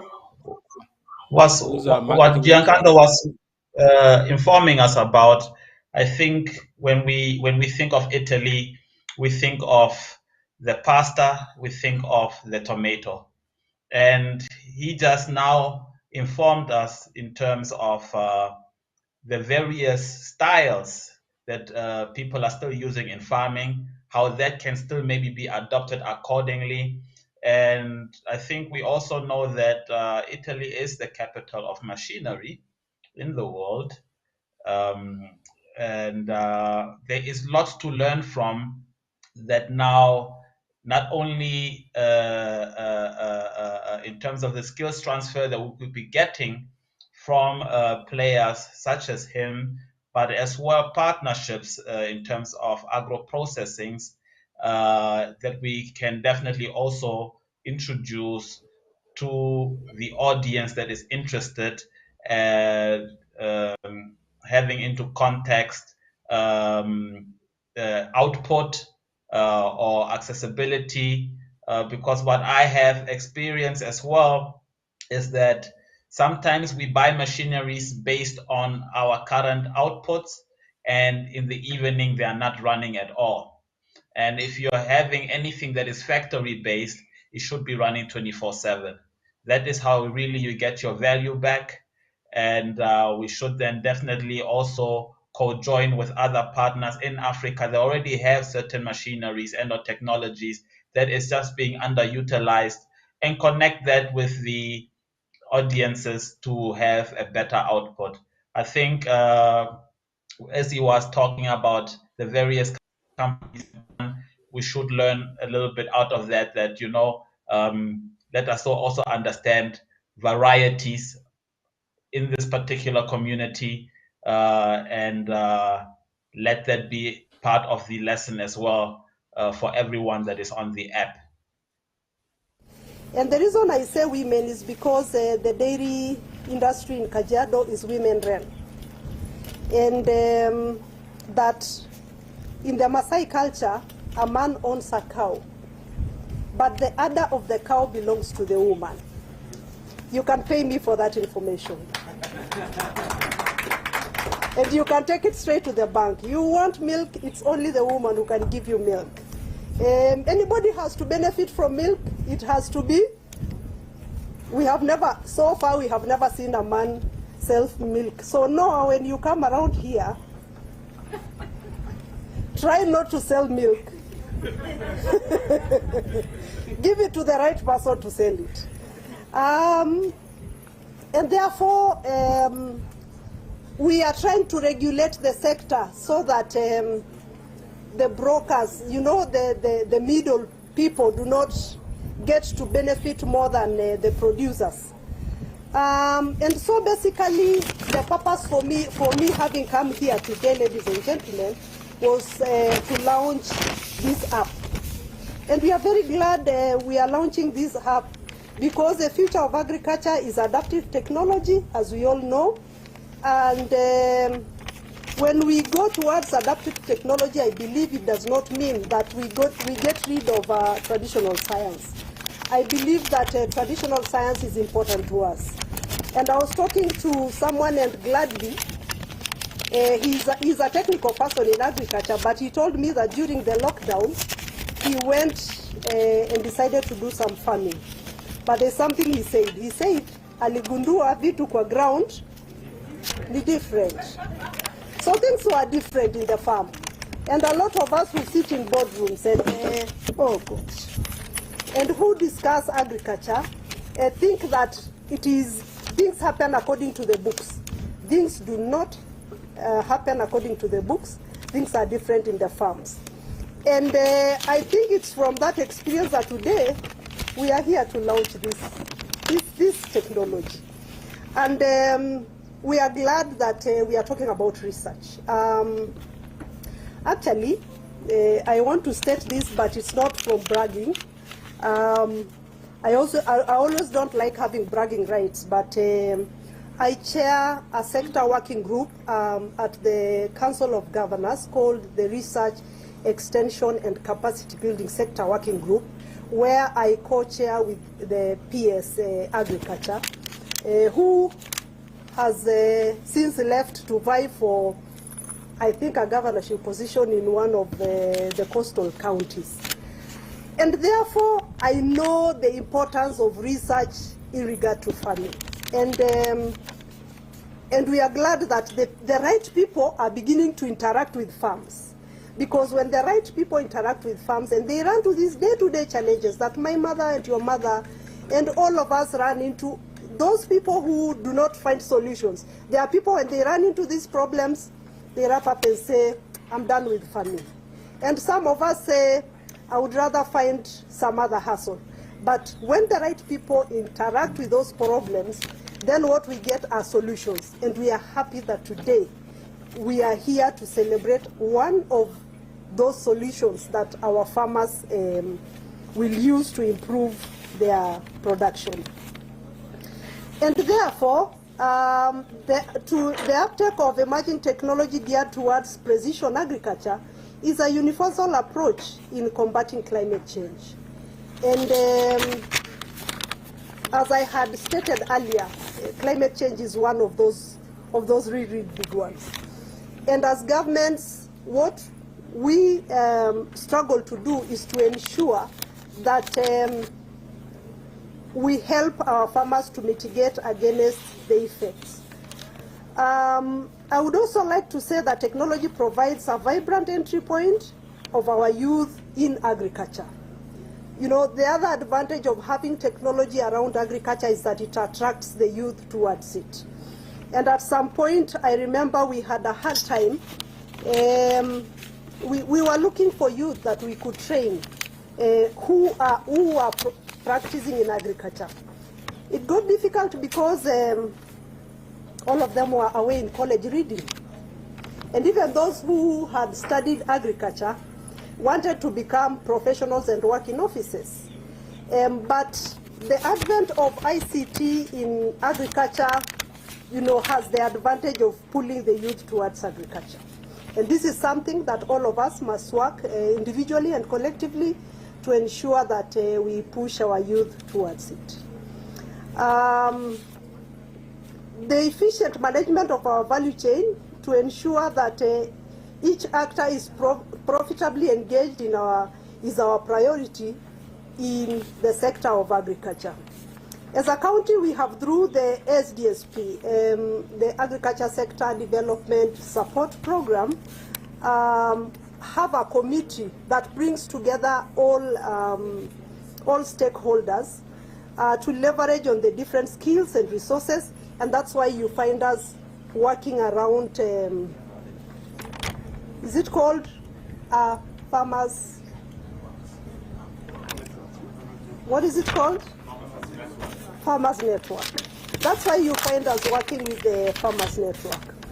And therefore, without much ado, ladies and gentlemen, mine is to express my pleasure and our willingness to actually popularize this app today and to ensure that it works for our farmers, and we will actually ensure that it is used by our extension officers for the use and for the access of our farmers. And therefore, thank you very much, and God bless you.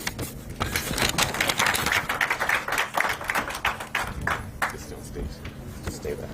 I stay here? Yes, please. As he has told me to stand here, and I have obeyed without knowing why. You're launching. Okay. Yes. He is formerly CEC in Kisumu County, before, of course, the professor took over. And so I was telling him that next time I could be the farmer and he could be the CEC. Our appointments last only 5 years, not a day more. And but we are happy that we find opportunities to serve our farmers. And to say that I don't know whether he sufficiently introduced me. You said my name's well? Yes, I did. Yes. Okay, okay. Yes. My name is Jacqueline Coin. I come from the eastern part of this county.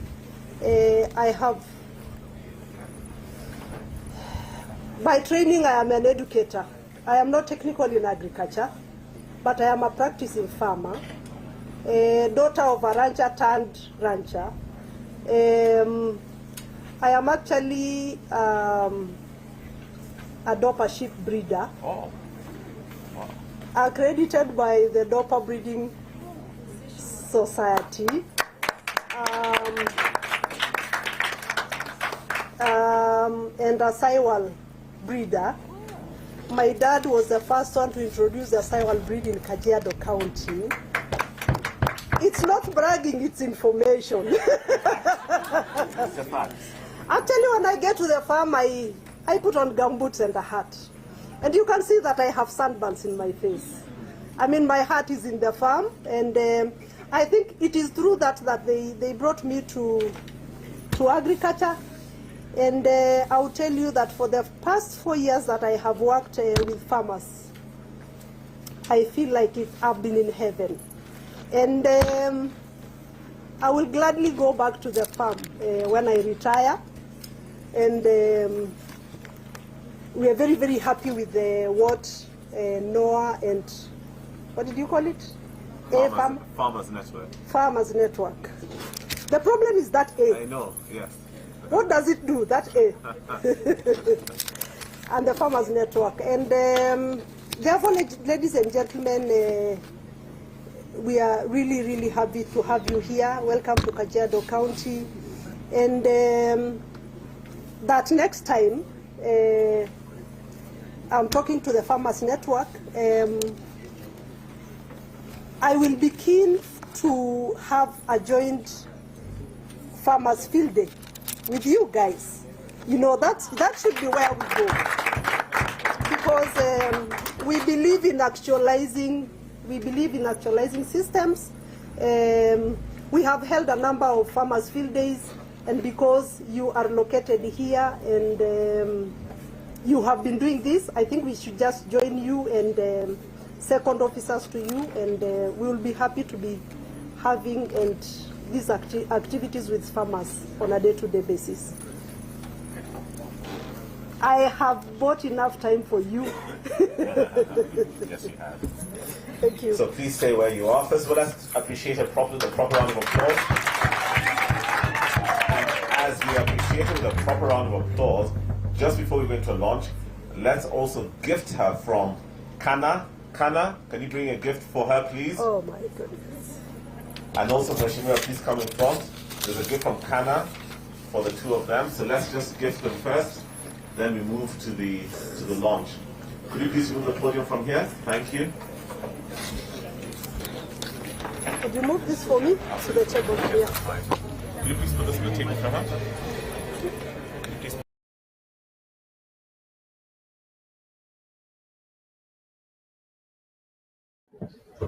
Merda. Oh. Yeah, good. No. Good.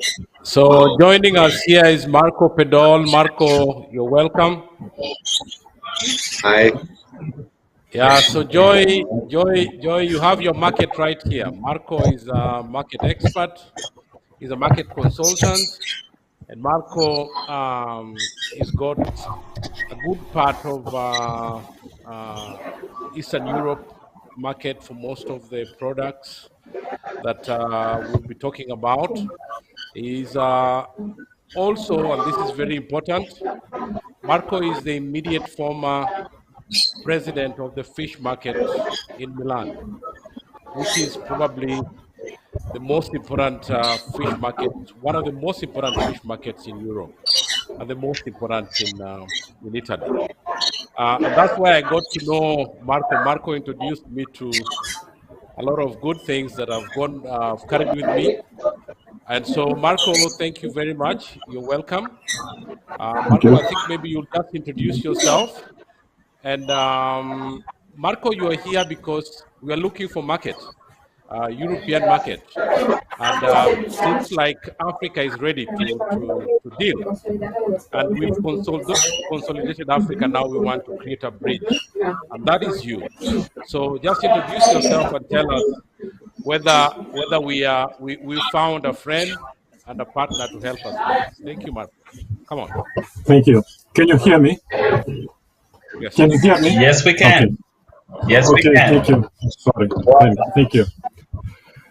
Well, thank you, Silas, and thank you to everybody for this opportunity today, and congratulations for the app that has been introduced in this today.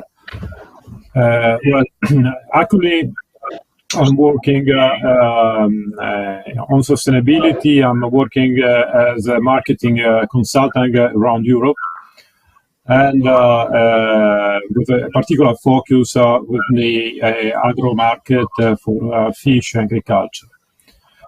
Silas has introduced me this app and this opportunity in this market, and I was really stunned by this kind of innovation that is really putting a lot of transparency in the production and on the offer of the market.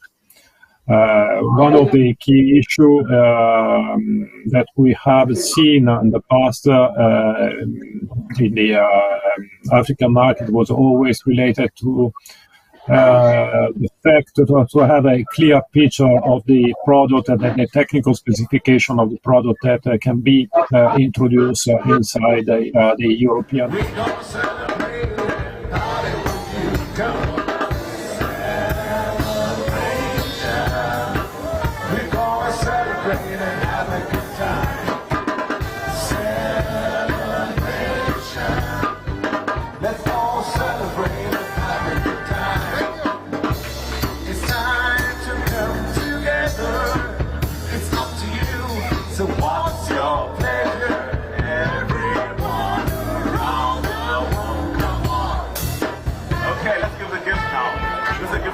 Network to Waziri. Waziri, this is for you from Farmers Network, and thank you very much for coming and gracing this occasion. Thank you very much.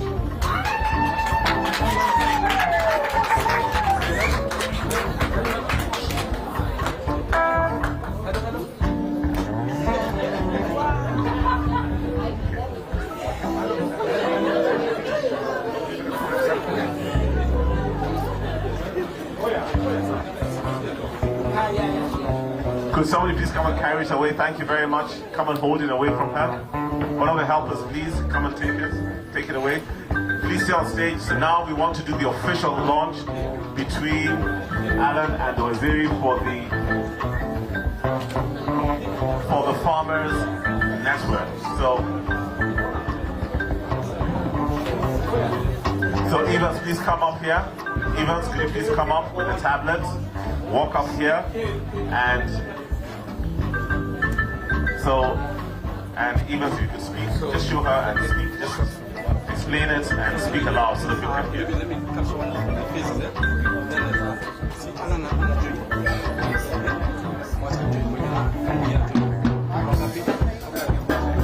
You can follow on the screen. Yes, we are also putting it up on the screen. Hello everyone. Hello everyone. Sorry guys, we had to go to Nairobi and see the official launch. So wait a little bit. Thank you. So check your WhatsApp messages. We sent your WhatsApp already. So everybody has gotten a WhatsApp message. So you can now have access to the app and you can follow us along. Okay, today we are going to emulate what a farmer does. The first thing, we are going to use the following credentials. Farmer.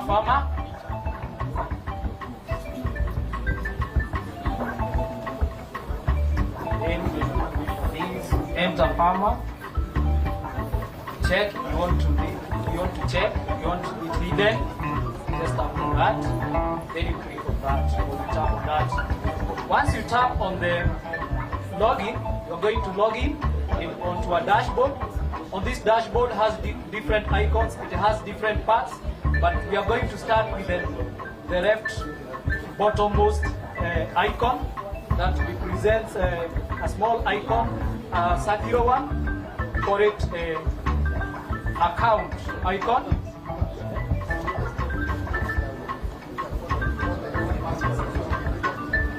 Hello?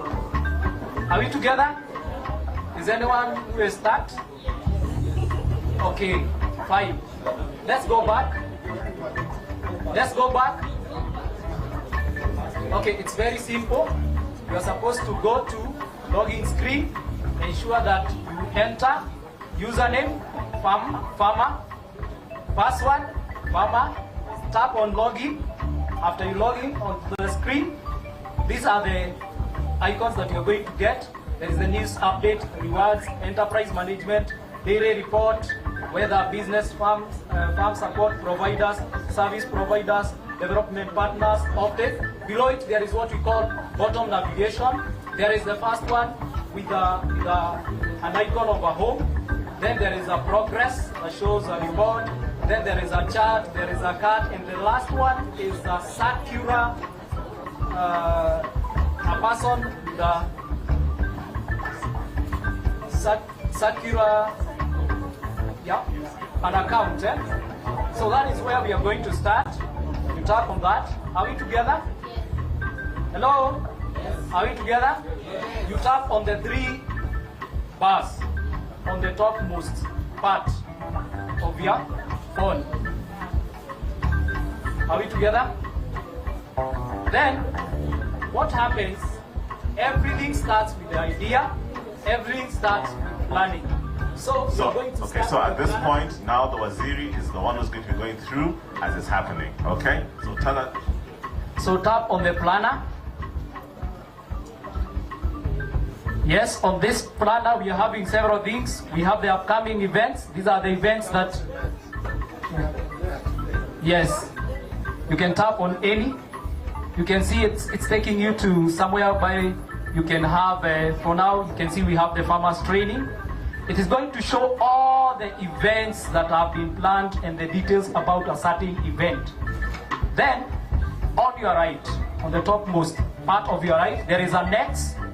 Tap on that X. It takes you back to the bottom sheet. We call it the bottom sheet, that area whereby we have 6 icons with 6 names, 6 words, and then we have a logout button. Then you tap again on that planner. There is something that I want to show you. Then there is add task. We have called it add task because we wanted it to cover different places, different areas. If you have if you want to plan about a training that you're going to offer, because there are farmers who offer training. If you're a farmer who is planning to plant, if you're a farmer who is planning to hire a land, you can enter the following details. We have the event name. Just enter the event name. You can just give it like a JK event. Yes, JK event. Then, JK event. Below it, we have the date. Are we there? Then there is a pop-up. A pop-up is a small screen that jumps up. Then you choose the date. Then below it, there is what we call the external ring. for nowadays we know we have online and we have the online meetings, we have online webinars and so forth, and Zoom and so forth. You can also learn it there. Just you can either skip it or you can just enter it. You can enter the venue and then you can enter the description. Just scroll up or you just use this one. Then enter the description. Just type in the description there. Launch. Then tap on the enter button. And at that point, she has officially launched the Farmers Network app.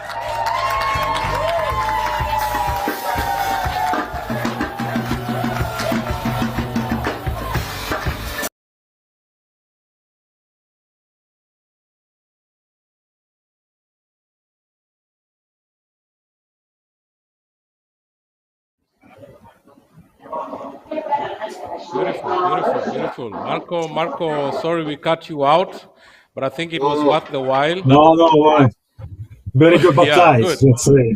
Yeah, we've been on this journey together, so I think it must be exciting also for you to see that happen. So back to you once again, Marco.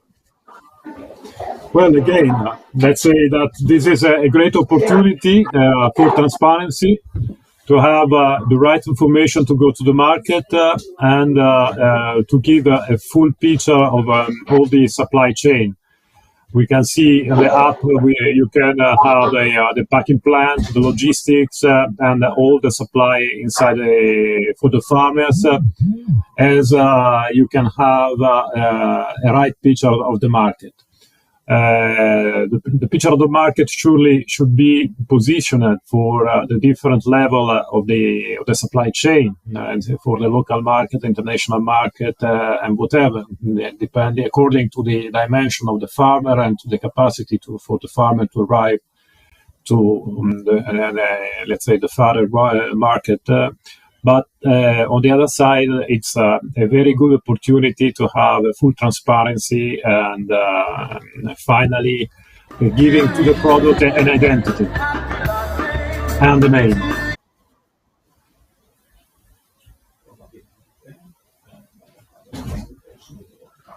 Go ahead, Pedro.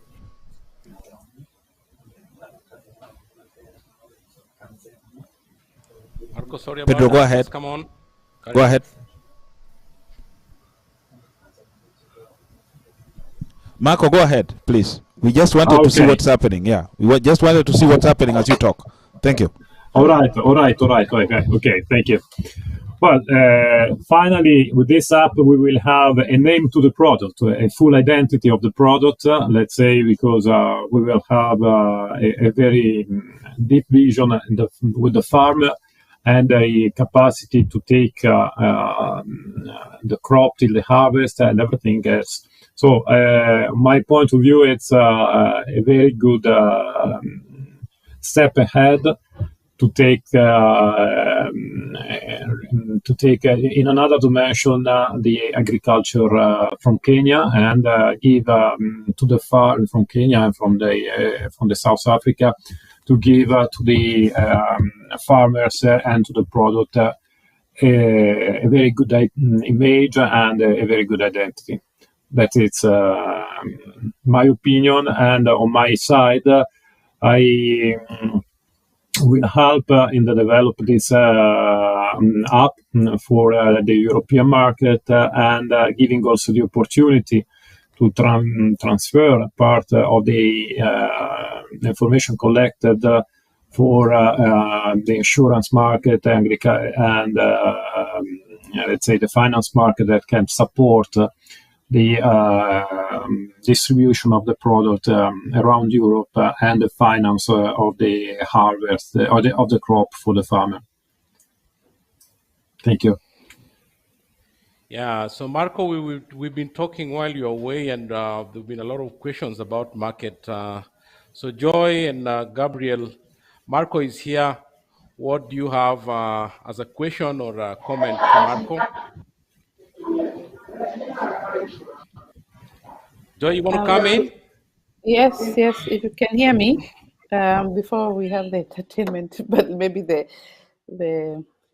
the organizer can Just tell us in introduce yourself advance. so Marco knows who you are. So, yes, so I'm the founder of African Women in Europe, as you can see the background here, but I'm also the founder and CEO of Africa Women in Trade that has been existing for over 1 year now, but the African Women in Europe is where we have been active over 15 years. I'm based here in Germany, and we're always supporting women in business, and this was one of our projects. So, in our main areas, we have 4 pillars for the Africa Women in Trade, and one of them, as you mentioned, is market access, which is really in the center of everything of the whole organization, where we also have investments, also support when they want to grow. But and capacity building, which you will also agree that some of the products are not yet ready. Our people on the ground, especially the macro entrepreneurs, especially women, because that's the area where we work with women and youth. So market access now, it's here now. They have the product, because what we realize, the products are ready for the market, but we are not able to link the product and put them in the shelf. So one big issue we discovered is that, first of all, there have been people who have been existing already. So we cannot go and kick off the people who have been bringing businesses. But how can we trap that market, especially I know Italy has been the big, sort of like a gateway to bring products also to Europe, and also to bring these products to you. And value-added products, not raw material. As you know, the Africa Continental Free Trade is working more with the value-added.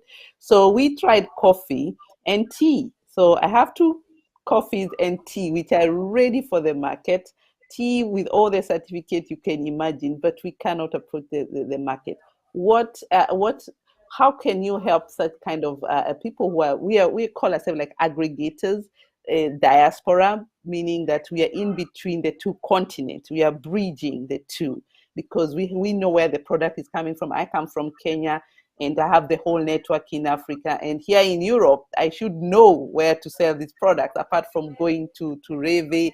And Reve is a big chain. You only have to start from somewhere. Maybe my women cannot yet reach those numbers yet, because it's about the quality. I mean, the quantity as the demand is in this big supermarket. So how can you help organizations like the African Women in Trade to be the bridge, especially with the market access in Europe? Let's talk about Italy now that you're there. Let's first of all again jump. Sorry, Marco. Let's jump again to Nairobi. We want to hear what the CEO is talking about. Then we come back. The air tickets that took them there, and we'll bring them back home. It is such a natural fit that with what Farmers Network is doing, it is so obvious that we want to ensure that those who are within our network have access, those who are interested in agriculture and the value chain, have access to the great resources, again, that the Farmers Network will bring on board. So every single day, and Noah and Mary can attest to it because they are actually on the group, we get about 3 people posting and saying, oh, I got this job and I didn't know anybody. And in our group we call it without the Mutuetu syndrome. Because in Kenya people have this false belief that if you don't know somebody you cannot get a job. It is a lie, and we have proven it so. We have proven that if you're qualified, so long as you write and you have access to the right opportunities, you can get them. And let me also tell you, people like us, people like Alan, people like Noah, people like Waziri here, even the chief, we cannot give you a job because we know you. Because what happens also is that if you don't perform in the job, it will reflect badly on us. So it's impossible. So don't lie to yourselves and stop blaming your uncles, your chief, your MP, your governor, that he didn't even give me a job. Why should he give you a job? Where you think the jobs are in his drawer somewhere, and you think that these people here, they just have money underneath their seats. Anytime you go, you just remove the money and give to me. Where are they getting the money from? You can Google the salary of a waziri. It is public knowledge. You'll be shocked. Yeah, you can Google it. It's public knowledge. Yeah, you'll be so shocked if you find out what I earn or what she earns. You'll even laugh. You'll say this is a lie. But on the other hand, we're telling you that we have opportunities for you, and many, many opportunities which you have to use and you must use and therefore free. No one is asking you for a cent. So today the signing ceremony between us is so that now we can link all our membership into the farmers network, and so that we can also get access to all the services that the farmers network will be having, and that's the ceremony we're having today.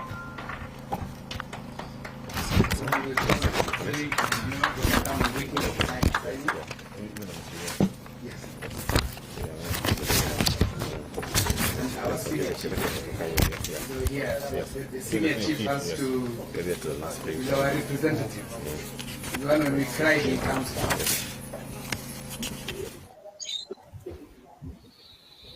Okay.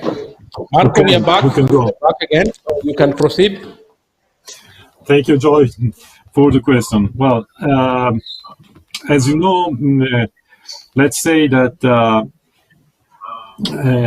today relationship between the market, the clients, and the supplier has changed a lot. Means that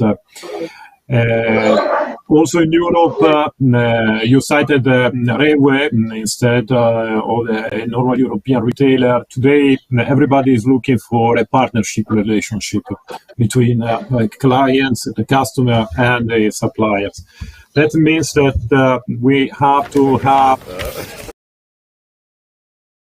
let's say a full transparency in the process, a full transparency in the certification. You told me that you have plenty of certification and certificates and so on, but as you know, also Railway is asking a specific certification. I have worked as auditor for Railway for a lot of their suppliers, and they have 3-4 pages of checklist to flag on every single point and so on. So transparency is the first point to have to reach the market and to maintain the market. The second point is the continuity during the season. That means, as you know, you must be a partner, and you cannot. It's not a spot market. It's a market in which you are inside, and you have to follow the continuity of the distribution and the continuity of the product and so on. Otherwise, the spot market, it's another thing. Let's say you can approach the wholesaler market, but it's really dangerous and so on. So it's quite important to have continuity. The third point, to have a standard, let's say standard in terms of quality, and that must be reliable. The first point, for example, with some of the Kenyan products in the past was that the quality was not standardized. And so there were a lot of claims inside because people here, they were judging the product with different way the Kenyan were judging inside. So it must be to find a common table, a common standard to understand how to approach the market. Then there is another point that it's quite important, that is regarding the finance.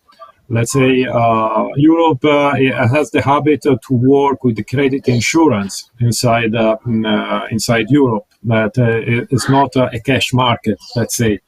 And so it has a different way of trading from the British pattern of trading. Let's say the letter of credit is used, but it's a completely different market. So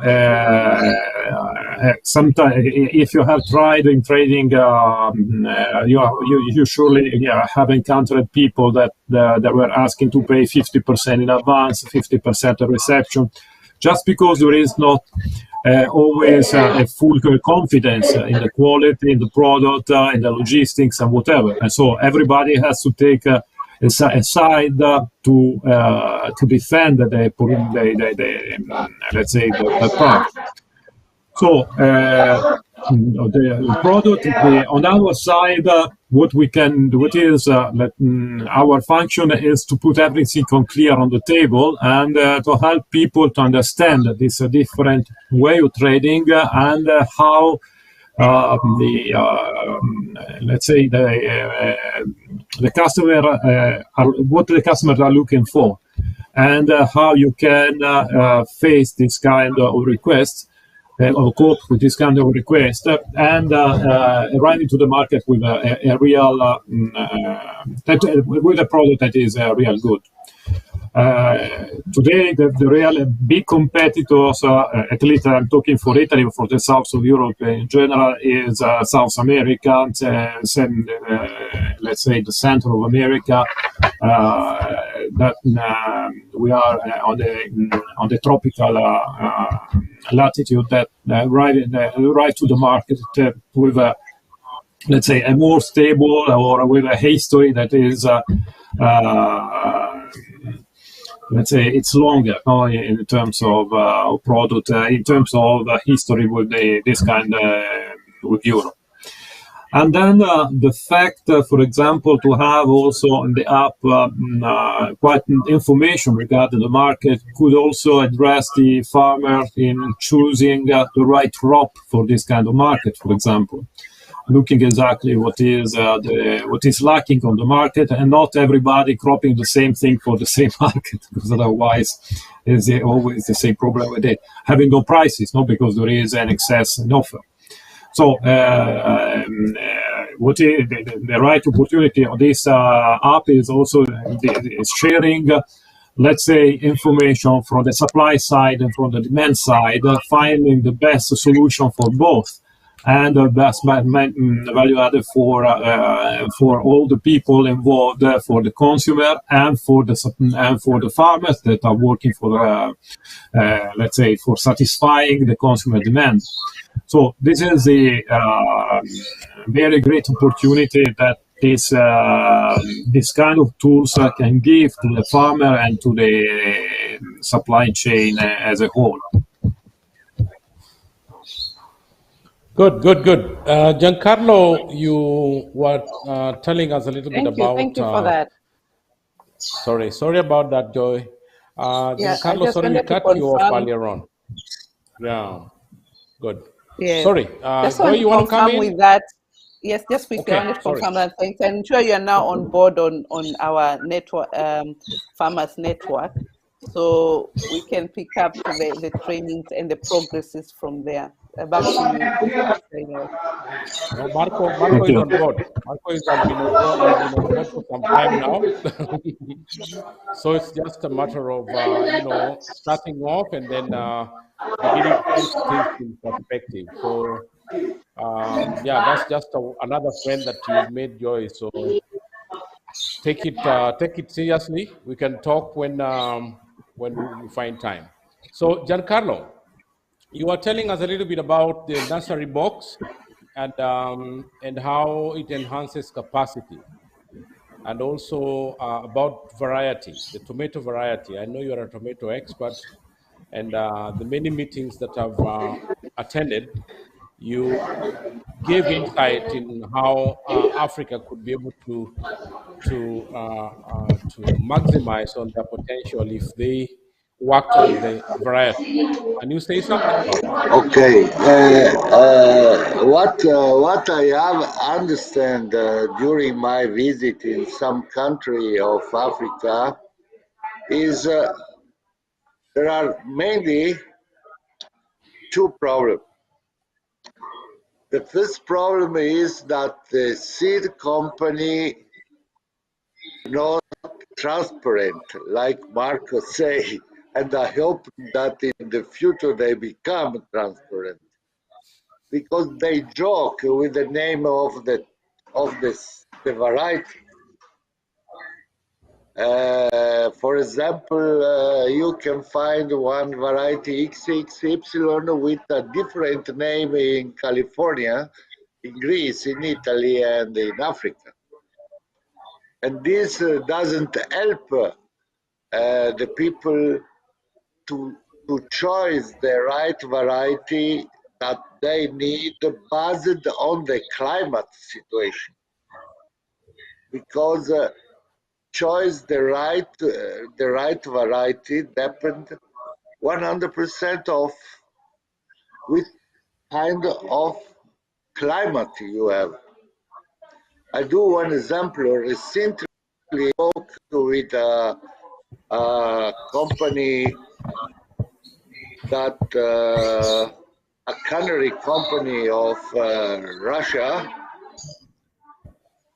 They are in the area of Volgograd, which has a certain climate, and then they are using variety of California, which has a completely different climate.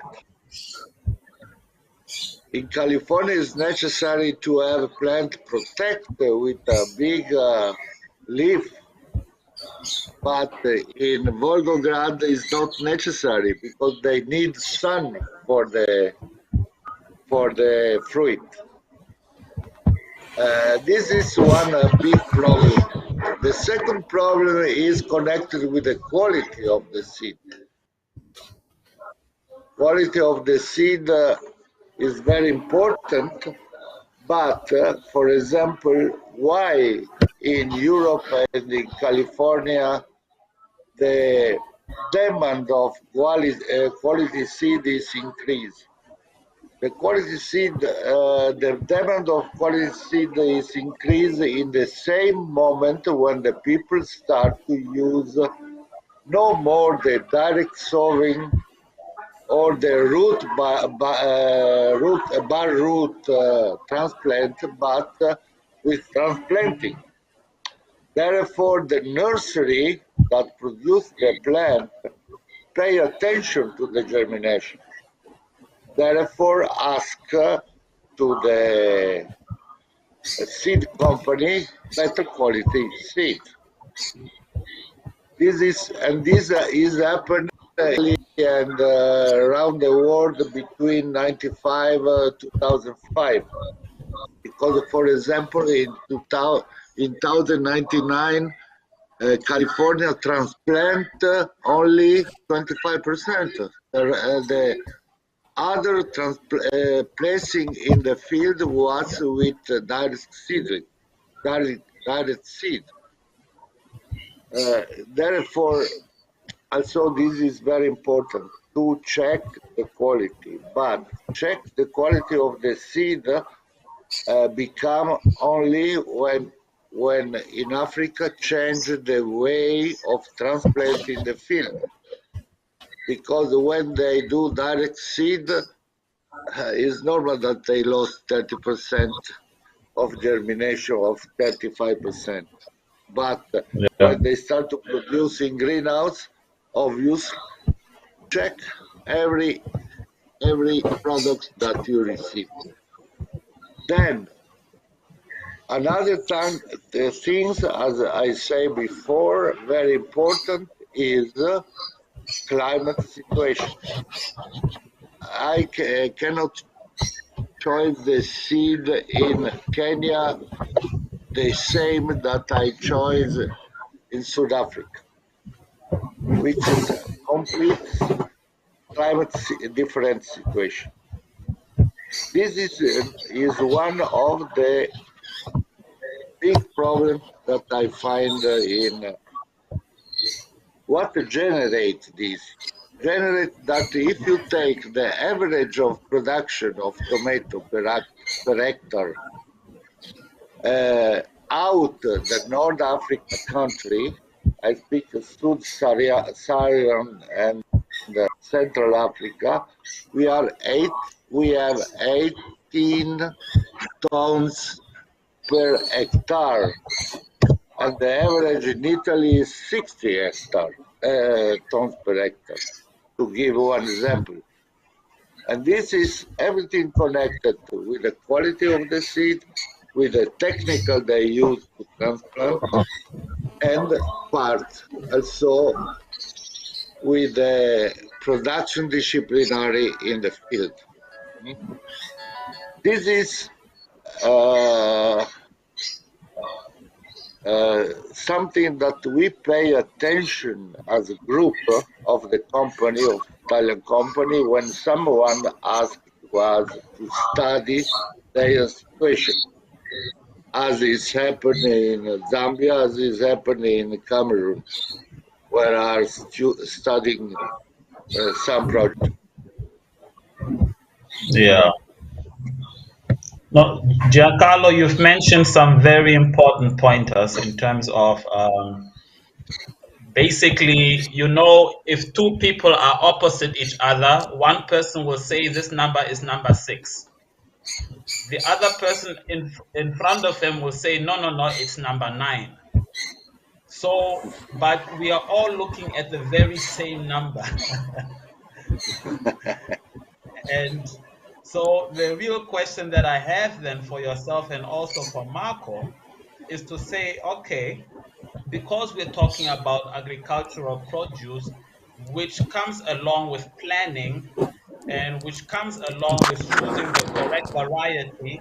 And I completely agree with you that sometimes, due to certain methods or practices, one is not yielding the maximized output. So, Yeah. in your current excursions into to Africa, uh, how can that now be addressed? Because at the end of the day, we have to find a bridge whereby we are no longer looking at it from 6 to 9, but we are looking at the same number 1. Yeah. And through that number 1, that is how we can create contracts. Because Marco was talking about what maybe the agro processors or the retailers or all these commercial entities will be looking for, which will be the sustainability around it. And these are definitely horizons that we have to look into, whereby that's where I think the value addition will already place its part. Because when Marco would like to have a certain supplymanship, ideally the grouping thereof, even if it ends up with Giancarlo, you want to ensure that I could actually sign for the output that my stakeholder on the other side of the table needs, because it's pointless to be to supply you. Um, I can only supply you in 4 months' time. Once my harvest is done, thank you very much. See you again next year, or see you again in 6 months, knowing very well that you too are in business to make a considerable amount of profits, etc., because you have colleagues, you have overheads, you have all of that. So we all share the same overhead. We just have to look at the 6 and the 9 a little bit different, and actually really look into the say that, okay, because that's the reason why the app is there, and it's not only for Africans or so forth. The African part is really just there to promote togetherness, so that we can actually reach some type of an industrialization point or commercialization point, however way. Now, the bits and pieces to make that a reality, to support your current distribution, to support your current operations, we need to have a discussion around it, obviously, in the future, how we can actually promote and say this could be an entry level one to look at, provided that this can be achieved. Because if we're going to talk about variety, perhaps it's also a discussion to advise which would be the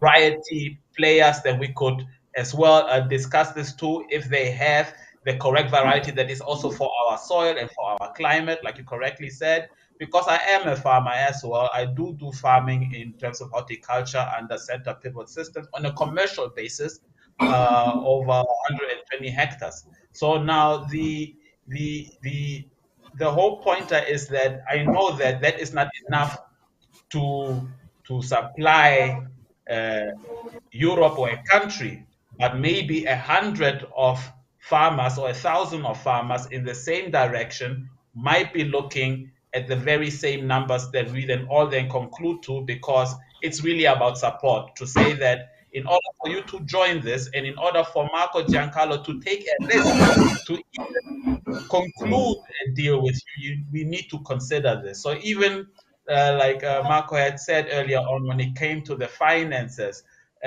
which can become very expensive. I mean, for you to take out a loan in agriculture nowadays is a very expensive exercise. And if the pricing might not be right, yes, I might be able to supply you for a year, but I have not incorporated, other environmental challenges that I have to do in terms of regaining that soil to its best performance.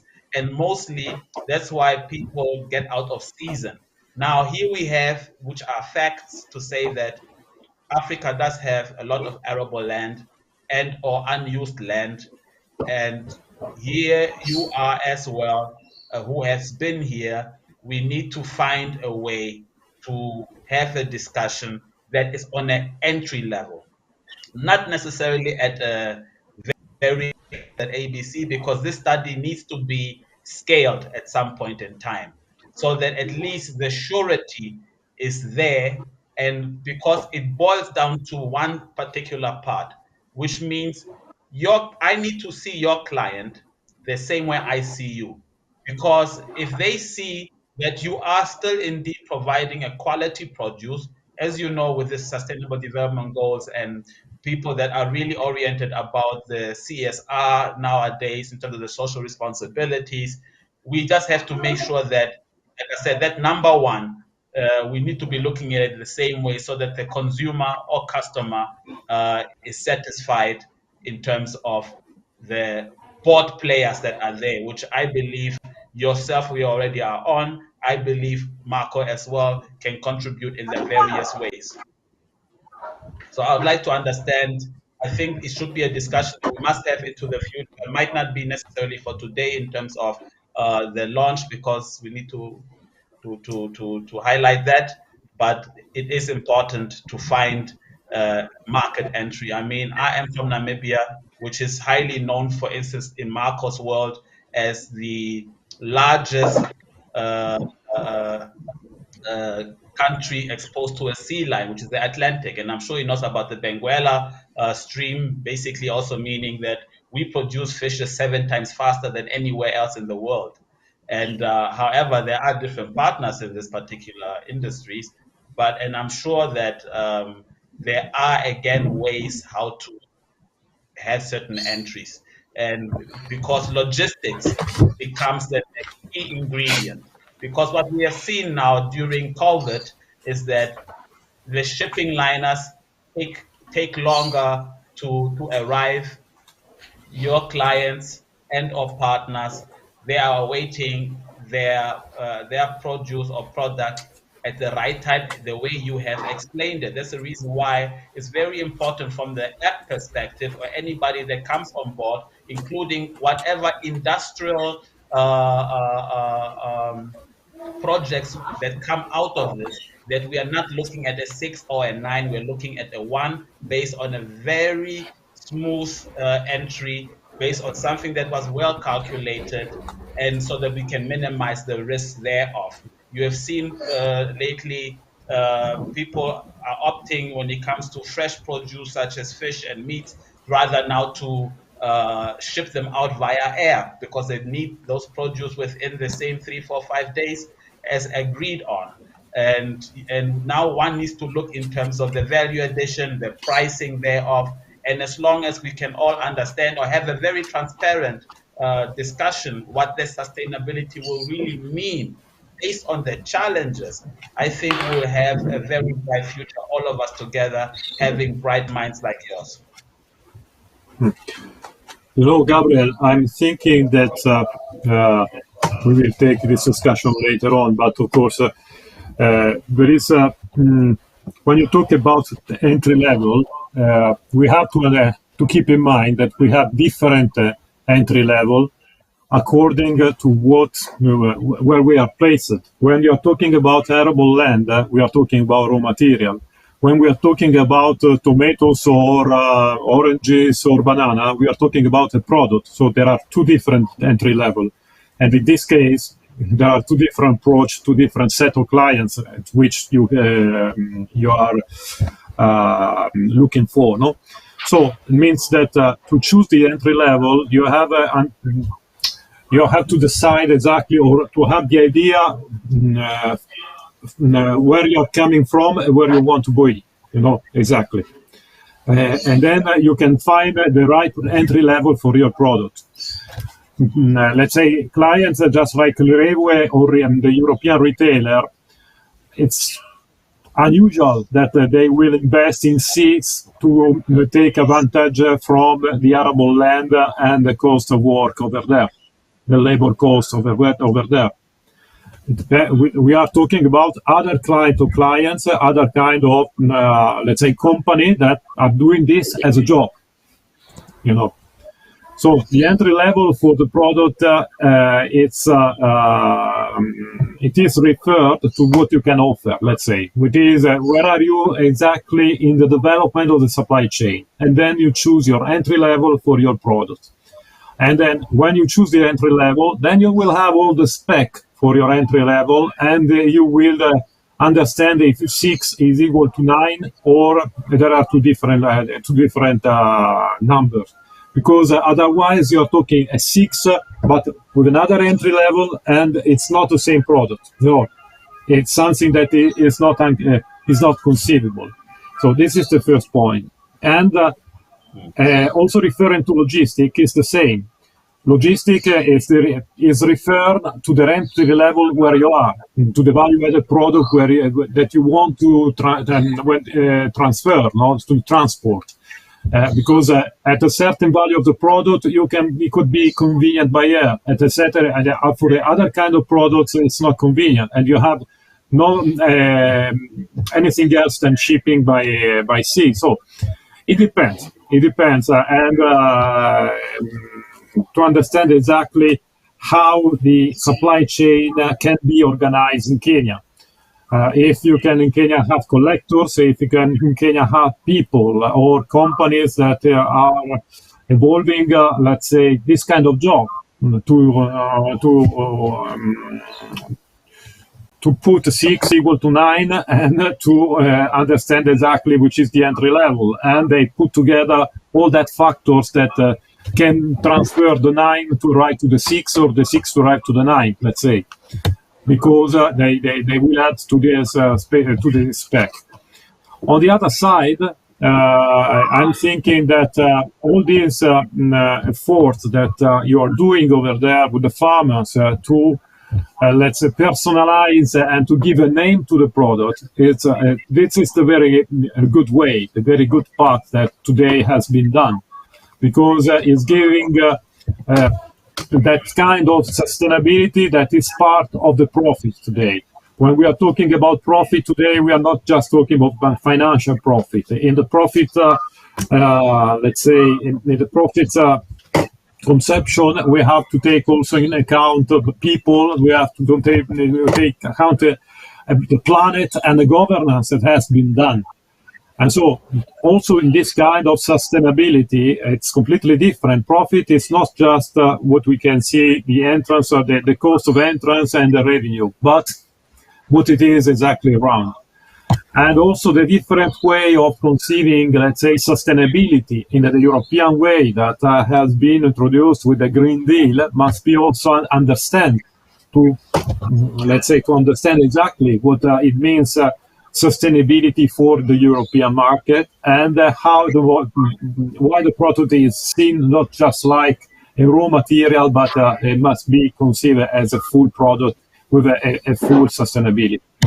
That is one of the points that we have to take into consideration. So it's important for us to understand that we have different entry level, and for each entry level we can support to, let's say, to share the right information to get to the market with a great success.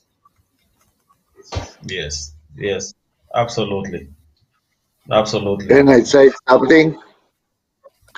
So you, Gabriel, say a very important thing, that in Africa you have many areas not used for agriculture, correct? I understand well? Okay. Yeah. My experience is that there are huge possibility in Africa, especially in the high plateau when we are 100 meter over the sea level, where there is one climate that is very useful for some product. I do one simple example. In Zambia, in the area where there is the project to produce tomato for cannery, for transform industrial tomato. I speak about processing tomato, not food, not fresh market. They can produce 26 weeks when in all the country where they produce tomato, they produce 13 weeks.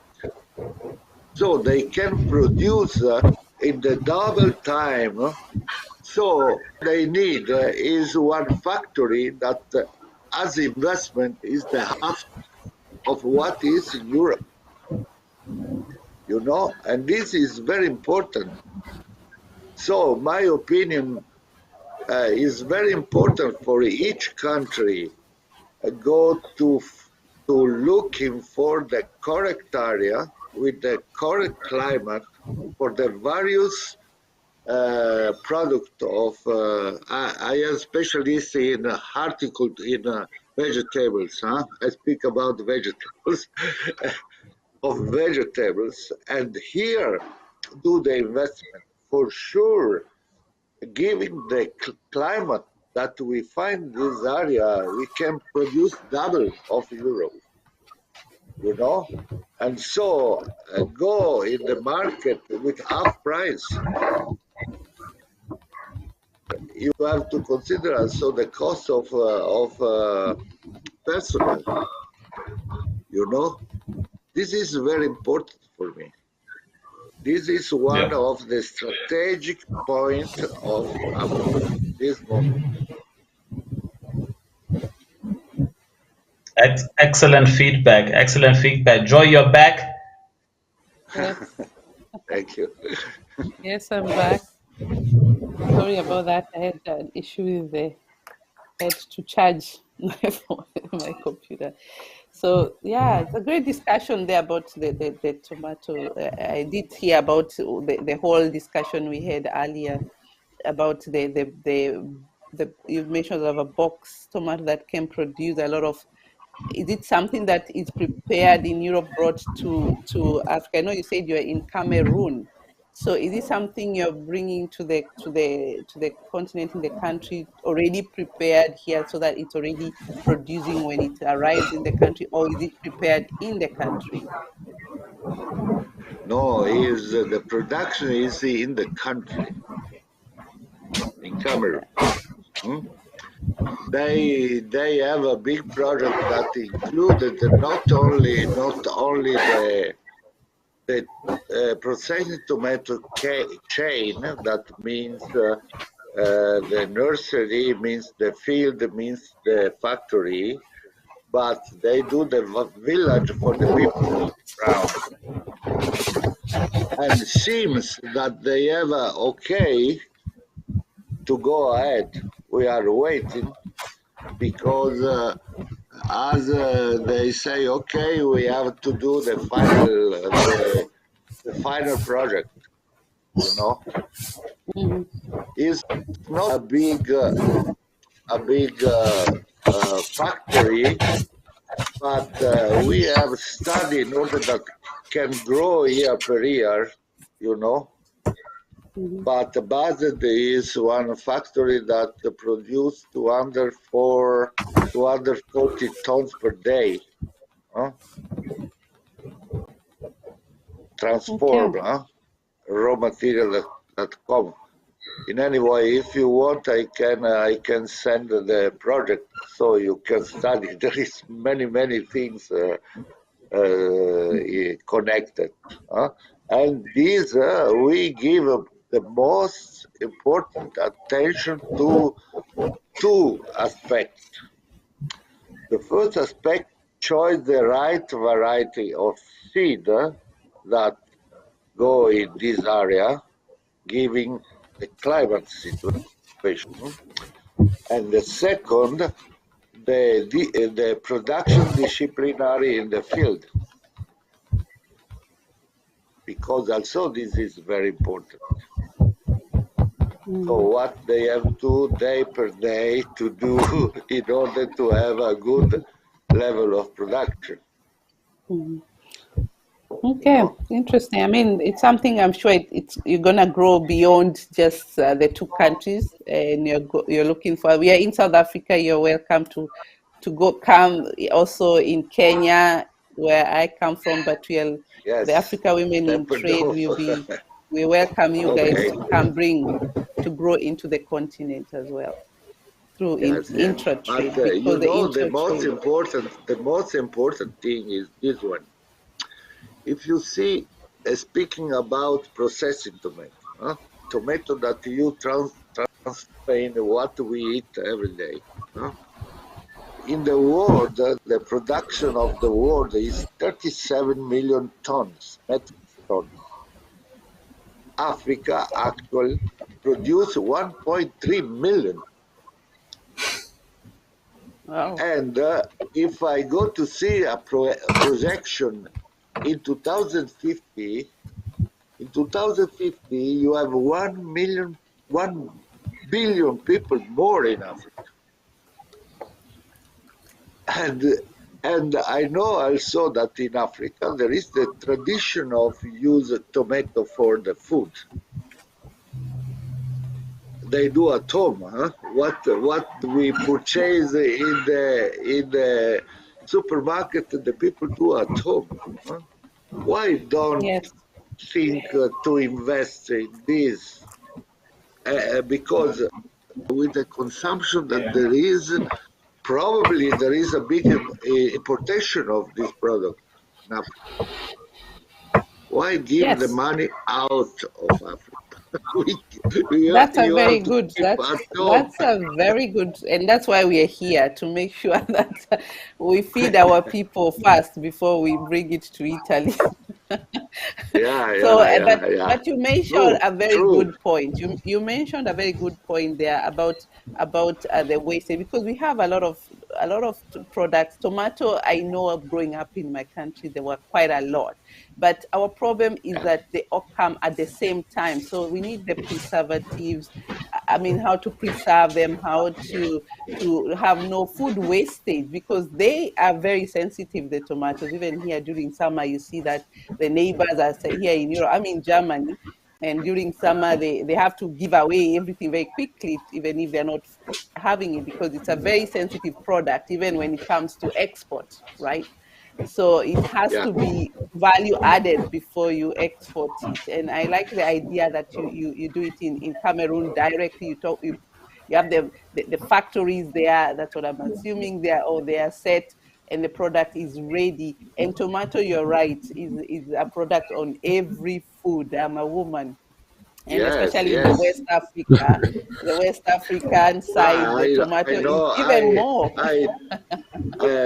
When I work in Africa, I understand immediately that it's a blessing for the people. It's a business opportunity. It's a business opportunity. Yeah, I think so, because you see the difference. Why in 37 million produced in the world in Africa, only 1.3 million in the north of Africa, concentrated in Algeria, Tunisia, Egypt.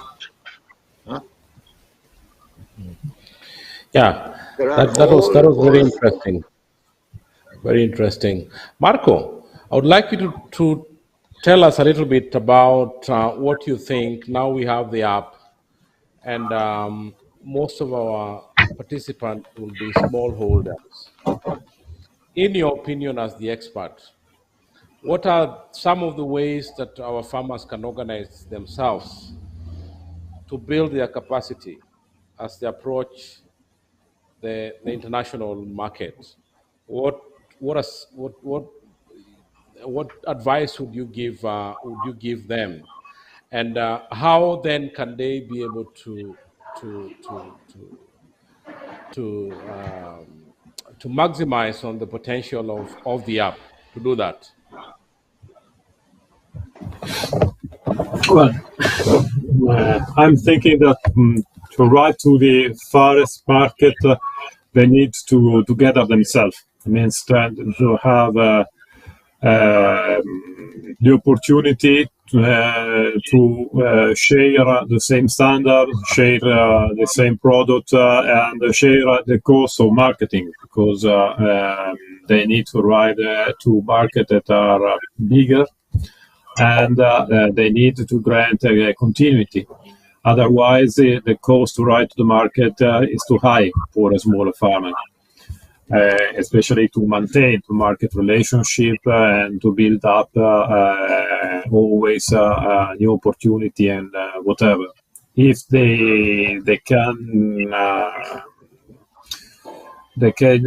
unit themselves in a cooperative or in companies or a collector that can organize themselves around a brand that is sharing the same standard, that is sharing the same quality policy, and is sharing the same environmental management system, as well as the quality management system, and the traceability, and whatever, then they can reach the farthest market with a huge impact and a better price and a continuity that they cannot afford by themselves if they, let's say, if they arrive with small or medium quantities for a spot market.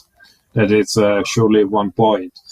Also because in the building themselves with this kind of, let's say, construction or let's say framework, they can position their product in a different, at a different level of the supply chain, and giving also obtaining a better, let's say, a better price.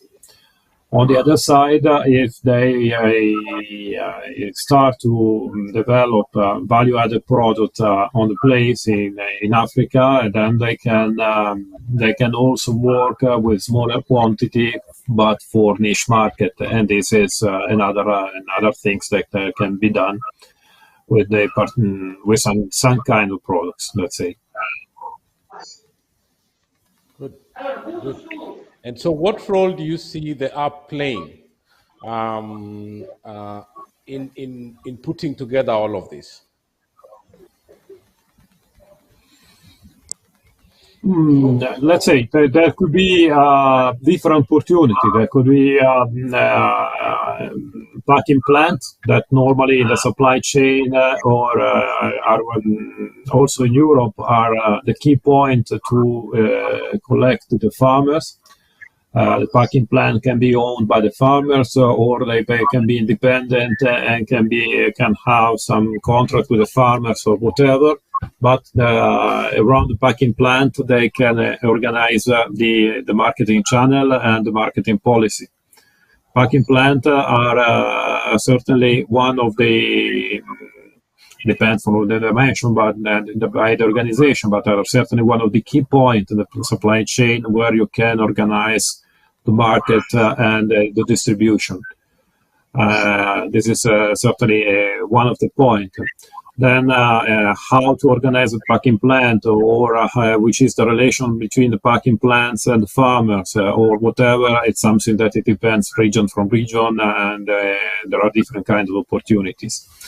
But certainly sharing the marketing cost in a greater, let's say, in a great aggregator is giving them the opportunity to have a lower cost per kilo product in marketing cost, and a lower cost in kilo products for logistics or whatever, for the finance and whatever. And so it's something that it's easier to organize. It's the same, let's say, same way that has been done by the European agriculture and all the other primary sectors. So packing plant or the preservation plant or the conservation plant, whatever. Depends from the value-added product in which you want to organize your products. But again, I come back to the point of today. Let's say have a name for the product. Let's say putting that the possibility to identify the farmer that has taken the commitment to a standard and to a quality of product. It's a really high value-added product that can be marketized very well on the market. That is giving transparency is what is people is looking for sustainability and transparency. And transparency is one of the key points that we have to focus with. Exactly. Good. Gabriel, what's your take? Just jump in and give us your contribution in this. No, Silas, I mean, what Marco was saying there, he's really telling the truth in terms of the importance of what the commercial stakeholders will be looking into. Because as also our former panelist in South Africa had said, that, you know what, aggregation is all about having all the farmers come together under one brand and to ship it out instead of duplicating the works, which also might mean having high overheads. So we need to find a way how to structure these, and also through the app to inform our members that these are the possibilities, these are the type of trains that you can come onto. However, this is how it looks like for you to enter into this professional space. Because you can be a professional with the smallest space that you can do, but still be professional about your delivery. And that can be brought about with either clustering farmers through associations or unions, so that they come together as a voice, so that they all know each other, so that when they are talking, they're all talking the same language of tomato, same language of onion, same language of beekeeping, same language of etc., etc. That way, it will be much easier to have one communication, one word, and they can understand why this direction is the one that they are busy taking on. And it will also make the apps work much easier, because again, it's just one message, and then you might have a specialist such as Marco or Giancarlo in the background, who will then actually be part of the beneficiation process, because then we've actually provided value on two things. One, in terms of Marco, if we're talking about export, it will be much easier then for him to understand what is being provided for. And here, then he in Africa will understand why the value addition and the type of machineries and the type of varieties that are needed, as Giancarlo was talking about. And I'm sure even in Giancarlo's space, he's also looking in terms of having a higher output. So we need to understand who are our partners moving forward, who are willing to understand that this transparency was to make it a sustainable solution. And we will be the voice then in this particular app back to the small holders. And I believe that having that one communication, we're not duplicating the grouping.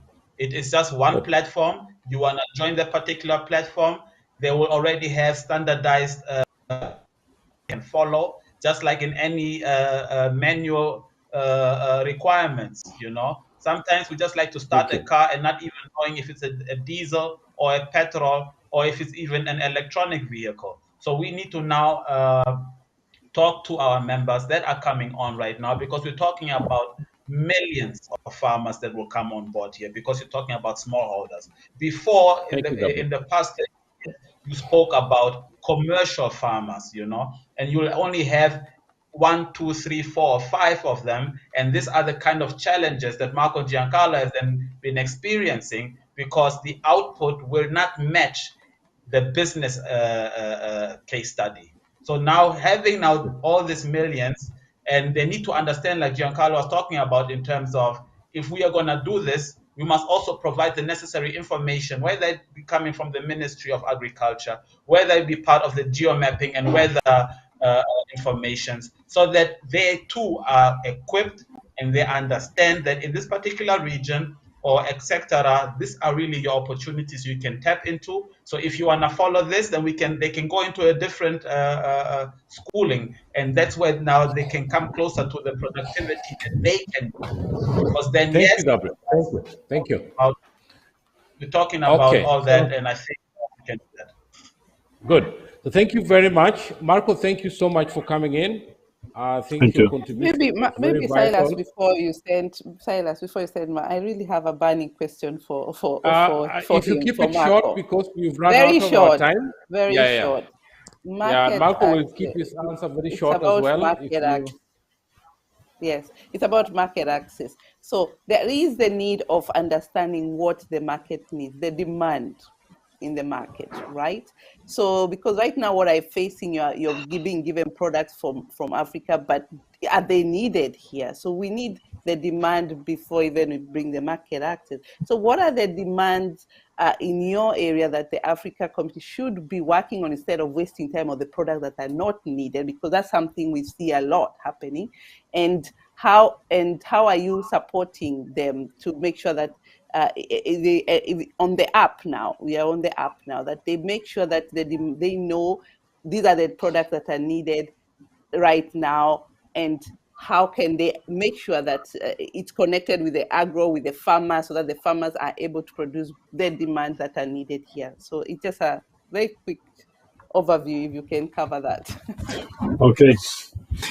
Well, Joy, you know, you live in Germany, and so you know very well. It means that the European market, especially the wholesale market, we can say are enough transparent. It means that every day they are publishing the prices and quantities of the product that has been dealt inside and so on.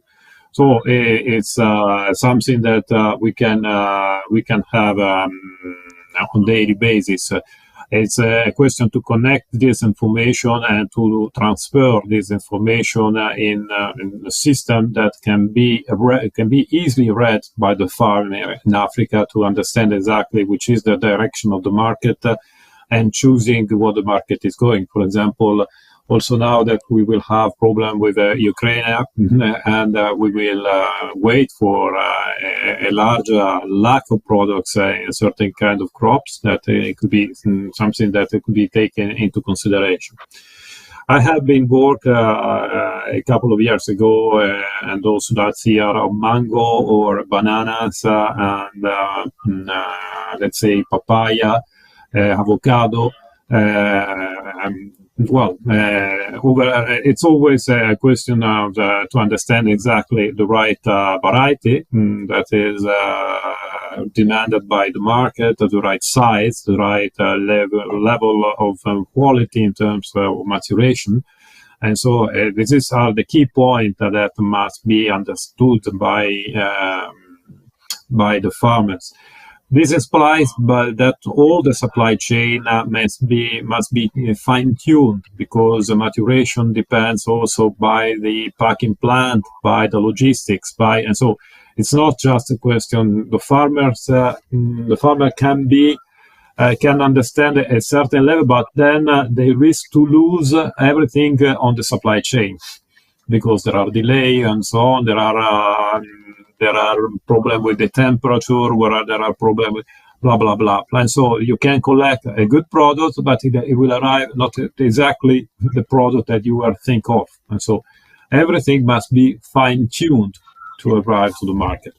And so this kind of information are quite important to understand and to collect and to put online, and sharing in this kind of network to choose the better packers, the better supplier in the supply chain for the logistics, and also the fact that the app can give can quote this the supplier, giving them the level of satisfaction of their services can be one of the key points that will be improved and can be implemented to give the right opportunity in the access of the market.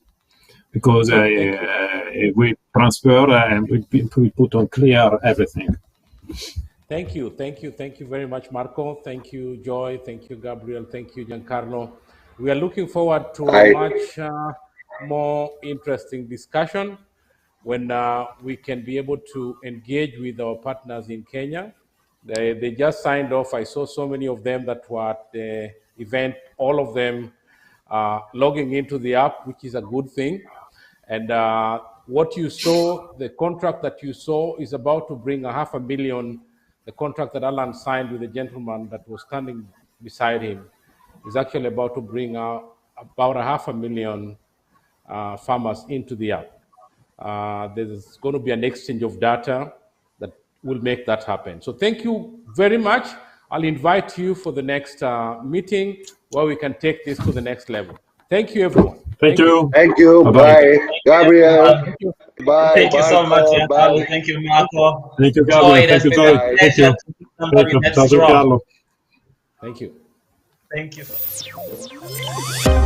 you.